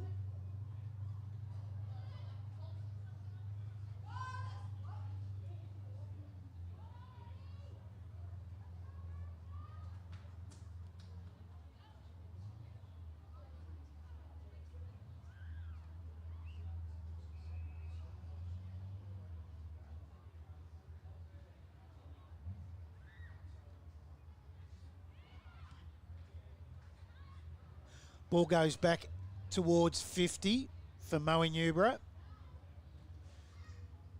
Feeds out the back. They just lay over this. I don't think that's going to come out, or it has. Taking it away is Saunders Baxter. High ball towards the outer wing.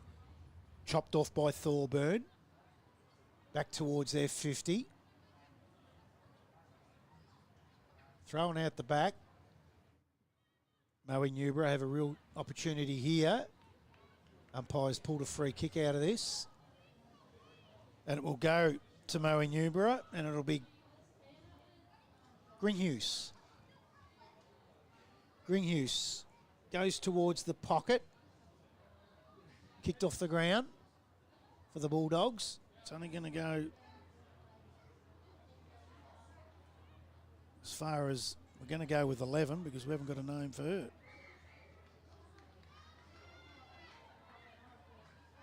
Rebecca Higginbottom.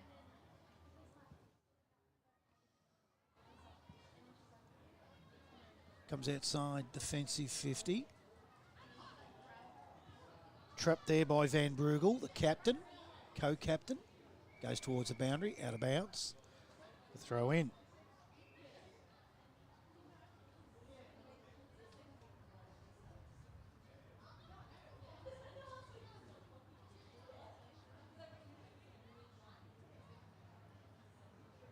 Not long to go, and there it is. So quarter time here, and Moe-Newborough 1-1-7, lead Lindenow South 1 straight 6. We're going to take a quick break and see if we can get this all sorted out.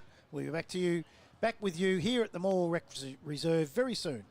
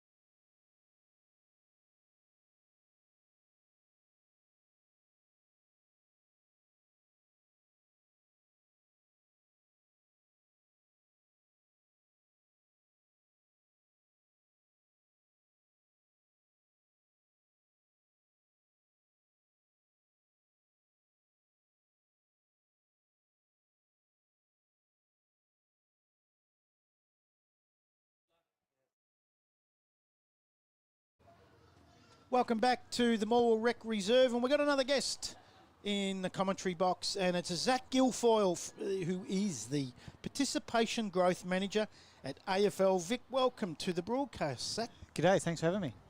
Mate, we've spoken to a few today, Paul Milo and... Yep, some of the team. Yeah, we had Georgia Case out here as well, and you're here. It's a magnificent participation from AFL Vic. Tell us a little bit about your role. Talking about participation, this is the one question that you're probably the main one I wanted to talk to, because I'm astounded by the numbers. So yeah, the numbers are great. We're pretty proud of the way Gippsland is tracking at the moment, and not shying away from the fact that there's participation gaps and a few hot spots around. I can't shy away from that. We acknowledge that, and we're definitely tracking them. But there's some significant growth in some of the metrics that we're looking at. And the area that we really look at is 5 to 12 years of age, which is the future of the game, and being able to provide more opportunities for more people to play, both boys and girls. And I think today just showcases exactly down the track for some of these young girls that are getting in the game, exactly what they can aspire to. And this morning, having the Gippsland Power under-18 girls out with an Auskick clinic and work with them, and being able to provide that opportunity for 5 and 6 years of age girls that have never played footy before, never been involved, to be able to, be what they, see what they can be later down the track, and I guess mix it with some of those future stars and talents of Gippsland, but also hopefully leave that program and go, geez, I really want to take up footy and I really want to be involved. Yeah, that 5 to 12 is the mark, isn't it? That age group, because you see so many at that age group going back, let's say, you'll be better to tell me this, I don't know, 4 or 5 years, 5 to 12, they're playing every sport but in the female category. Yeah, exactly. I mean, some sports adapted really quickly in the last decade to provide female offerings, and football's certainly getting there. We've got a long burn. Football's been around for 180 years, and still trying to find its way in some areas of the state to provide female footy opportunities. But, bringing it back into Gippsland overall, Auskick Junior and even into youth, 12 to 17 years of age, and senior female footy, we're up 115 participants year to date as to right now, today versus the same time last year. So we know we're well on the track to hopefully breaking a few female footy records in Gippy, and it's pleasing that a lot of that does sit in that Auskick bracket, where we're seeing some significant growth in some of the young girls playing the game and entering the game for the first time. So one of the things we've spoken about at length with different guests today is that when they're getting to that representative level and then into the Gippy Power squads, we watched training Wednesday night out here, and the skills on some of these girls are amazing. So they're coming through the pathways and learning that side of things.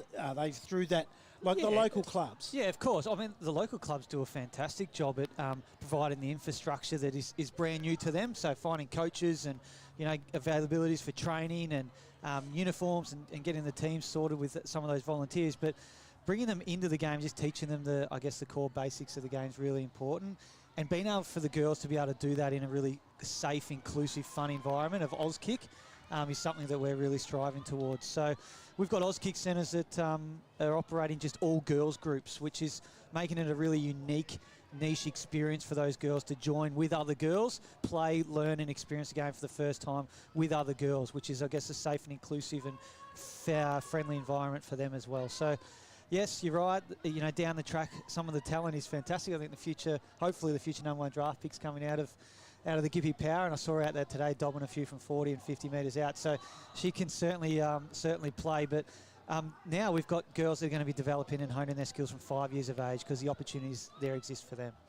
It's quite frightening on how the skills will be when they're starting at that 5 now. And this is why I like the game, is that I grew up without that. We didn't see the girls doing that and learning that and learning the basic skills. And the knockers will be knocked off their feet when these girls come through. Yeah, 100%. Look, I grew up with 2 sisters that I wanted to keep away from my junior footy team as much as I could. But, when you get into your teenage years and you're just kicking the ball at the gum tree in the front yard, you got no one else to kick it to. Geez, I wish I had taken up footy as well and been able to stand at the other end and kick it back to me. So seeing the enjoyment on these girls' faces, seeing some of the dads who, You know, they may just have daughters. Seeing some of the brothers on the sideline supporting their sisters as well. Well, that's what community footy's all about. And I guess the more opportunities we can play, bring families together, connect them with their local community, and just have more football being played. Like, these facilities here are fantastic. Isn't it? Yeah. I mean, the weather's shining upon us, but the synthetic deck out the back and the main oval here and the oval over there on the other side. I mean, the opportunities to participate on some of these premier grounds is great, and the ability to be able to do that for for a lot of the girls' teams in Gippy has been, I guess, hopefully a really relished and treasured memory for some of these girls today. Now, the one thing that, like we've just touched on, is the family and that sort of thing. Now that the girls and women are playing, I see it as mum with dad, with the daughter and the son going to the footy now and talking about it when they get home over the dinner table. Yeah, it's funny you say that. We've got a bit of an analogy at AFL Victoria, which is footy in every home. So that doesn't mean a physical footy, but whether you're a fan, a volunteer, a supporter, a member of an AFL club, you do footy tipping, or you're a player, male or female, or a dad or mother volunteering at your local club. We just want football being talked, spoken about, experienced in every home from every walk of life, whether it be the socio-economic status of the family, multicultural, or an established, rusted-on participant and family that have always played community sport. I guess the growth of the game and getting to 1 million participants by 2033 is the ideal outcome for AFL Victoria. We've got a fair gap to try and get more participants, but we want to get to 1 million and be one of the first sports to ever do that. So to be able to do that, we need footy in every home. We need people experiencing the game everywhere they go. So the more opportunities we provide, the more family integration, the more boys and girls coexisting and playing in, I guess, bespoke competitions. We just need to adapt slightly, and we are trying to pop up a new program at the minute called Super Kick. Super Kick is a program between 8 to 12 years of age, which is that real bridging program that for kids, boys and girls that aren't ready for junior footy, or they're outgrown Auskick and don't want to do the basic stuff anymore. We have a prescribed curriculum in and around that age bracket where we've seen a significant drop-off in participation that will hopefully capture those kids. And when they leave Auskick and go, I'm not ready for home and away junior footy yet, well, why don't you play Super Kick, which is basically non-contact, smaller grid-size games. There is a skill-based element to it as well. It's 9v9 on a 70-metre long pitch. Like, we can all of a sudden adapt our game so it doesn't have to look like 18v18 in the winter months, in the cold, in the mud. It can actually be for an hour, bang, Super Kick, 8 to 12 years of age. We can have an all-girls grid, an all-boys grid, a mixed grid, whatever it may look like. And we can have some, I guess, everyone touches a footy, non-contact, and it's an experience then for those kids that go home and go, I play footy, I still play footy. I don't play footy like they do on TV, but I play Super Kick, or I don't play footy like my younger cousin does, which is Auskick, where they're doing relay races and Tiggy. I'm actually playing real footy. So we've got to be able to, we've adapted, and we're trying to instill this program in a lot of our communities where it's required. You know, so some communities in Gippsland in particular have a pathway for junior footballers from 8 years of age onwards. And what we want to do is, we're not about the kids that are already playing. We don't want to take away from the kids that are already playing. We want to provide an opportunity for the kids that are not playing, that have been lost to the game. So that's where we think Super Kick's really important, will come into play. And we're just sort of rolling out. Lakes Entrance has got great example. They've got 20 Super Kick kids playing the game at the minute, which is fantastic, capturing those 9 and 10-year-olds that haven't gone off to under 11 and under 12 footy yet. So before I let you go, one question I've got to ask, and you mightn't have the numbers on you, but there might be a range that I'll you might know. I'll make them up anyway. No. Well, that's what I do. Of that youth girls, participation rate, percentage-wise, what would you say that is up in the last 5 years? Oh, in the last 5, we know that, and Gippsland's a great example. I mean, there's constant conversations happening around under 14 girls. Youth is 12 to 17. That's the age bracket that we talk when we're talking youth. But there's under 14 girls competitions in West Gippy, and I know South Gippy are looking. There's a few clubs down there looking to try and engage some of those girls in those age brackets, set them up. Definitely, it's up, and I think it's I guess a perfect storm in a way. Like, we've got more talent opportunities for the girls to excel. You see the AFLW opportunities now. So and we also, where these opportunities are coming about because of that entry level. We're getting more girls involved in Auskick Auskick, and that means coming out when they graduate, there's more girls available to play, and therefore they don't have to just join in with the boys and play mixed footy. They can go and I guess start their own competitions, their own clubs, their own teams. And there's enough girls playing the game. That's just going to be betterment for the game for many, many decades to come. Provide more talent, provide more participants, and I guess make these clubs thrive even more. So one last question. Yep. Does your role encompass umpiring, or is that just player participation? No, just participation. So we have a team of arms and legs out on the ground that are going to schools, rolling footies, promoting our local Auskick centres. We completely understand that the volunteers are the heartbeat, and we want to take as much pressure off them in terms of recruiting new participants to the game. So we're out there playing that role for them in the schools in particular, in the community, at community fairs and festivals. Where a club may be struggling, we'll go and try and run come and try sessions for them. But there's a whole nother umpiring department that do a fantastic job, and they're here today. We know that, football may not be for everyone, but as I said before, if you're an umpire, guess what? Footy's in your home, and that's what we want to try and achieve. So if you're not ready to go and play, you can throw the ball over your shoulder and collect $80 a week. Fair chunk of pocket money. So we, of course, we want to encourage all kids to play the game, but we're so lucky that we have this umpiring department in place that have got programs and entry-level programs and tactics to try and get those kids that don't want to play but love their footy still involved. Zach Gilfoil, the Participation Growth Manager of AFL Vic, thanks for joining us. Really appreciate your time. We've just seen Brodie Harris kick her third goal out here too this quarter. There's been a couple of bags kicked today, a couple of big hits too, so I'm glad I'm on this side of the fence. I'll give you the hot tip. Thanks very much for stopping by and having a chat. No worries, enjoy the rest of your day. No worries, thank you.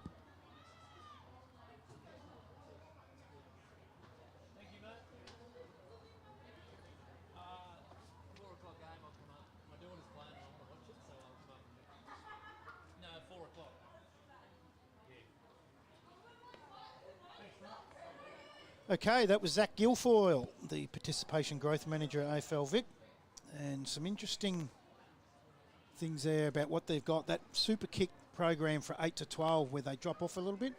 What a wonderful initiative that they've done there. As we see Moe-Newborough just has her kick smothered. They'll come back out from the wing, go forward up towards half forward.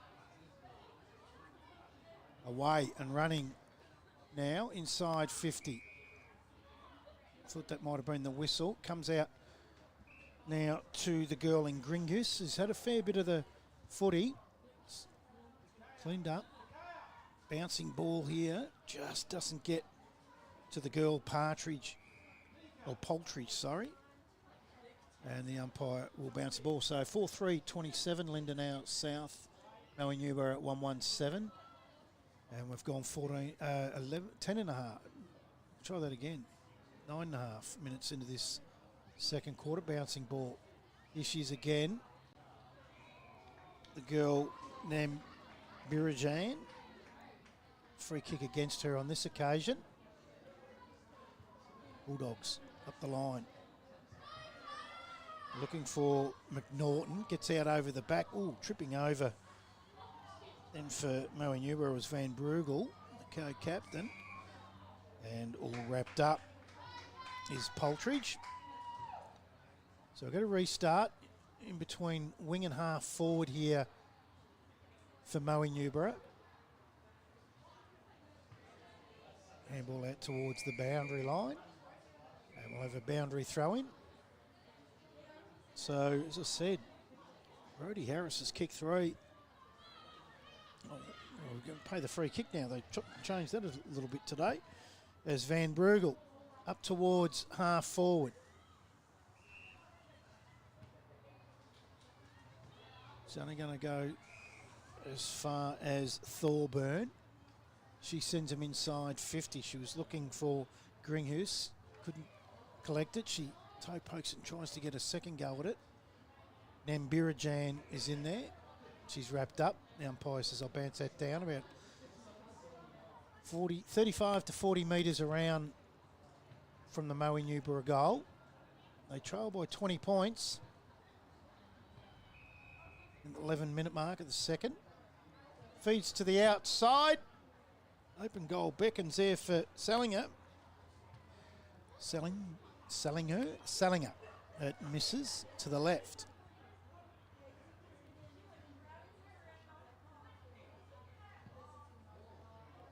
Lindenow South bring the ball back into play, out the back. Hurry ball into the centre of the ground.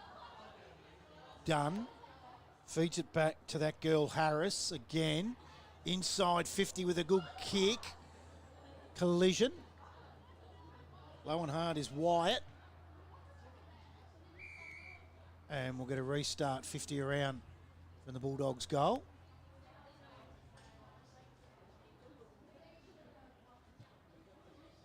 Done.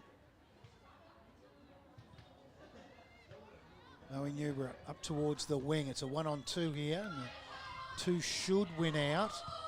And they do through McNaughton. Goes into the middle to Peters. Oh, it's an attack of the fumbles. Comes out now towards centre half forward.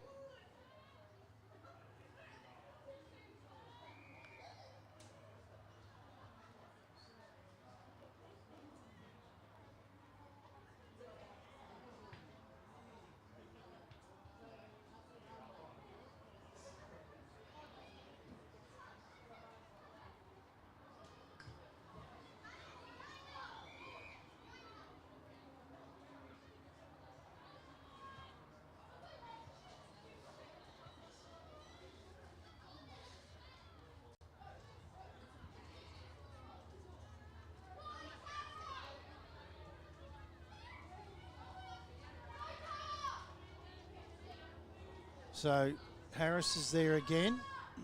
Comes back out to McNaughton and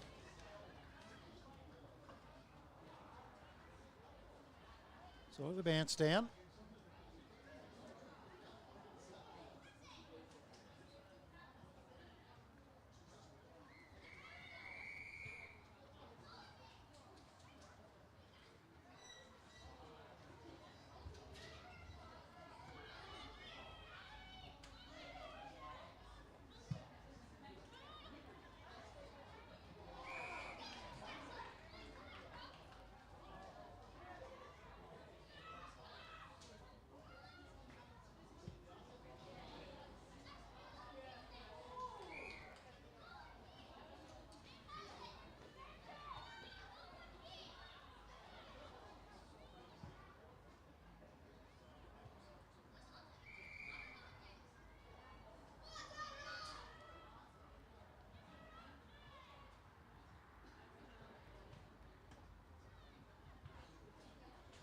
So nearly half time here at Moore Rec Reserve. 4-3-27 Lindenow South lead Moe-Newborough 1-2-8. Comes out the back. Davis collects it, goes inside 50. Have they got time? And they'll get a shot on goal here through Amber Davis.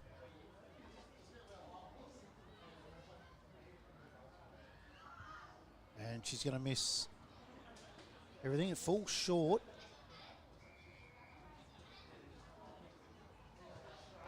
And that is half time. And Moe-Newborough 1-2-8. Trail. Lindenow South 4-3-27. So we might take a quick break. We'll be back here at the Moore Rec Reserve very shortly.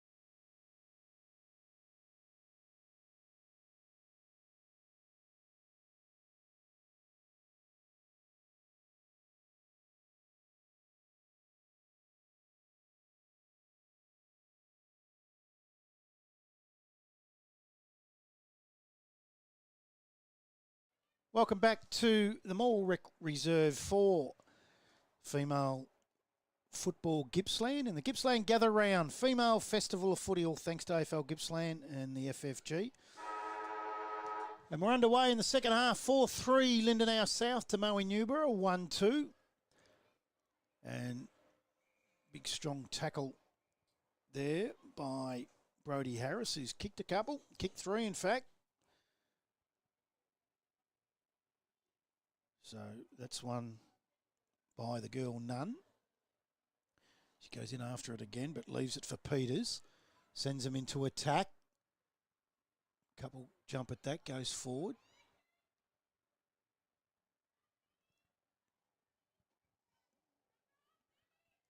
Again, Harris. Out the back. Up towards half forward. Just overrunning it then was done. Kicked off the ground.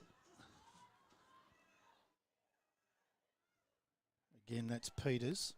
Feeds it back to Dunn. They go inside 50 Lindenow South.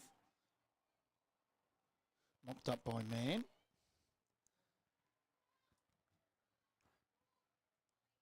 And hurried shot at goal. Bouncing ball. Oh, it's bounced about 4 times and it's ended up in the lap. How lucky. And I'll just try to get the glasses on who that is. In fact, that is Demi Radford, who is in the number 19 jumper.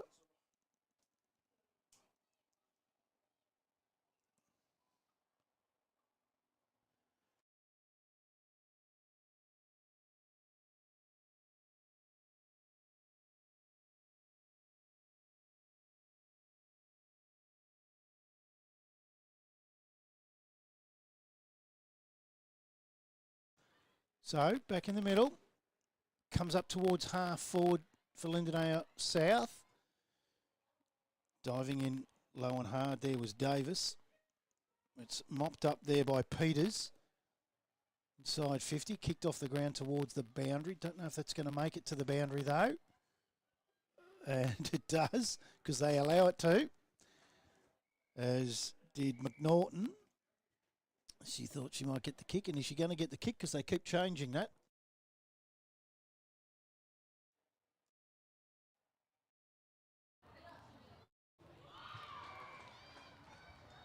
So they go forward, and that looks like it's done again. It's taken that. It is. So Amy Dunn, she'll have a shot from 25 metres out, slide angle. She's already kicked one today. And has an opportunity to kick her second. So Dunn comes off the side of the boot, straight into the goal square, but it'll be Moe-Newborough that'll mop that up. Thorburn, left foot kick outside, defensive 50. Running onto that Poltridge. Goes into the centre of the ground now. Poltridge is in there again. And she's met by Nunn. So, get a restart in the middle of the ground.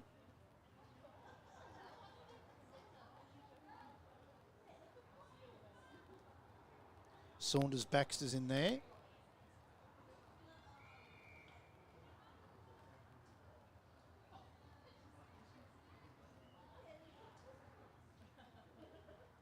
Mallory Dunn. In fact, that's Kayla Thorburn in the ruck too for Moe. Gets out towards Moe-Newborough, gets out to that outer side wing. Lily Brown's there. Pulled a free kick out of this. It's going to go to Lindenow South.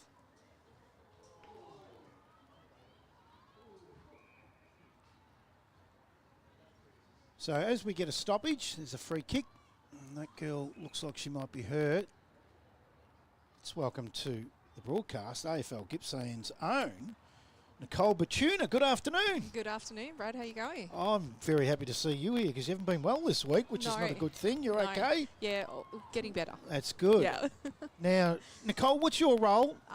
Tell everyone your role. Yeah, so my role is the club development lead at AFL Gippsland. So basically I have the pleasure of going around and speaking with all 135 clubs that we've got right across Gippsland, have the ability to go and have a chat with them, help them with anything that they really need. So really promoting different initiatives that AFL Victoria have, really opening their eyes up and helping them apply for different grants and funding applications, and realistically anything that they kind of need to help make their club as successful as possible. Sounds like it's keeping you busy. I've Certainly. seen some photos, and I've said to everyone that I've spoken to at AFL Vic and Gippsland today is that the kilometres that you guys do, you're covering a lot of miles. Absolutely. So I've been in the role for just over 3 months now, and I think in the first 1.5 months I did over 4,000 kilometres. So just a couple of little Ks. I think a lot of people don't really get how big Gippsland is, except for us Gippslanders. So yeah, no, it's fantastic. It's been a brilliant opportunity to get out and about and meet everybody, and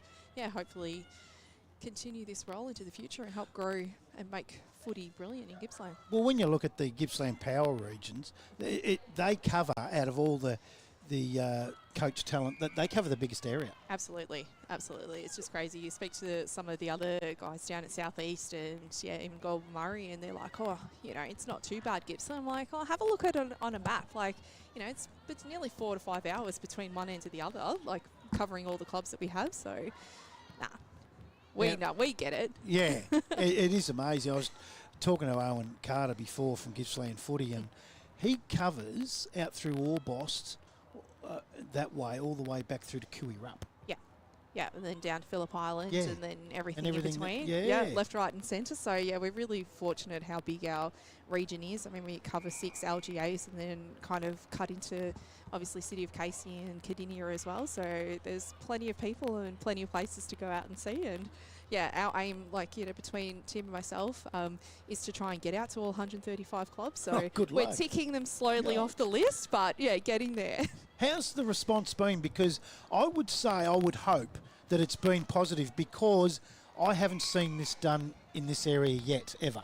Yeah. What you guys are doing. Yeah, so it is a brand new role that AFL Victoria have kind of put together. So it only started off about June last year. So Tim was actually the very first club development lead in the state. And then obviously he got promoted up to regional manager, and I've come on board. So it's a really great opportunity for clubs to actually ask questions. Like, we're here to help. That's what our role is. And so we can pull on the expertise that we've had, obviously, within what we're learning at the AFL, and then other roles that we've had previously, in our careers and stuff like that, the ability to help and grow. So, just my call out is to all the clubs, just call us and ask for it. Like, I'm very fortunate to be in a position that I get paid to come and talk about footy. Like, how lucky am I? Like, that's right. I've always said that, is that if you get to work in this industry, you never work a day in your life. 100%. And Brad would know that, I've worked at the St Kilda Footy Club for over 7 years. So I've been involved in footy for a long time, like professional. And obviously I've got 3 daughters, a couple of them that are out there playing right now. Who with? They're actually on the other oval. So on the far over with Druin over there. I've got my daughter in the under 14s, and I've got my other 2 going to be playing in the youth girls following that game. So, yeah, been involved in footy clubs for a long time. So, well, Nicole was she headed up the St Kilda's Past Players Association. That's how I got to know I did, yeah. Yeah, so I could not believe that when we caught up in the AFL Gippsland offices, and I knew the face, and you only said Nicole, you didn't say the surname, and then it dropped then it clicks. on me. There you go. No, it's been, a real pleasure. And I must say that in those days, what you did with that, because that was non-existent. I was part of that, and we weren't even recognised. No. And I found it a little bit distasteful, because I'd come through the junior squads of the Sydney Swans in South Melbourne, and I got the amount of letters in that I always got about their 20 years in Sydney, their 30 years in Sydney, all that sort of thing. Yeah.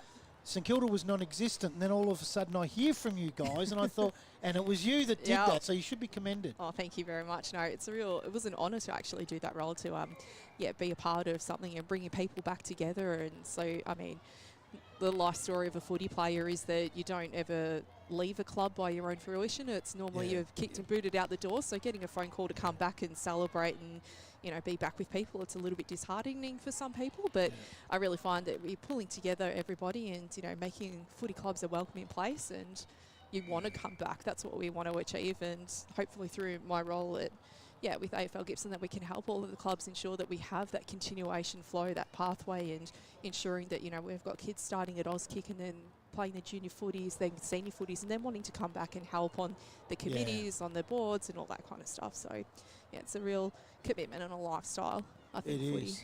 In your travels out to the clubs, being a female footy day here, the gather round, the feedback, is there a lot of questions from the female side of the game at these clubs? Yeah, it's really getting there. I think it's more, a lot of it is around how can we boost participation. And I think days like this where we really celebrate, focus and showcase what we've got going on at Gippsland is a really fantastic opportunity. Obviously, we've got 15 clubs across Gippsland that do have female teams, you know, and it's a growing position. So it's really getting all the 120 other clubs on board and going, hey, do you know what? Survival of some footy clubs, it's going to be a female team and having a look around kind of thing. So, days like this, it's just showcasing and being proud of what we've got. Like, girls' footy is amazing, women's footy is incredible, and we've just got to showcase it more. And, like, I know a lot of the resources are always poured into the boys' side of it, but open your eyes some of the clubs and have a look around. It's fantastic, and I mean, being really... what's the word? I don't know. Just being really, as a mum of 3 girls, I want my girls to have as much opportunity to be able to play footy and have a pathway as, you know, everyone else's sons. So, to me, that's the key, is the pathway. Yeah.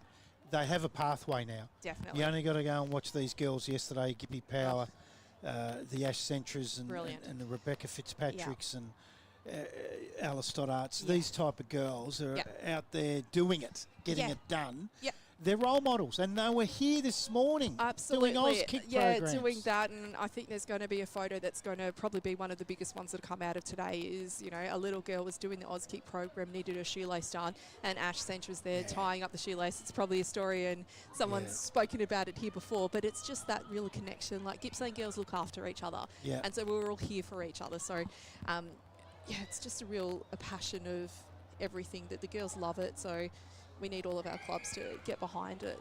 I think, to me, I see the passion in the girls now. And I'll go back as far as when I was coaching at Roeville in the Eastern League back in the 1990, early 90s.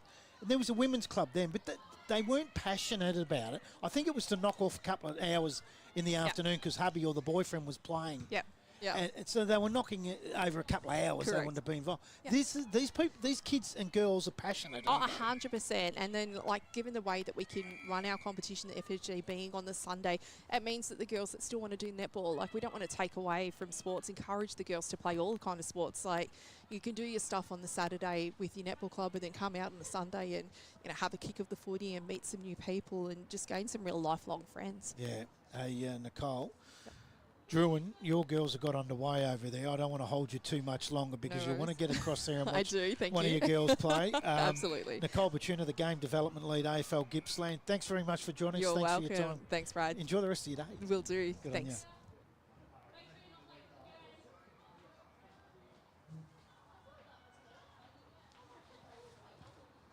So, 5-5-35, Lindenow South, Moe-Newborough 1-8.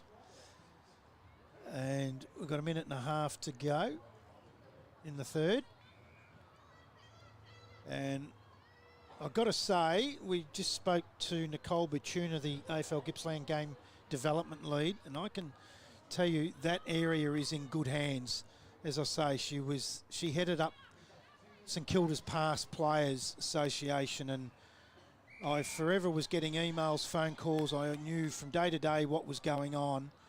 And it was unbelievable. And I, like her, got the sack. But we still go back. So she was unbelievable. So I really think that AFL Gippsland, in particular, her role in game development lead, is in very, very good hands. This ball trickles out over the boundary line. Just under a minute to go. And we've got Bobby Lee Bray walking up here now too, which is good. Now that's another one that does a power of work. So it's 35-8.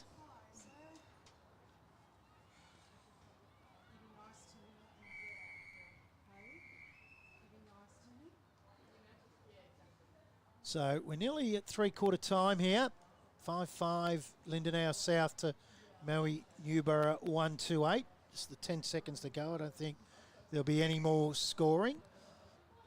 As I welcome to the broadcast. Now, I'm not going to say what Bobby Lee's role is because there's about 7. I'll let her rattle them off. Bobby Lee, how are you? How are you, Brad? I'm fantastic. I'll just move that out your way so My it doesn't other rub on road? you. That's fine. That's all right. So, I know you're the president now of the junior. No, I'm the operations manager. Operations manager. What else are we doing, Bobby? Okay, I'm the operations manager of the West Gippsland Junior competition, and I'm also the Southern Gippsland Junior operations manager. That's big roles. Yep. Female side of things. Yep. So you're encompass male and female. Yeah, absolutely, I Yep. am. How are you seeing the participation growth in your areas All in the right. female brand? Well, in the Southern Gippsland, I'm lucky enough. I've just started under 14 girls. I've got 4 clubs playing under 14 girls this year, so that's been a big boost to the area of the South. So yeah. And is that youth and seniors?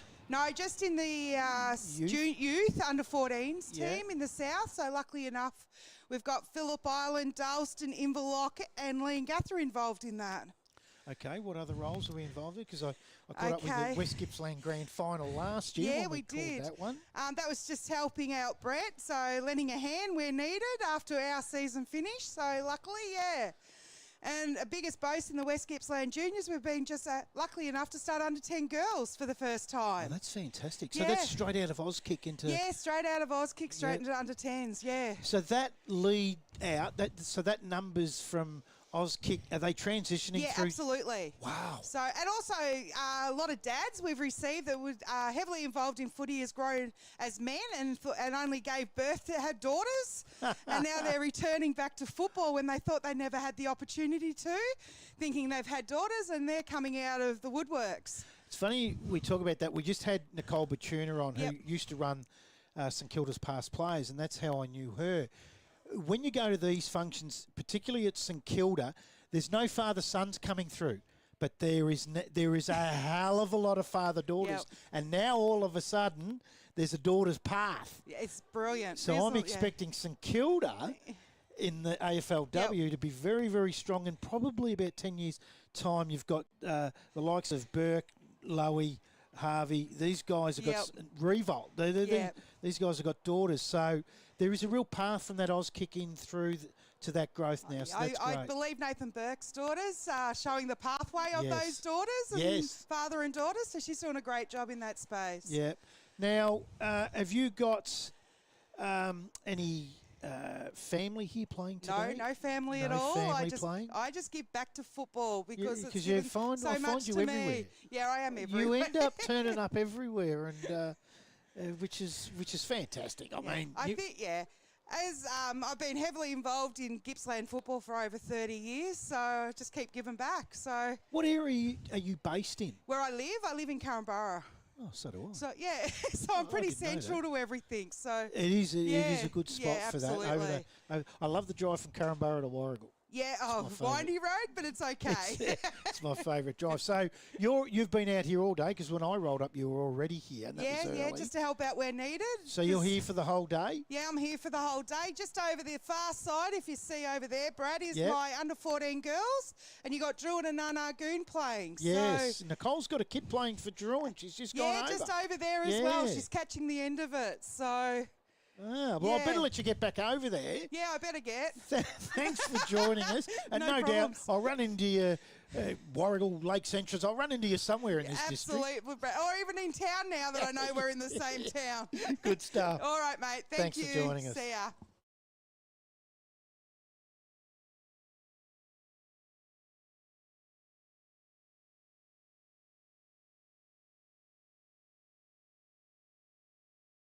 Wow, Bobby Lee Bray, what a character. And I mean that wholeheartedly. She bobs up everywhere. The places I run into her, and I didn't know she lived in Carramborough, and I've never run into her at Carramborough, but I've run into her in Traralgon, I've run into her in Sale, I've run into her at Rosedale, and I've run into her in Morwell today. Super person that does a lot of work for junior footy and senior footy out of the goodness of her heart, hard worker. 3/4 time, 5-5-35 Lindenow South, 128 Moe-Newborough, and for the Lindenow South side, their leading goal kicker at the moment is Brodie Harris with 3, and single goal kicker is Manisha Nambirajan for Moe-Newborough, who got her first goal in that first quarter. And we will have Tim Cotter at the commencement of the 4 o'clock game, which will be live stream, which is between Newborough and Bunyip. And we've got another interview to go too, so we'll get that up and running probably at the start of that game, because that was the Bunyip girl, Rebecca Fitzpatrick, who is the vice captain of Gippy Power. Nathan Boyd, the head coach. We've got an interview with him too. We'll get that up later on. Ball back in the middle for the start of the last quarter. And here we go. Dunn wins the tap, then gives it a secondary hit as well. Went the wrong way. Decided to go back the other, and it can get confusing at times. Bouncing ball up towards half forward. Comes out the back. She was just about to go the wrong way there too, I reckon. McNamara. Bowled over. Oh, gee, tackle without the ball. And the free kick will go to Moe-Newborough. I'm certain of that, yes. So straight up the middle. Good way to go. Short way home. Bouncing ball. Gets out over the back. She was looking for Van Bugle. Gets it on towards centre half forward. Might come back though, as Marum kicks it into the middle of the ground. Eludes a couple. No one can really pick that up. They're just fumbling that a little bit and going back in after it again. Was Poltridge. Gets up towards centre half forward now. On the left foot was Amaran. But it'll be the Bulldogs run away. The bouncers hit her right on the chin there. Was able to mop up, but the kick wasn't great. She's kicked that out on the full. Has Ciara Peters. And the free kick will go to Moe-Newborough, right on centre wing position. It'll be Ali Boyle. So Boyle, nice kick. It's all Lindenow South, but they couldn't take the mark, but they're going to go away with it again through Peters. She goes up towards that girl, Brodie Harris. What a game she's played. But a good mark. To Moe-Newborough in that last line there. Looks like selling it. Goes up towards the wing. Done. Flicks it out to Harris. Again to the outside. Going to her knees then. The footy was Brennan Stevens. Go inside 50. Out towards the boundary. And the free kick will go to Moe-Newborough. It'll be Whiteside.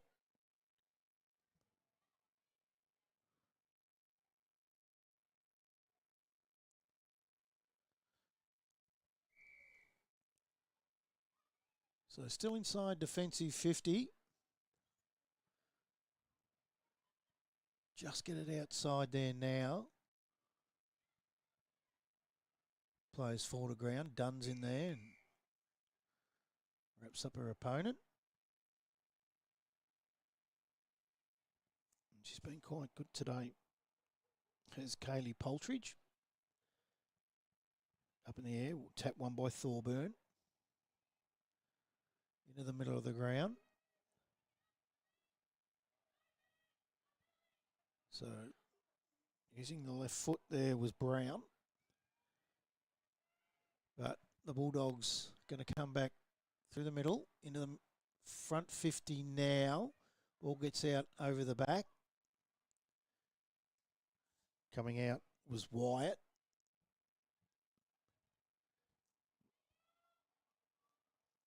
Now picked up.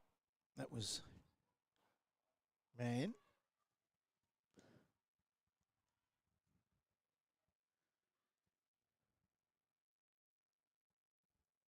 Coming out through Davis. Still inside that defensive 50. It's not going too far. Out towards the boundary. Dribbles out over. So, got 4 minutes into this last quarter. 5-5 Lindenow South and Moe-Newborough 1-2.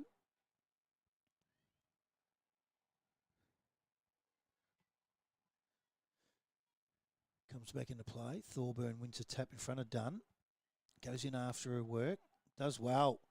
And feeds it out the back looking for a player, teammate. And then has another go at it and does really well.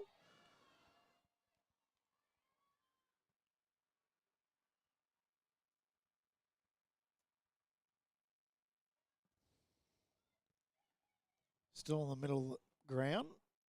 Just fed out the back. Sort of wrestling a bit, but forgot about the ball that was there to get. Now they get it. Flick it out. They'll go inside 50 here, or will they? Again. It's that girl Poltridge. Oh, I don't know about that.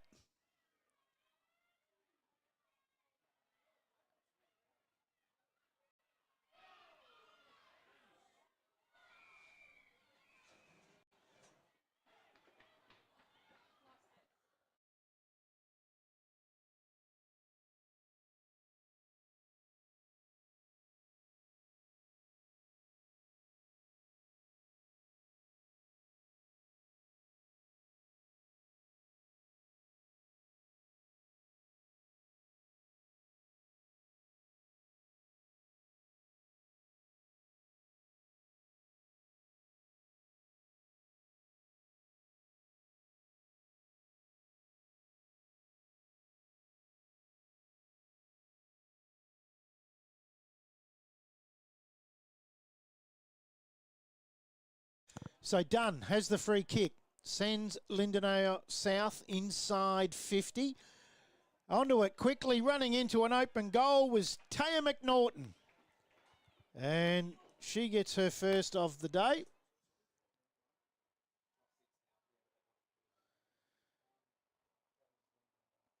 So McNaughton kicks one 7-minute mark, and that takes them on a 6-5-41. They lead Moe-Newborough 1-8.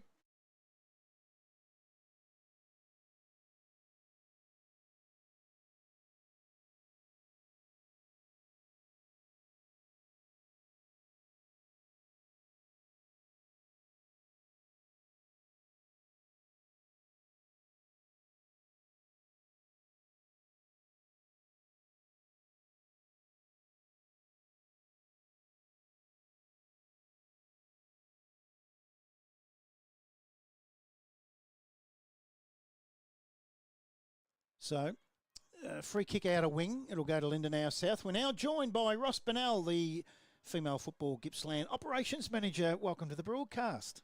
Thank you. Pleasure to be here. Big day.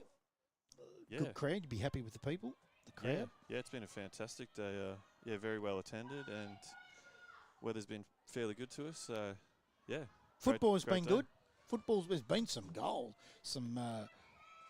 Well, in this one, we've got Brodie Harris has got 3. There's been the last game, 2 girls on the one side kick 4 each. So there's been some goal kickers, which I think what everyone likes to see is goals. Yeah, I think so. That's a pretty exciting part of footy. So, yeah, usually more goals the better. So your role, Ross, as the operations manager, is that a full-time role, or are you a part-time volunteer, or? Yeah, so it's not a full-time role. It's a basically like a volunteer's role, and I get paid an honorarium. So I do have normal work, like most other people, have to try and fit around that and family. And I also am the operations manager of the Salem District Junior Footy Association. So, yeah, busy. Fair bit on the plate, but it's very rewarding work, and days like this when you get to see all the hard work that you're doing and the committee's doing and all the volunteers in the clubs, seeing it out on the park, seeing everyone having a good time, it's well worth it. And female footy in Gippsland in general we've just been talking to several different people, Bobby Lee Bray that knows about it, Nicole Batuna's got kids playing it. The growth is going ahead. You'd see it firsthand. Yeah, definitely. So it is growing for sure. It's just a matter of us trying to keep that going and keep the ball rolling, and yes, starting to look at some other sort of younger age groups as well that aren't in place around. I know Bobby Lee's done a great job down sort of in the west and south with some under 14s age groups for girls and lower as well. So hopefully something we can do in the future is get that sort of thing happening in sort of the Latrobe Valley and the Sale area down Bairnsdale as well, to really create a full pathway there for the girls. So with female football Gippsland, how far west and how far east does it cover? Yeah, so we have Bairnsdale and Lindenow South. That's as far east as we are. And then Phillip Island, sort of probably about as far as we go, or Narnagoon if you want to. Up the west end, up the highway. Okay. So big area. Out towards the water at Phillip Island, it's a big area, isn't it? Very big area. So that presents some logistical challenges, but yeah. How many clubs have had in that FFG in, let's say, senior women's? So we've got 4 in senior women's. Yep. Hoping to increase that next season. Some opportunities out there, so that'd be fantastic to get some more teams in senior women's. And youth girls 15 at the moment, so I think again we can increase that for next season. I was talking earlier to Zach Gilfoil, and he was telling me he's the participation growth manager at AFL Vic, and he was telling me that their real target numbers are 5 to 12 years of age. And then there's a bit of a drop-off in that 8 to 12. So they finish Auskick, and then that 8 to 12, they drop off. So there's a lot of work being done by AFL Victoria and AFL Gippsland that obviously will just spill over into FFG, which is a great idea. Yeah, so AFL Victoria and AFL Gippsland, in particular Tim Cotter and Nicole Batuna, are doing fantastic work in the female footy space. Like, they're doing great things for us, and really happy with their approach to female footy. And yeah, it's just a matter of these things getting implemented and getting those participation numbers up and keeping them strong, and then we can have a strong pathway from Auskick to senior women's across the whole of Gippsland. Now, a lot of these clubs are parents, run by parents, no doubt, and the presidents, secretaries, treasurers, helpers, coaches are usually mums and dads that are helping out. Is there a targeted area to get outside that and get not the participation, but the growth factor in the other side of the fence, so to speak, to get them involved? Yeah, that's something that AFL Victoria and AFL Gippsland are always trying to look at, initiatives to boost club volunteers, because it's tough out there in clubland for volunteers. We all know that, and the more the better we can, get on board to help out. Spread the load. Yeah, that's it. So, yeah, I know some people may not know how to volunteer or how to even start, but yeah, it's something that AFL Victoria and AFL Gippsland are trying to support the clubs with for sure.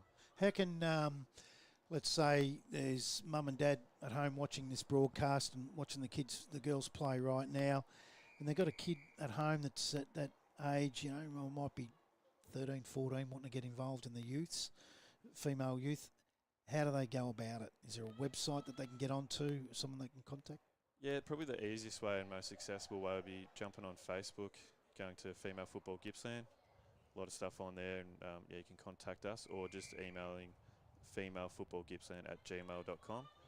That'll come to myself, and then can get back to you with any questions and point you in the direction of a club that would be suitable in your area and that kind of thing. Great stuff. Ross Bennell, the Female Football Gippsland Operations Manager, thanks for spending some time with us. Enjoy the rest of the day. You've put on a great day. I'm loving it. Thank you very much. Appreciate it. Well done. Good work.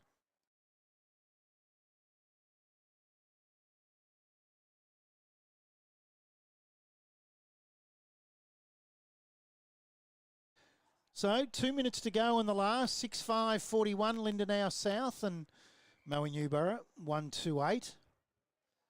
And the umpire's going to ball that up inside 50 for the Lindenow South team. Done a power of work as Kayla Thorburn in the ruck from Moe-Newborough. Rucked all day on her own just about and just goes in after her own ball all the time. And there she is again, laying a tackle on Peters as the ball trickles out over the boundary line.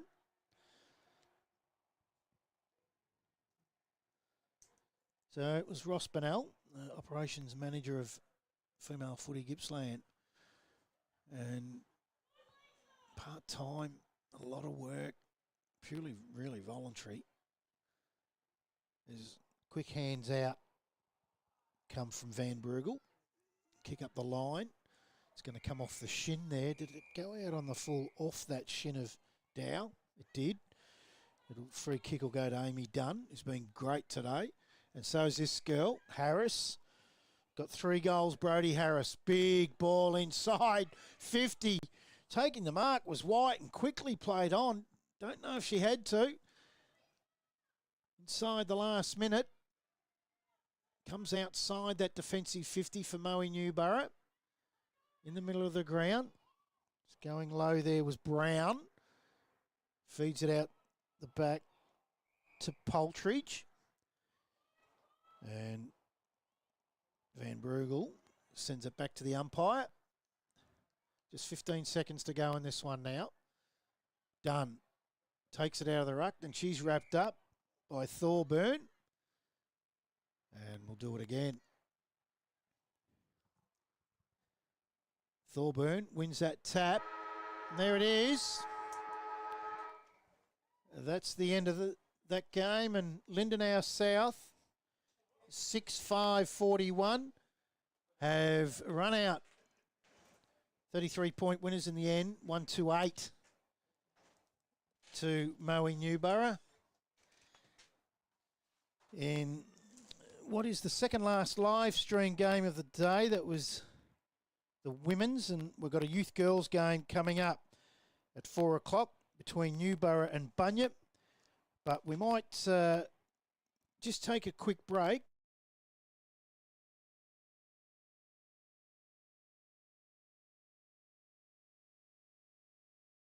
And what we might do is we might just show the interview that we took on Wednesday night with the Gippsland Power women's coach, head coach, Nathan Boyd.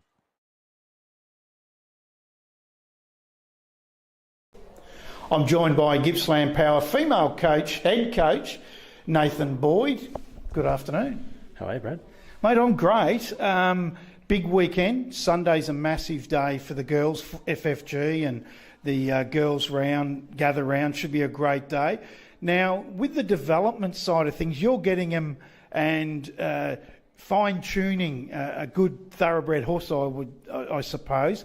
Before they get there, they play in these type of games in the gather round. How have you seen the development now in the last 5 years? To me, it looks like it's really jumped to another level. Yeah, I think holistically, the girls' competition from youth girls all the way through to the top end of the competition is getting better. The skills, the fundamentals and the understanding. But from a female football Gippsland perspective, over the last 12 months, the growth in the competition, the participation numbers and the quality of players we're getting certainly coming through the roof. That's the one, isn't it? The participation numbers. I'm hearing they've swelled incredibly. Yeah, we're seeing more and more kids come through for our pre-season and trials, and we're seeing more teams pop up this year. It's the strongest that it's been since I've been involved at Gippy for the last couple of years. So, yeah, participation's definitely growing. So when you guys are getting out to these local clubs, are the girls now realising there's a real pathway for them to, some mightn't want to get to the top, but I'm certain there's some that do. Yeah, certainly. I think, and you'll see over the weekend, our girls are really there to be the role models that these younger girls can look up to and aspire to be a part of the programs. But yeah, when we go out and when we send our girls back to local, they do start to see that pathway. Now, you told me off air that you didn't start playing the game yourself until 18. I would think to coach females, that's probably a really good attribute to have, because a lot of these girls don't start till late. Yeah, I think my transition into footy from basketball was one of a lot of fundamental work, and that's where we find ourselves as coaches in the girls' space, working a lot on the fundies and growing them from a raw base. So, yeah, I think it probably translates really well. Before we let you go, you talk about the transitioning from the girls When the AFLW started, it seemed like they were transitioning from basketball, netball, soccer. Are you finding that still happening, or they've got that grassroots footy now? I think the grassroots footy is growing. We still find athletes from other sports, and particularly in the country region, the netballers and the basketballers, but there is that organic want and desire to play footy as a younger athlete, and you can see by the all-girls Auskick on Sunday, there's some real growth in that participation. So I think, again, organically it will grow. Nathan, thanks for joining us. All the very best on Saturday against the Western Jets. Hope you get a win, and good luck. Have a great weekend. We'll see you on Sunday. Great. Thank you very much.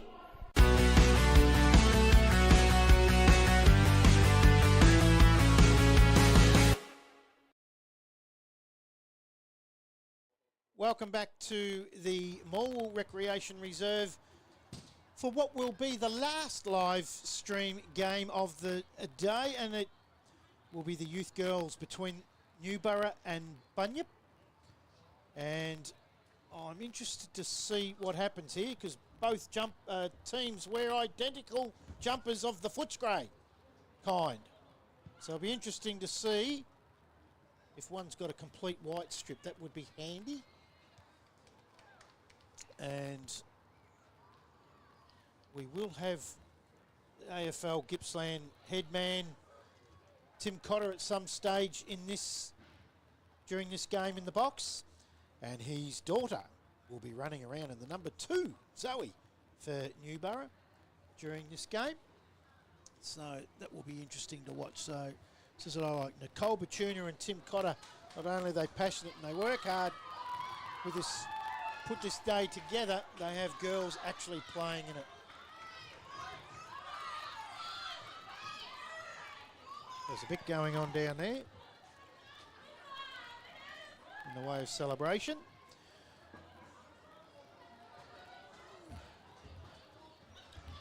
So this is the last live stream game of the day. It'll be interesting to see how this one goes off. And some of the youth girls games today have been terrific. The skills on show. And had some incredible goals kicked today too, which is good.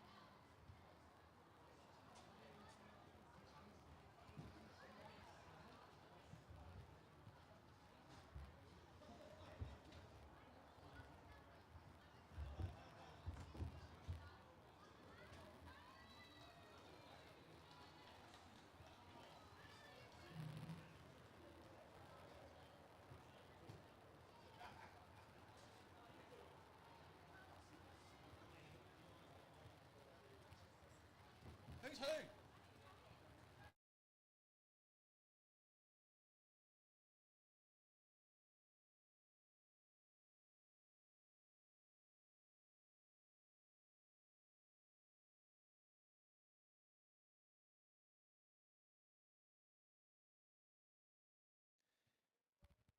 Welcome back to the Morwell Rec Reserve, where we have the last live stream game of the day, and it's youth girls between Newborough and Bunyip, and we've spoken to many and varied throughout the day. Now it's time to talk to the boss who's put this day on, Tim Cotter, AFL Gippsland Head Chief. How are you? Oh, wow. Fantastic intro. I'm well. I'm very well because it's nearly the end of a big day, and I'm really pleased with how it's gone. What time did you get here? Early. I got here at 9, which I thought was early, and you were set up. Everything was done. Oh, well, I tried to be a swan, Where on the surface we look all right, and there's a few things going in the background, but no, things have gone really well. You've talked to a lot of people today that have helped to make it happen, so It's a big day. It is, yeah. Yeah, we're really pleased though. Yeah, that is a real big day to put together. I mean, they've come from, like, how far that out east would be Lindenow, south would probably the furthest one, or Bairnsdale. Yeah, well, who wins? Bairnsdale is probably just further, and then Phillip Island the other direction as well. It's so unbelievable. Yeah, it is, yeah. A couple of European countries there, just in Gippsland. Yes, it's gone over well. Yeah. Everyone seems to have had a great day. Yeah, off the field, good. My main thing is we got a bunch of girls and women smiling, and I've seen that all day long. From little kids through to some more mature players, they look like they've all had a fun day, so that's a winner for me. Yeah, no, that's right. Now, you've got a vested interest in this game, of course. Indeed. Number 2 running around Newborough on the wing, Zoe Cotter. Little Any Zoe relation? Cotter. Yeah, little Zoe Cotter. She's her mother's daughter, so... Who's doing the time-taking, I might say. Correct, she likes that because she can just... A good viewpoint, everyone leaves her alone. She can focus on watching. No, Zoe will enjoy this. She's new to this side because we've moved to the Valley recently. Yep. And she's fitted in well, really good group, new coach that's learning quickly. Demi Radford, you know, we talked about Zoe Cotter, but 27 is my favourite player, Demi Radford. Now, did she just play in the last game? Yeah, she just played in the last game, so let's hope she's not too tired. But she'll play in the ruck, and I'm really pleased Zoe Cotter plays for Newborough because she gets to play with, not against, Demi. Wow, that's... now, your girl's going in the midfield. Yeah, she normally likes to sit on the wing, but they've put her in the middle. She's only a skinny little thing, but she'll be okay. I've come up with something today I reckon we get moving, and I did speak to Ross Bennell, and I'll talk to him further about it. Yep. I reckon numbers on the front of jumpers in female footy would be great because of the ponytails. You can't see the number on the back. Yes, well done. No, brilliant. Yeah, like it. Bit of innovation. I think it could be a good idea. But it's been a great day, good footy. And the ball is in the middle, and there's your girl Radford, and she gets it out to Cotter. You couldn't have wanted a better start. Stumbled over it, but yeah, no, Demi will win the ruck all day, and she plays as a ruck rover. She'll win the tap, and if the other team get it, look out. Really? Yeah. Okay, I'll look forward to that because the one thing I've noticed today, the football has been very physical. Yeah. They go in hard. They play with real passion. They do. The splitting of the comp between the divisions, which has happened this year, people thought about splitting it east-west, but realistically we've got some experienced teams that play with real vigour, and we've got some new, inexperienced, more slight girls. It's not a great matchup. So splitting it's been really important for us. The Division 1 games I've seen this season so far, it's very robust, yes. And one area that I'd like to touch on while I got you in the box too is the big talking point in football in general right now is concussion. With the women's game, it's obviously the same rules and regulations around it. Oh, there she goes, Zoe Cotter. There she goes, and gives it off too. Talking about concussion, slung to the ground, so the free kick will go to Collins. Yep, she's a good player, Gippsland power player. Look at that from 50. She's Cotter over the back, running into the open goal. I didn't quite get there. Thought she was going to do that. It's close, wasn't it? I haven't seen. I think I've only seen 3 players today with helmets on, which is surprising. Yeah, look, my dad was a junior league president way back when I was a kid, and he always tells me it was before his time. This was in Orbost. He made every kid in every age group wear a helmet before it was the thing to do. Yeah. Well, Zoe Cotter. Lovely point. You told me that she's just a player. She's had about 6 touches in the first 3 minutes of the game. Goal would have been nice, wouldn't it? So concussion, yeah, look, it's an issue for our sport. You know, one of the things about girls playing is mums. Yep. We need mums to want to make that decision that the kids will be safe. Yep. And they'll be protected. So we need good umpiring. We need good technique when we're bending over to pick up the ball. We don't want to sling tackles. No. And we want volunteers who take on a pretty big, they're trainers, so volunteer trainers at clubs. That's quite a responsibility, and they're busy people. And so to make the call, can be, a lot of responsibility, but we've got some tools. We do concussion protocol information sessions. There's some apps you can now download, and on the most part, as you said today, I haven't seen any issues in today's games. So your girl there again, Radford in the ruck, gets a big hit forward. Onto Rosemary Collins. Yeah, and Collins runs onto it. Big chance here. Gets a kick away and misses to the right. Have you been... Oh, you're probably not. I've been surprised. Oh, I don't know if surprised is the right word, but very happy in the skills on show today. Yeah, because these are girls that have played football their whole life. Yep. You still got newcomers, but the majority have played since they were Oz kickers, and so they've learnt the skills and they've honed the skills and they train. That's the thing with girls. They listen, they learn, and they implement. I've coached boys and men, and I've coached girls and women, and I'll tell you what I prefer. Girls, they turn up the train and they listen and they get better really quickly. And that's the thing, even with new players, they learn quickly. So, yeah, the skills have been good today. I think also, it's Falcon. Yep. I've also thought that they don't come in with bad habits or preconceived ideas of the day. Yep. One thing they could do, just watch Ash Centra. Just watch tape of her kicking. Yeah. I mean, I can't kick that well. Not that that's saying much, but she's just a pleasure to watch. I've said on numerous occasions today in the call, it's a quick kick forward, comes from Murray into the goal mouth, but it's going to be mopped up, and we're going to just rush that through from behind is Bunyip, is that she is the most technically correct kicker of the football I've ever seen in a female.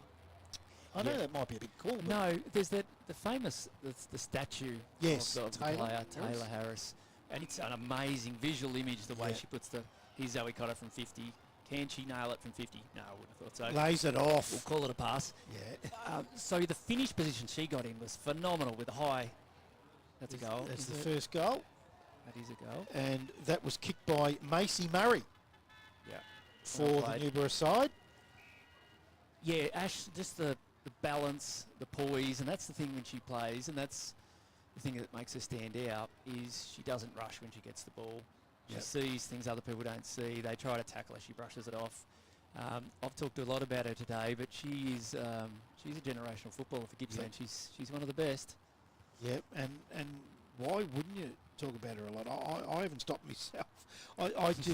I find it astonishing how good she can be. Yeah. And she's obviously, this is the thing about these programs that I love, is of the coach talent organisations of all the clubs, that once they've left these sort of clubs like the Newboroughs and the Bunyips, they're getting some really good coaching. Yeah, they are. And we talked today at lunchtime as well about the fact Nathan Boyd, the girls' coach, is going to be working with every coach at every club across the FFG. So we're going to be getting that coaching, that good coaching, spread evenly across the competition. So those girls that stay with their community club are getting good coaching, and those that push up into the talent league are getting, next level coaching. And it's not just football coaching. The interview you conducted with her on Wednesday, I said to you she was a bit nervous and she wanted to know the questions beforehand. That was a fantastic interview. You put her at ease. She was comfortable. She was happy. You could see the delight on her face when she talked about coming and watching her teammates on Sunday, Sale City. And she's someone who, not a natural media performer, but I think she's going to be doing a bit of it moving forward. Yeah. But that talent program's giving her access to leadership development, mentoring, media, all the things that she's going to need as she moves forward. Yeah. Now, I hear this morning, while she's here for recovery and to do an Auskick program, one of the young girls was going down to tie up her shoe, and Ash Centra walks over and ties her shoe up. Yeah, beautiful image. I took a photo of that. You did get a photo? I did get a photo of that. And I asked the small child's parents if that's okay to use, because that's a cracker. I think in 10 years we'll remember that moment. I mean, it's only a small gesture, but the Gippsland Power Girls did their bit today. They turned up and barracked for their teammates, and they helped us out with a little Auskick clinic there that I think the girls really enjoyed. For a little girl in Gippsland, that's like meeting an AFLW player, realistically. And it will be in a couple of years when they get drafted. Yeah, and it just speaks volumes of the person. Yeah. At a young age, 17. Yeah, no, she's a ripper. Yep.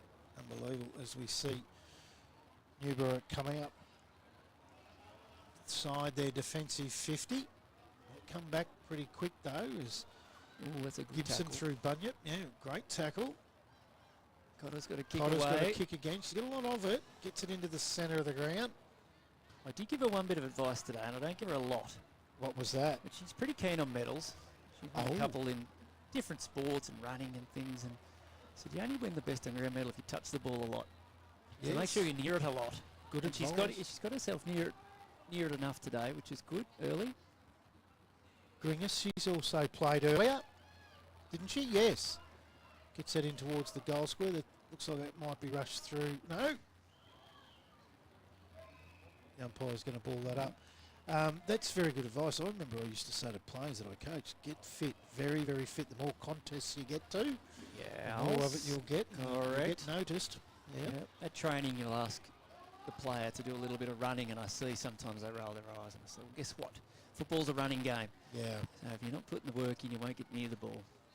Yep, they're going to get a shot on goal here, Newborough, and it's going to be Chloe Gringus. Is that, how do you say that? Gringus? Gringus? Gringus? Gringus. Yeah, perhaps. And I think she's kicked it. She's got her first of the day, and Murray's got the other one, so they're going to... I might have missed a goal, have I? No, I think they're 2-2-14. Yep. I noticed the couple of drink runners there are Power Girls. Oh, and in particular there, Rebecca Fitzpatrick that you chatted to during the week. Fun girl She played for Bunyip last year. Yep. She's one of my favourite players in Gippsland. What a fun girl. Fun, but fierce on field. Oh boy. Just Yeah. repeat tackles, sort of that McCreary half forward sort of role. If she's not in midfield, where she'll just tackle. And she's a ripper. I didn't expect anything different when she said in her interview that one of her role models was the big sausage King Shane Mumford, so I thought she might play it pretty hard. Yeah. Next Bunyip boy, of course. Yes. As they go inside 50, the Bunyip girls. So I'm glad, very glad that these two clubs have had the initiative to make sure that there's a clash jumper. Yes, indeed. It's a bugbear in my household where there's 4 Bulldogs currently. Because we cross over every league in Gippsland, we're just having them wear their junior or senior club jumpers. And with 4 Bulldogs, nobody's told them they can't be a Bulldog yet. Carkeek kicks it in deep for the Bulldogs. We're going to go with the Bulldogs for both sides. That won't be too difficult. We're going to get a shot on goal here, Bunyip. On the spiral torpedo, the old Peter Hudson flat punt. And I haven't got a name on that number. I reckon that might be Chevy Davis. Yes. It is, yeah. And I can see in the background there on our second oval, we've got Druin and Warrenor. So Warrenor are a brand new team for us. They all look like they're in the same papers. They do. It's based around Warrigal North. That's a growing junior club, which is great. But Druin is going gangbusters in terms of Auskick numbers. Girls and women's sides, they're our one of the top 3 largest participant clubs in Gippsland. The Phillip Island and Druin are up there. I'm trying to think number 3 is actually Lake Centra down in the east. So the most amount of numbers. So they're on a Division 2 field today. Expect Druin and Warrenor to rapidly move up and into Division 1, I would say. If not next year, definitely the year after. That's not surprising with Druin. You only got to drive through there now. I remember the trip between Warrigal and Druin was just a pathway, and now the houses nearly meet all the way through. Yeah, about a month ago there was some media which was based on stats, in fact, so it's true. Druin Warrigal's the fastest growing city in Australia. Really? It is. Yeah, it doesn't surprise me. Yep. Of course, our 2 partners here with Gippsland Sports Stream Live, Steph and Gregory on the buttons, and Michael Robinson behind the camera, are both Druin people. They businessmen and work in Druin, live in Druin. Yes. And they say that it's gone ahead in leaps and bounds. One thing we are experiencing is we're running out of grass. So we're working there with council to find opportunities to put lights on schools so we can get training on an oval, because if we're going to get a huge growth in girls and women and additional players, we've already got 2 senior teams there sharing a ground. Yep. So we're looking at a program where we get some open up access to those school facilities for community clubs. Here's Cotter. Pick it up, Zoe Cotter. Tackled high. The ball. And from what I've seen, she'll go close to kicking. There's Tim. Well, Not quite. No? She'll probably look for Rosemary Collins in the middle if she's going to use her vision. No. Now that she's gone back, she better kick this. Much better on the run, I would say. Oh, she's taken her on. Here Have a look at this. Made no mistake about it. Well done. Yeah, she's much better on the run. Cotter. Much better on the run. Well done, Zoe. Well, you knew exactly what was going to happen then. Yeah, she doesn't like, but she doesn't mind doing that.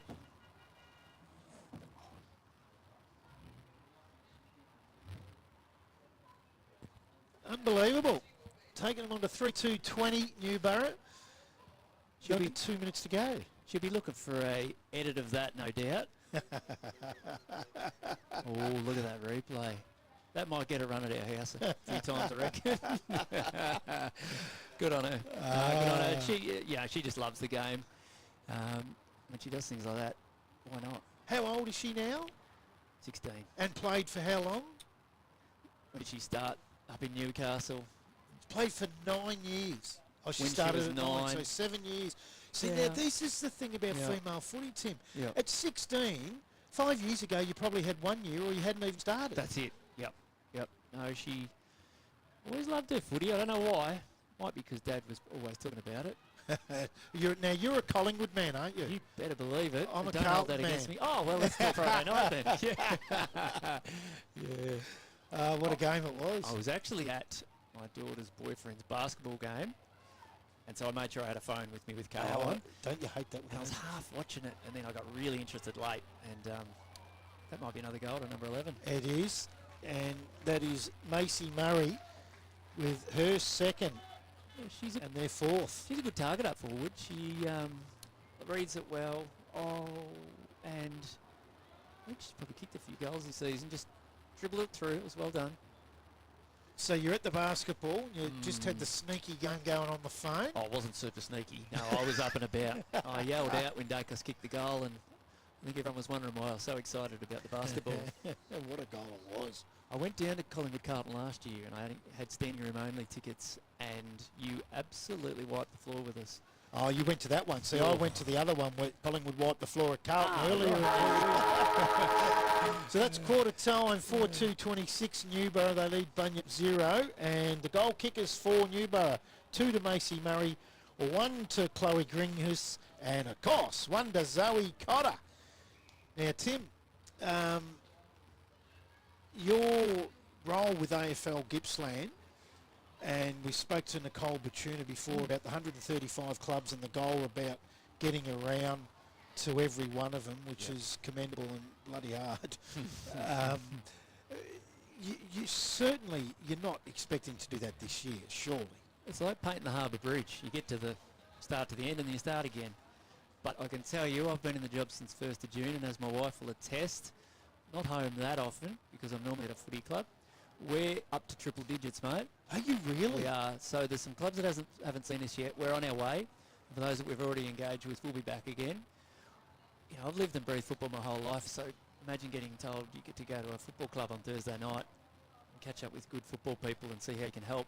It's work, but it's not bad. So being active out across Gippsland is the most important thing to me. It's not sitting in an office in Morwell thinking I know best. It's engaging with community clubs and volunteers and leagues across the breadth of Gippsland, of which is not a bad place to drive around and visit.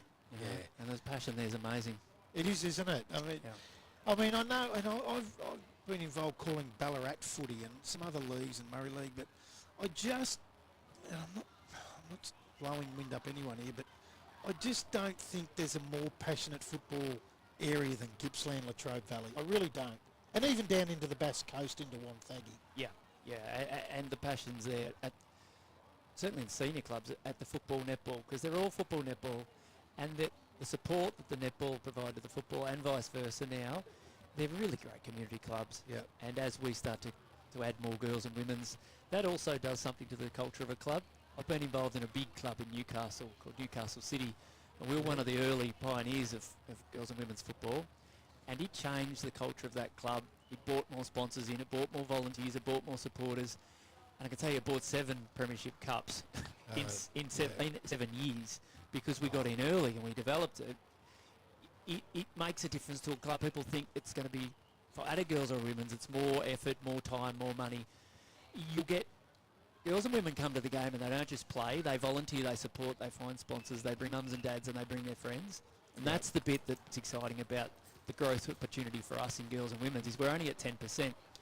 So if we can get that anywhere near 50%, it just breathes a little bit of life into some football clubs that need more people to do what needs to be done. Yep. What's the general feedback, say, I don't know, the top three offhead that the feedback you're getting from these clubs when you're getting out there? What the feedback in the sense of, no doubt they're asking for what they want. What are they wanting? First one is they say, we're so glad you're here, because maybe that omnipresence hasn't been there in the past, and that's no slight. We didn't have the same role of club development lead and things, so we've now got the focus on engaging deeply. The first thing they want to show me is something that needs to be fixed, so it's facilities. Yep. If they need lights, they tell me that. If they need new rooms, they tell me that. If they've got goal netting or they don't, if it's a scoreboard, it's the facility piece is really big and important to us. Yep. And so we're doing some work this year around a facilities plan for Gippsland, working with each of the local government areas to try to find those priority areas and really have the evidence you need to go for funding for upgrading of facilities. The second one is junior development.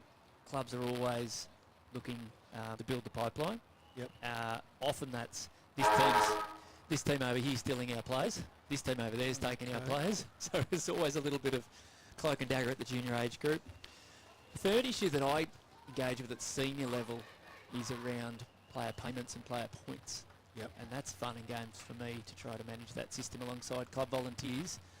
It's quite an onerous system. It can be quite difficult to manage and administer, but we've got 71 clubs that have all put their paperwork in.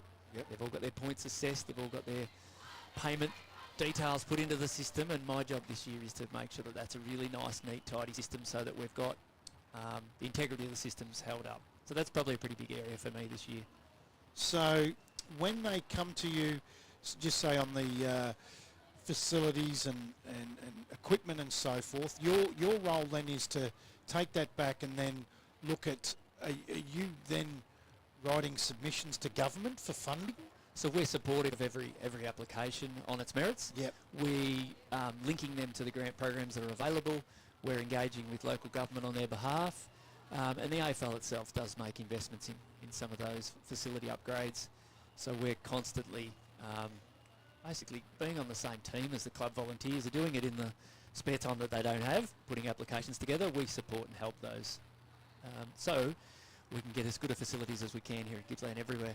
Yeah, and to me, what I've seen, particularly Gippsland, I see it everywhere, but really have noticed it in Gippsland, some of the lighting at some of these clubs are just incredible. Yep, and I'd say both ends incredibly good, and at some clubs still incredibly poor. Really? So see, I don't get to the clubs like you do. So there's still some incredibly poor. Yeah, I was at Willow Grove Hill End, good tap. Potter again. Yeah, Demi's doing fantastic in the ruck, and went to Hill End. They've got a brand new netball facility there, brand new netball change rooms, and then they're almost having to train under the left pocket where the only decent light is. True. So we see, you're right, LED light technologies come down in terms of price. Yep. A lot of ovals upgraded, but always more to do. Shelby Williams flies for that. Oh, she's got it on the third attempt in the end. I think she's a bit lucky there. It might have bounced off the opponent there in Chelsea Gibson. Yeah, it's netting's another one, isn't it, behind goals? Yeah, it seems Gippsland did well over the last decade with netting, and most grounds, I mean, this small one's quite the structure, but most grounds have got some netting of some type, but there are still opportunities for netting.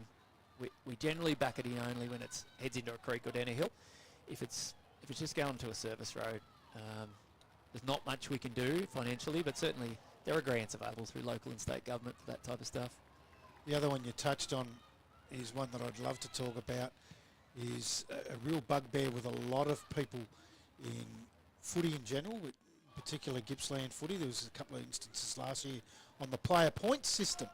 Yeah. A lot of people are confused. Do you find that on how it works? Are they different from, in your region, are they different from, say, West Gippsland to Allenbank to Gippsland to North Gippsland? Or? So each league has a points that they can work within.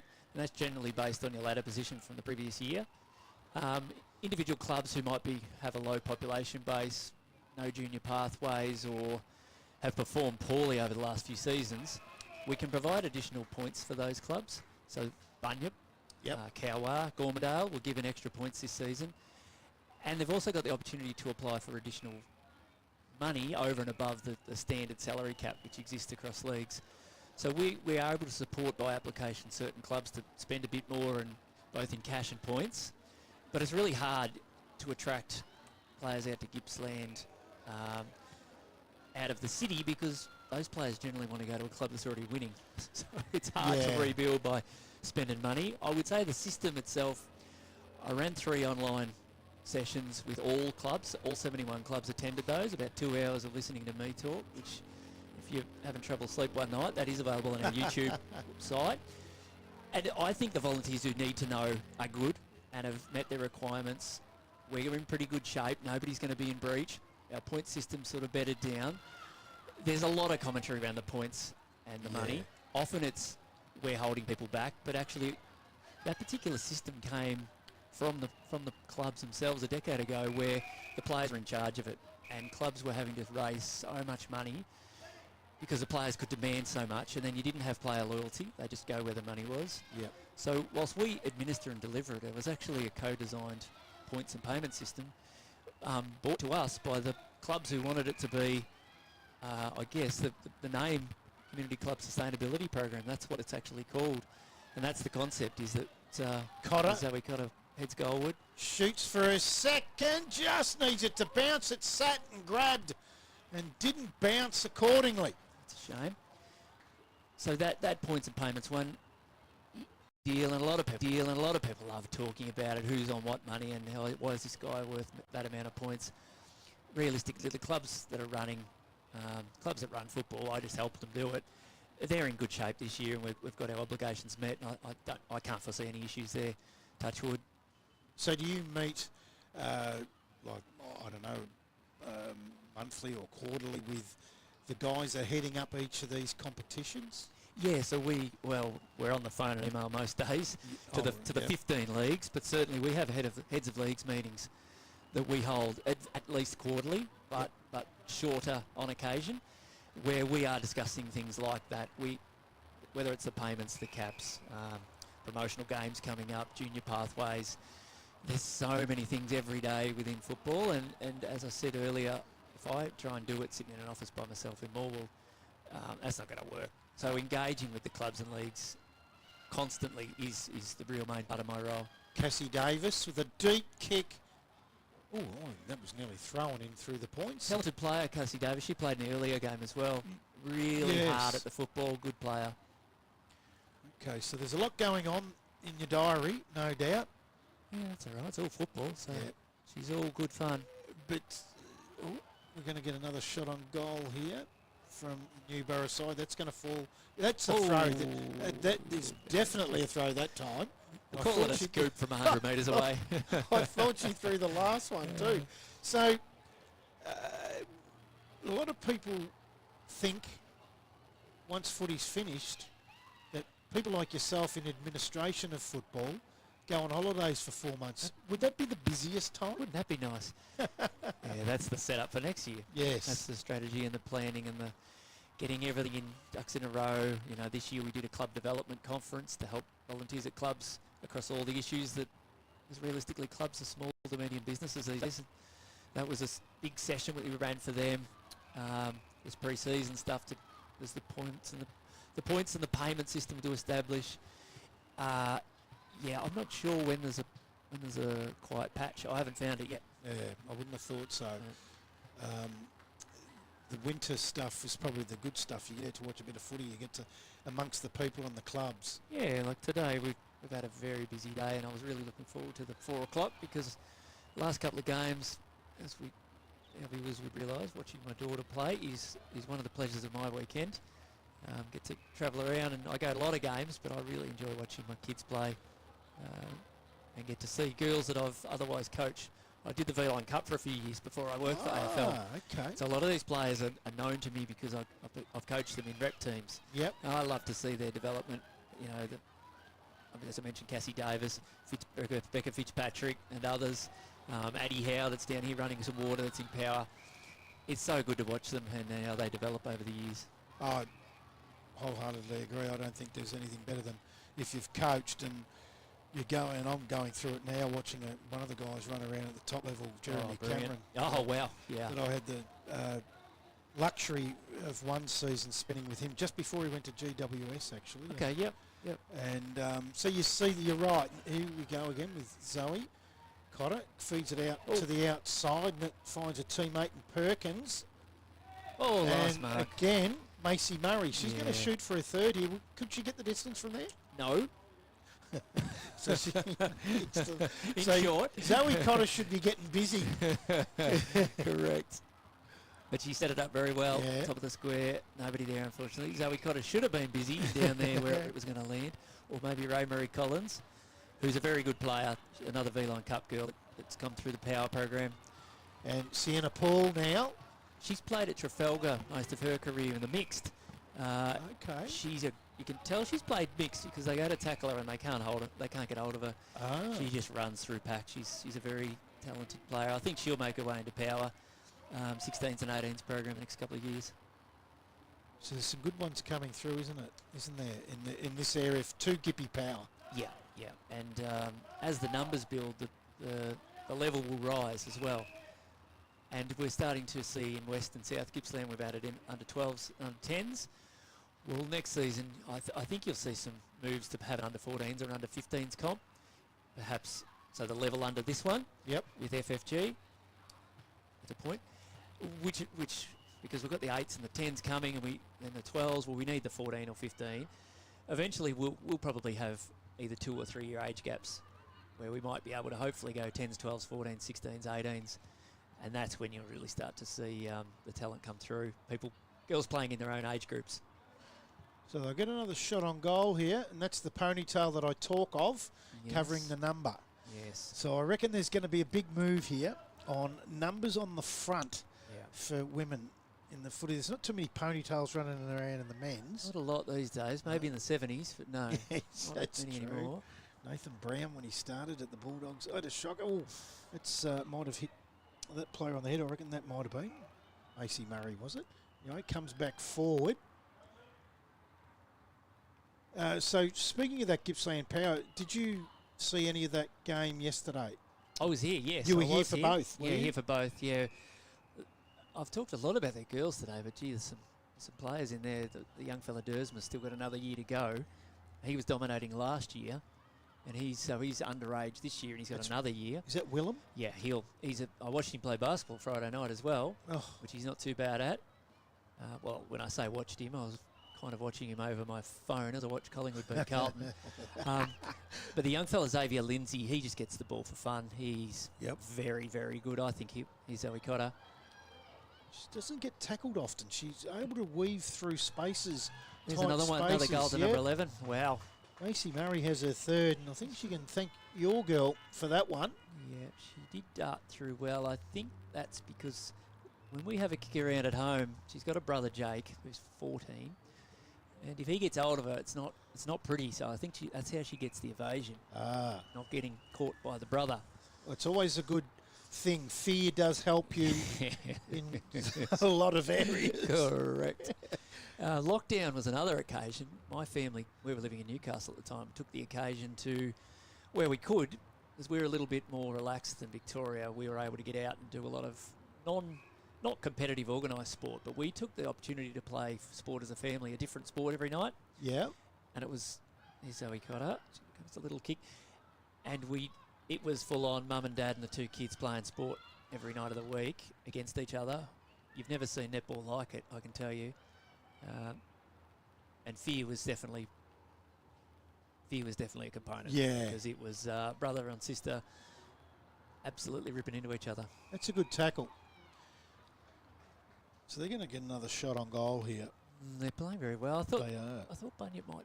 I was a little, I guess, thinking if Rebecca Fitzpatrick had have played today, it might have been a different story. She's really that good of a player. But yeah, Newborough being the merged entity this year, Newborough Moe, they are undefeated so far, and they're probably looking like that might be the case today, but I think you'll see the side that didn't play today. Warragul Industrials we are very spoke strong. about that earlier. Yeah, they've strong got a program. Very good program. They Yep. do. They've made the move there where their senior teams are playing into Melbourne. Yep. And they've got Scotty Armour, who was the previous Gippsland Power coach, leading the program there, and he's doing a great job. He's attracting, probably the girls who are looking for that next level ahead in that direction. But I think the other teams are going to play. They'll play catch up pretty quick on them. But they're looking good for this season. Yeah, they've got a great program out there, haven't they? And I mean, they've got that ground out the back now with full changing rooms and great setup. This setup out the back here, Tim, the fake grass, what are we calling that these days? Synthetic. Yes. I watched the girls train on that the other night, and what a great surface that is for set-ups and plays, set plays. It's a cracker. Morwell Football Club use it, and Gippsland Power use it, but I'd like to see it as a community facility where community clubs are coming in and using that, and potentially, pending Scotty from Power allowing it, I'd like to see community clubs using the Power facility a bit more. Yep. At the moment, he has to sweep it clean, which is not great because we can't have boots in there every night. But if there's opportunity once a month for a community club to come and use that talent facility, including synthetic, I think it's a great facility, perhaps a little underutilised at the moment. Which would also help with the development of the community club player anyway, wouldn't it? Yeah, it's a perfect surface, and people get a bit stressed about carpet burn, but I'll tell you, there's a senior club in Sydney that has a full size synthetic. Plays Division 1 senior men's in Sydney comp on synthetic oval. They play on it. And speaking firsthand and experiencing it myself, they have over a 3-year period a reduced injury rate on that oval. Oh, so the AFL, people might think we're crazy, but synthetic may be a component of future football. Okay. Costs a lot to build, and there's a bit of maintenance, but then you're not dealing with some of the other issues in terms of maintenance of ovals. If the weather's not great, you can still play on synthetic. So Holly Carlson will get a shot. Goal good for leg. Bunyip. Gets it into the goal square. That come off the hands of the back, over the back, and might have been a push in the back. The other one for us here at Morwell with the third oval, which has been Keegan Street Cricket. They got a fantastic cricket facility. I just inquired politely about the opportunity to get football onto it. And you see today we've done it in a temporary way where we've got some ambition over there. Any cricketers from Morwell listening, happy to take the phone call. We'd love to see that used 12 months a year, 6 months for footy, 6 months for cricket. Is that a turf wicket over there? Yeah, and they've got another one as well, a synthetic Okay. one. So we've got a pitch cover on it. Yep. With the cushioning, we've got some proper posts on there that we can put up and take down. And then you've got two brilliant ovals side by side with 4 change rooms at both sides, electronic scoreboards. My call to the mayor today was, could this be the home of female football on a regular basis? Okay. So the mayor was at the luncheon? The mayor was at luncheon, and he nodded a few times, and then he nodded even more times. So he sounded half interested, which is good. Okay. So, well, that'll be interesting. So who was over there apart from the mayor at the luncheon? There was obviously we had a full house. It Full was house, phenomenal. Representative from each of the 16 clubs.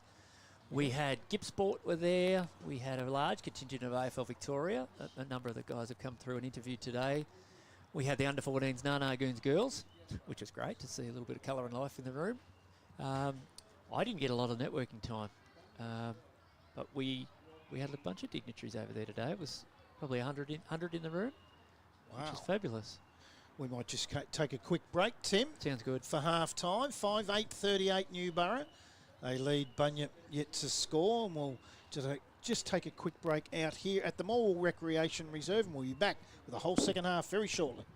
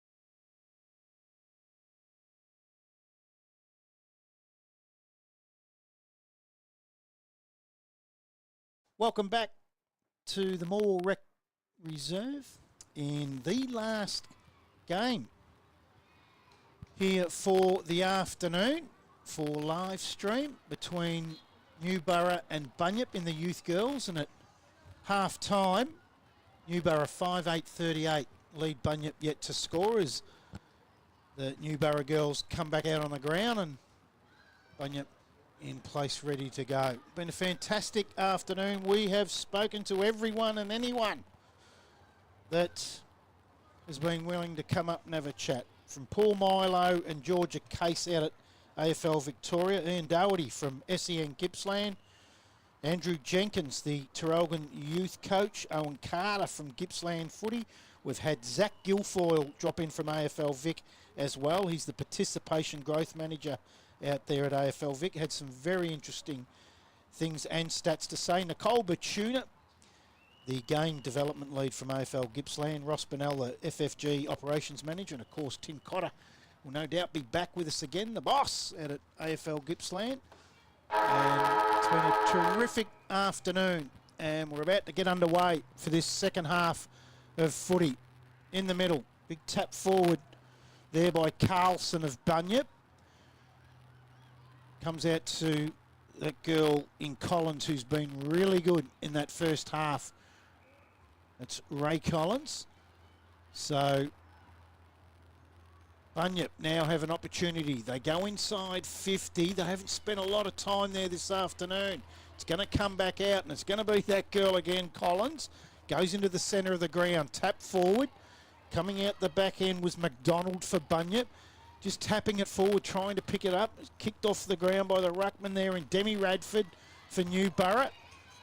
Tackle. Umpires paid incorrect disposal. So the free kick will go to Bunyip. That'll be Cleopatra Emerald. As the food comes into the box from Tim. Some slices there by the looks of that apricot or something. Back up towards half forward for the Bunyip side. So, Tim, what have you brought in there? Just been doing a bit of baking. Got to bring those in. They're not left over from the function at all. I was going to say, the box looks like it might have come from a caterer. Well, yeah, no. Very nice, though. Some apricot slice there. So it's getting dark out here. Scotty's still here, I hope, because I don't know where the lights are. Assumption is he does. That could become a problem, couldn't it? Oh, we've only got half an hour to go. Yeah, we should be right should for be light. right. The back end ground might be in a bit of trouble, but Well, they've got a good set of lights too, actually. yeah, it's incredible. It really is. That's what I was saying earlier. I'm astounded by some of the lighting at some of the grounds now. That one out the back here, that synthetic ground, I was really impressed with the lighting there when that was lit up Wednesday night. Yeah, they spent some significant money on this precinct a couple of years ago. It was part of the money that was given to Latrobe Valley Authority to help with the transition in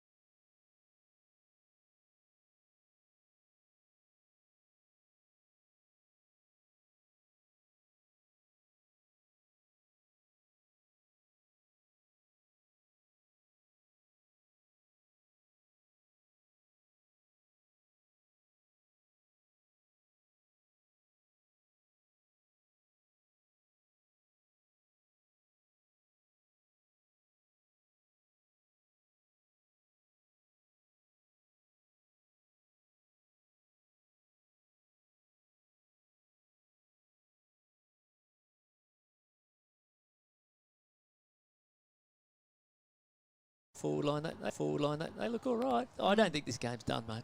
How about that for a call? Really? Who knows? Wow, there's a prediction. Now, we might take a quick break again, Tim, only for a couple of minutes, and we'll be back for the last quarter and the last quarter of the day in what has been a terrific afternoon here at the Morwell Rec Reserve, which is the female football Gippsland, AFL Gippsland, gather round, and what a day it's been. We'll be back here very shortly.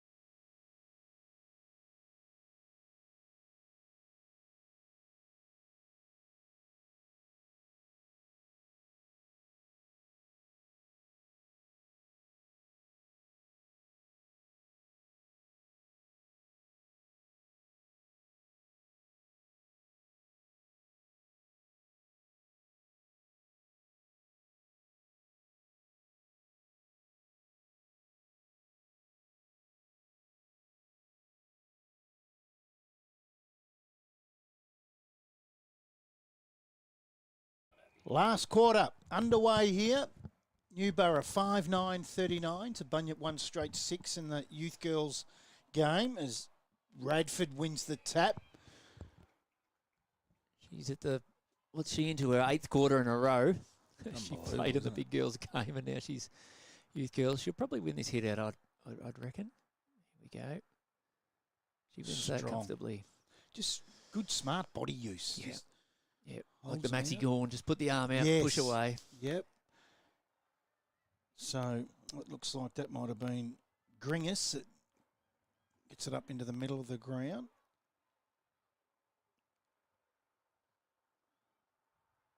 There's a helmet there, which is good to see. Bunyip has shown a bit here, as they were comfortably accounted for in the first half, but they had a great quarter. They did. They outscored them. Yep. And I think it was when their contingent of 5 younger girls that were on the bench went on. So there might be something in that. The young kids have shown a bit. We have predicted them to win. No, I have not. I said we don't want viewers to tune out, so I thought, well, I think it'll be close. Zoe watches this back. That's tipped against it. Well, Zoe Cotter's on the bench at present, so she's not going to make much of a difference, I wouldn't have thought. So they go inside 50. Coming out, taking a bounce there. Sienna Paul. Yeah. Good run and dash. Yeah. And I've noticed that with her a few times today. She's got that's Adam. Oh no, I'm going to use a Carlton player. That Adam Sard type just loves that's fine. to run. Yep, she does.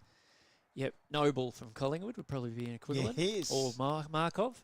Yeah, sort of fight for that same spot. I thought Noble was gone with an ankle the other night, and he'd come back and he was fine. He doesn't want to go out of the team because he might get back in. Exactly. Very quick, isn't he? Yeah.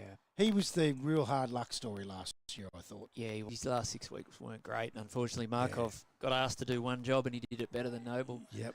Very likeable fella, Markov. Isn't he? We had community camp here, so I got to spend a few days with the Collingwood, which was course, horrible pre-Christmas. I bet got to cuddle the Premiership Cup. You would have been asking for autographs. Yeah, cuddle the players, and he was very likeable fella. Different he comes sort of a across cat. like that. Yeah. No, ripper. Did you see his dad in the rooms after the game on Friday night? They interviewed him. That's a push. And he seems the same. Yeah, okay, yep. Yeah. I think he's of some nationality, isn't he? Well, there was a very strong accent. Yeah. I I think know different if it was type Russian. of, It might have been I Russian. think you might be right. Different sort of sporting background too, I think. Yeah.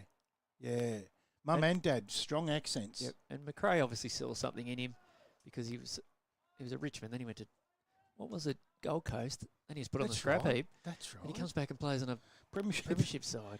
Yes, when he would have thought his career was finished. Oh, yeah, no doubt. Again, that's your girl, Demi Radford. Yeah. Wins her own tap on that occasion. Oh, tackle without the ball. No, incorrect disposal. Might have had it first. It is getting dark there for me now. Free kick goes to Newborough. You'll note then she looked far left, far right. They've been working on not kicking down the middle out of defence. Yep. Because they would get it in front of goals and put it straight into the hot spot. So you see she looked and put it out wide, which is good. And that's where you were saying earlier that the girls do listen. Yes, I was down at their training Wednesday and it was a real focus and she puts it into play. Because you see men that don't do it. Correct. And now here they are on the wing as opposed to putting it in the hot spot, And probably you know getting a who's turnover. got it? Ray-Marie Collins. Yep. She's looking good for BOG. She is. She goes inside 50. It comes off the hands of the pack. And Ray-Marie again. Relays a tackle. There's not much she doesn't do. That will be held to her. Tackle Billy Kerr then, who's a real goer too, I've noticed today. Yeah. Not sure the ruckman will make that hit out. Ray-Marie. Oh, there's Demi Radford. Big It tackle. might have been a bit high, yeah. Good call, umpire. And might want to point. She pointed the wrong way, but it's definitely high. Yeah. Yeah. And that some would say that's the non-officiating umpire. It's because the officiating umpire wouldn't have had view of that. No, that's right. That's when you want them to step in. Yes. It's not some umpires, not in Gippsland, but elsewhere, a bit me, and they want to just stay in the focus. That was purely But a share great the better call. vision. That's Yeah. right. Of it as they go back up towards 50. It's going Here to be she is repelled. again, Sienna. Yeah. Sienna Paul. Lovely drop punt. Look, Look at what that. a kick. Oh, almost.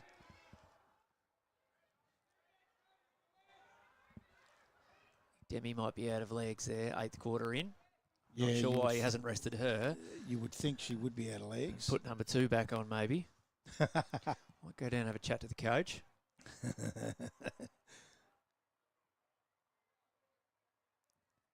So they've done well this second half, the Bunyip girls. Yeah. They've always played with good grit. And when they had Fitzy playing, who was their leader, grit of course, and yeah. determination, because she'd often play ruck rover. They win the clearances and good tackling side. Which is Rebecca Fitzpatrick we speak of. Now, she would have Yes. been here. She played yesterday, would have been here early this morning for recovery. Yep. She's still out on the boundary running water for her team at, nearly 5 o'clock. Yeah, don't mention that too loud because Nathan Boyd mightn't be wrapped. No, he'd love that. Getting around her side, she's probably had her feet up for most of the over, so she's now helping out her teammates, which is great. Fantastic. It is really good. And they just love their footy. They're not being made to be here. That's No. a push. No, you can't make kids do anything, Tim. You know that. I know that. You know that.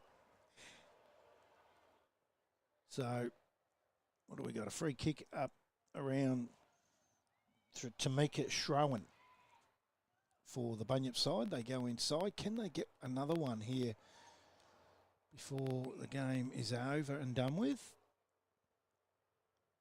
This is the one thing that I've noticed today, and I don't know how long that will take to get out of the grassroots level. It's not in the talent leagues, is the congestion around the ball.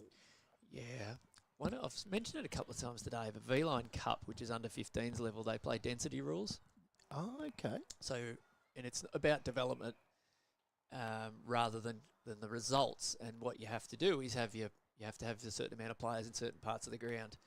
And people think it's going to be tricky and hard to manage and administer, but the umpires and the coaches and the players are informed, and it's adjudicated a bit like the 6-6-6 at the start of a game. You almost maintain it during the whole game, and it makes for a more attractive style of football for mine. Yeah, rather than just a rolling scrum. I like that idea because when the grounds get heavy, that could become really difficult. Yeah, I think. Well, it's not public yet, but we might be heading to somewhere a bit cold for V-Line this year. Have a guess in Victoria where that might be. Ballarat. Yes. That's not public yet, but I don't think it's in the bag, but it's likely. But it looks like we might be coming back to Gippsland. Okay. Maybe for the couple of years after. Latrobe have put in a strong bid, and I'd be really happy if we got basically about 1,000 of the most talented kids in Victoria would be here for 3 or 4 nights the lead up to grand final week. And so that'd be across the Morwell and Traralgon grounds. Yep. 2 boys team from each region plus a girls. It's a great carnival, V-Line Cup. They bring the Premiership Cup down. They invite AFL men's and women's players. It's a great experience for those kids. It's sort of really their first stay overnight representative opportunity. Yep. It gets them ready for the talent program, 16s and 18s. Well, whilst it will be very cold in Ballarat, I've spent a couple of winters there, but they are the most picturesque football grounds. Yep, they're blessed, yes. Aren't they? Yep. That East Point ground is just, beautiful. and Redans. Yes, yep. Amazing, and then you've got Mars. Yeah, I know. I've been talking about Moe-Newborough, Traralgon, which are lovely, but it's another level, some of those ones. They are spoiled, aren't they? That Mars Stadium's amazing. Yeah. Yeah, we'd like a Mars. That'd be lovely. Yeah, Mars, if you're listening, feel free to invest. Yes, you could build that right here. Would have thought. Oh, it'd be brilliant. Yep, it's got everything here, and the surface of this ground is amazing too. Yeah. Yeah. Coffee van over there still doing he's got his lights on. I assume they've made a bit of money today. Well, he's take the rest of the week off. Yeah, he's done well. So. Just over 5.5 minutes to go here. Newborough 5-9-39 to Bunyip 1 straight 6, and what's been a fantastic day. And they got another one, the Bunyip girls. And dare I say it, I'm going to take a guess here, but I think that might have been Talise Berryman again. No, it's the girl having a drink. Wasn't it? Girl having a behind Talise. She hasn't turned yet. Oh, yeah, with the trainer now? No, in front of her. She's going to turn. Gee, a number on the front would be a good idea. Oh, I love the numbers on the front. Yeah. But it was a nice goal. She was sort of hemmed into the boundary, 30 out, and drilled it. It was a ripper. Bundy've had a great second half. They have, haven't they? Number 27 in Tyler MacArthur. I think you might be right. They run the attack again here. I think we've got another. Now, you did pick them. Oh, she's missed it. They've outscored them in the second half. Yeah, they've done really well. They have not scored since... they've scored 1 point since quarter time, Newborough, and they've kicked 2-1. Bunyip. They've actually outscored them since quarter time, but that's all you got to do. Yep. You jump out of the blocks and put 5 on, you're going to be hard to beat. Oh, well marked. That's we haven't got that number on that one. Or have we? It's because It of the might be an ponytail. 18. Yeah. Oh, no, it's No, 13. Yeah. Might be one of their younger players that's playing up. Come up. Another nice mark there. Yeah, this one's Shrowan. She's been good. Yeah, she does. I'm pretty sure she does play some of the representative stuff. Okay. They're going to get another shot on goal here. This has been an incredible comeback.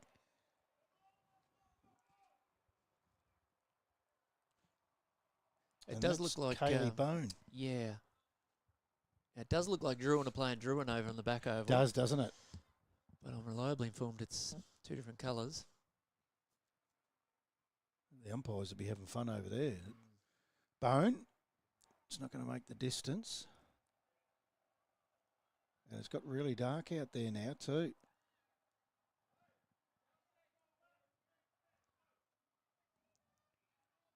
So the AFLW, what I do like about that too, Tim, is they get out to the regional areas to play games.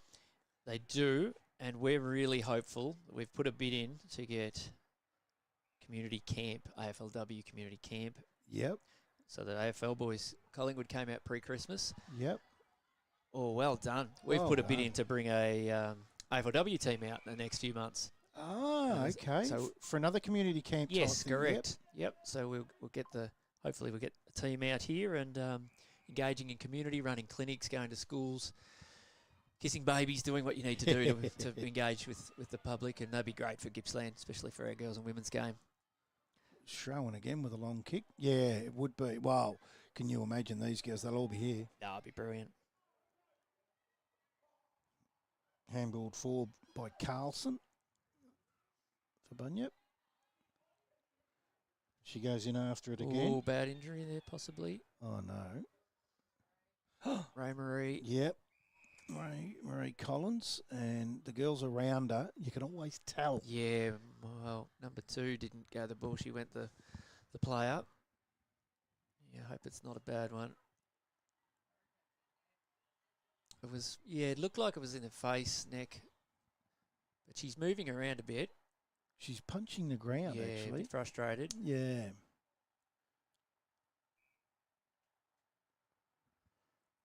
This competition, they often will pause rather than move away and get the game going. Yep. So we might see the clock run out here, possibly. Oh, of course, no time on. Of course, there's only a minute and a half to go. And I'm certain it's not a tactic. I was going to ask the question. You're not. No, You're not. of course not. No. With only a minute to go, I think She's probably getting hang on. up. Yeah, she's a tough cookie, this one. Now, that might be a leg. It is a right knee, I think. We don't like that. No. She gets the applause from both teams. The way I didn't like the way she smacked the ground in the sense of that's telling me she knows it's not real good. Yeah. And with a minute to go, that's not great. Ankle, possibly? Yeah, it could be an ankle or a knee. Yeah, they should be carrying her, I would have thought. But she's best on ground for mine too. Yep. Yep, indeed. Not that matters. No. You don't want to see an injury to anyone, but No. she's been superb today. There's more weight going on that leg now as she walks, which is a good sign, isn't it? Yep. She's walking on her own. That's good news. That is very good. That looks better now than what it did 90 seconds ago. And there's only 14 seconds to go. Yeah, with that time on, it's a funny one, that. In terms of this competition, we might need to have a discussion about. We want the safety of the players, but the clock ticks along. You don't have to a lot. You don't have to wait for a player who's not being stretched. You can call it an injury time and just stop the clock, I would imagine. Yeah. So it's all over. 5-9-39, but the fast finishing Bunyip 2-1-13 have to be congratulated because they have kept them to 1 point after quarter time and they've kicked 2-1 themselves. So good to see the fight back. She's smiling down there, I've got to say now, which is a good sign, is Ray Collins. So that is a good sign. Thank you. I have to give some medals to some people, so Go I'm going to for head it. down because what a job that is. Thank you for your efforts today. Your team have been phenomenal.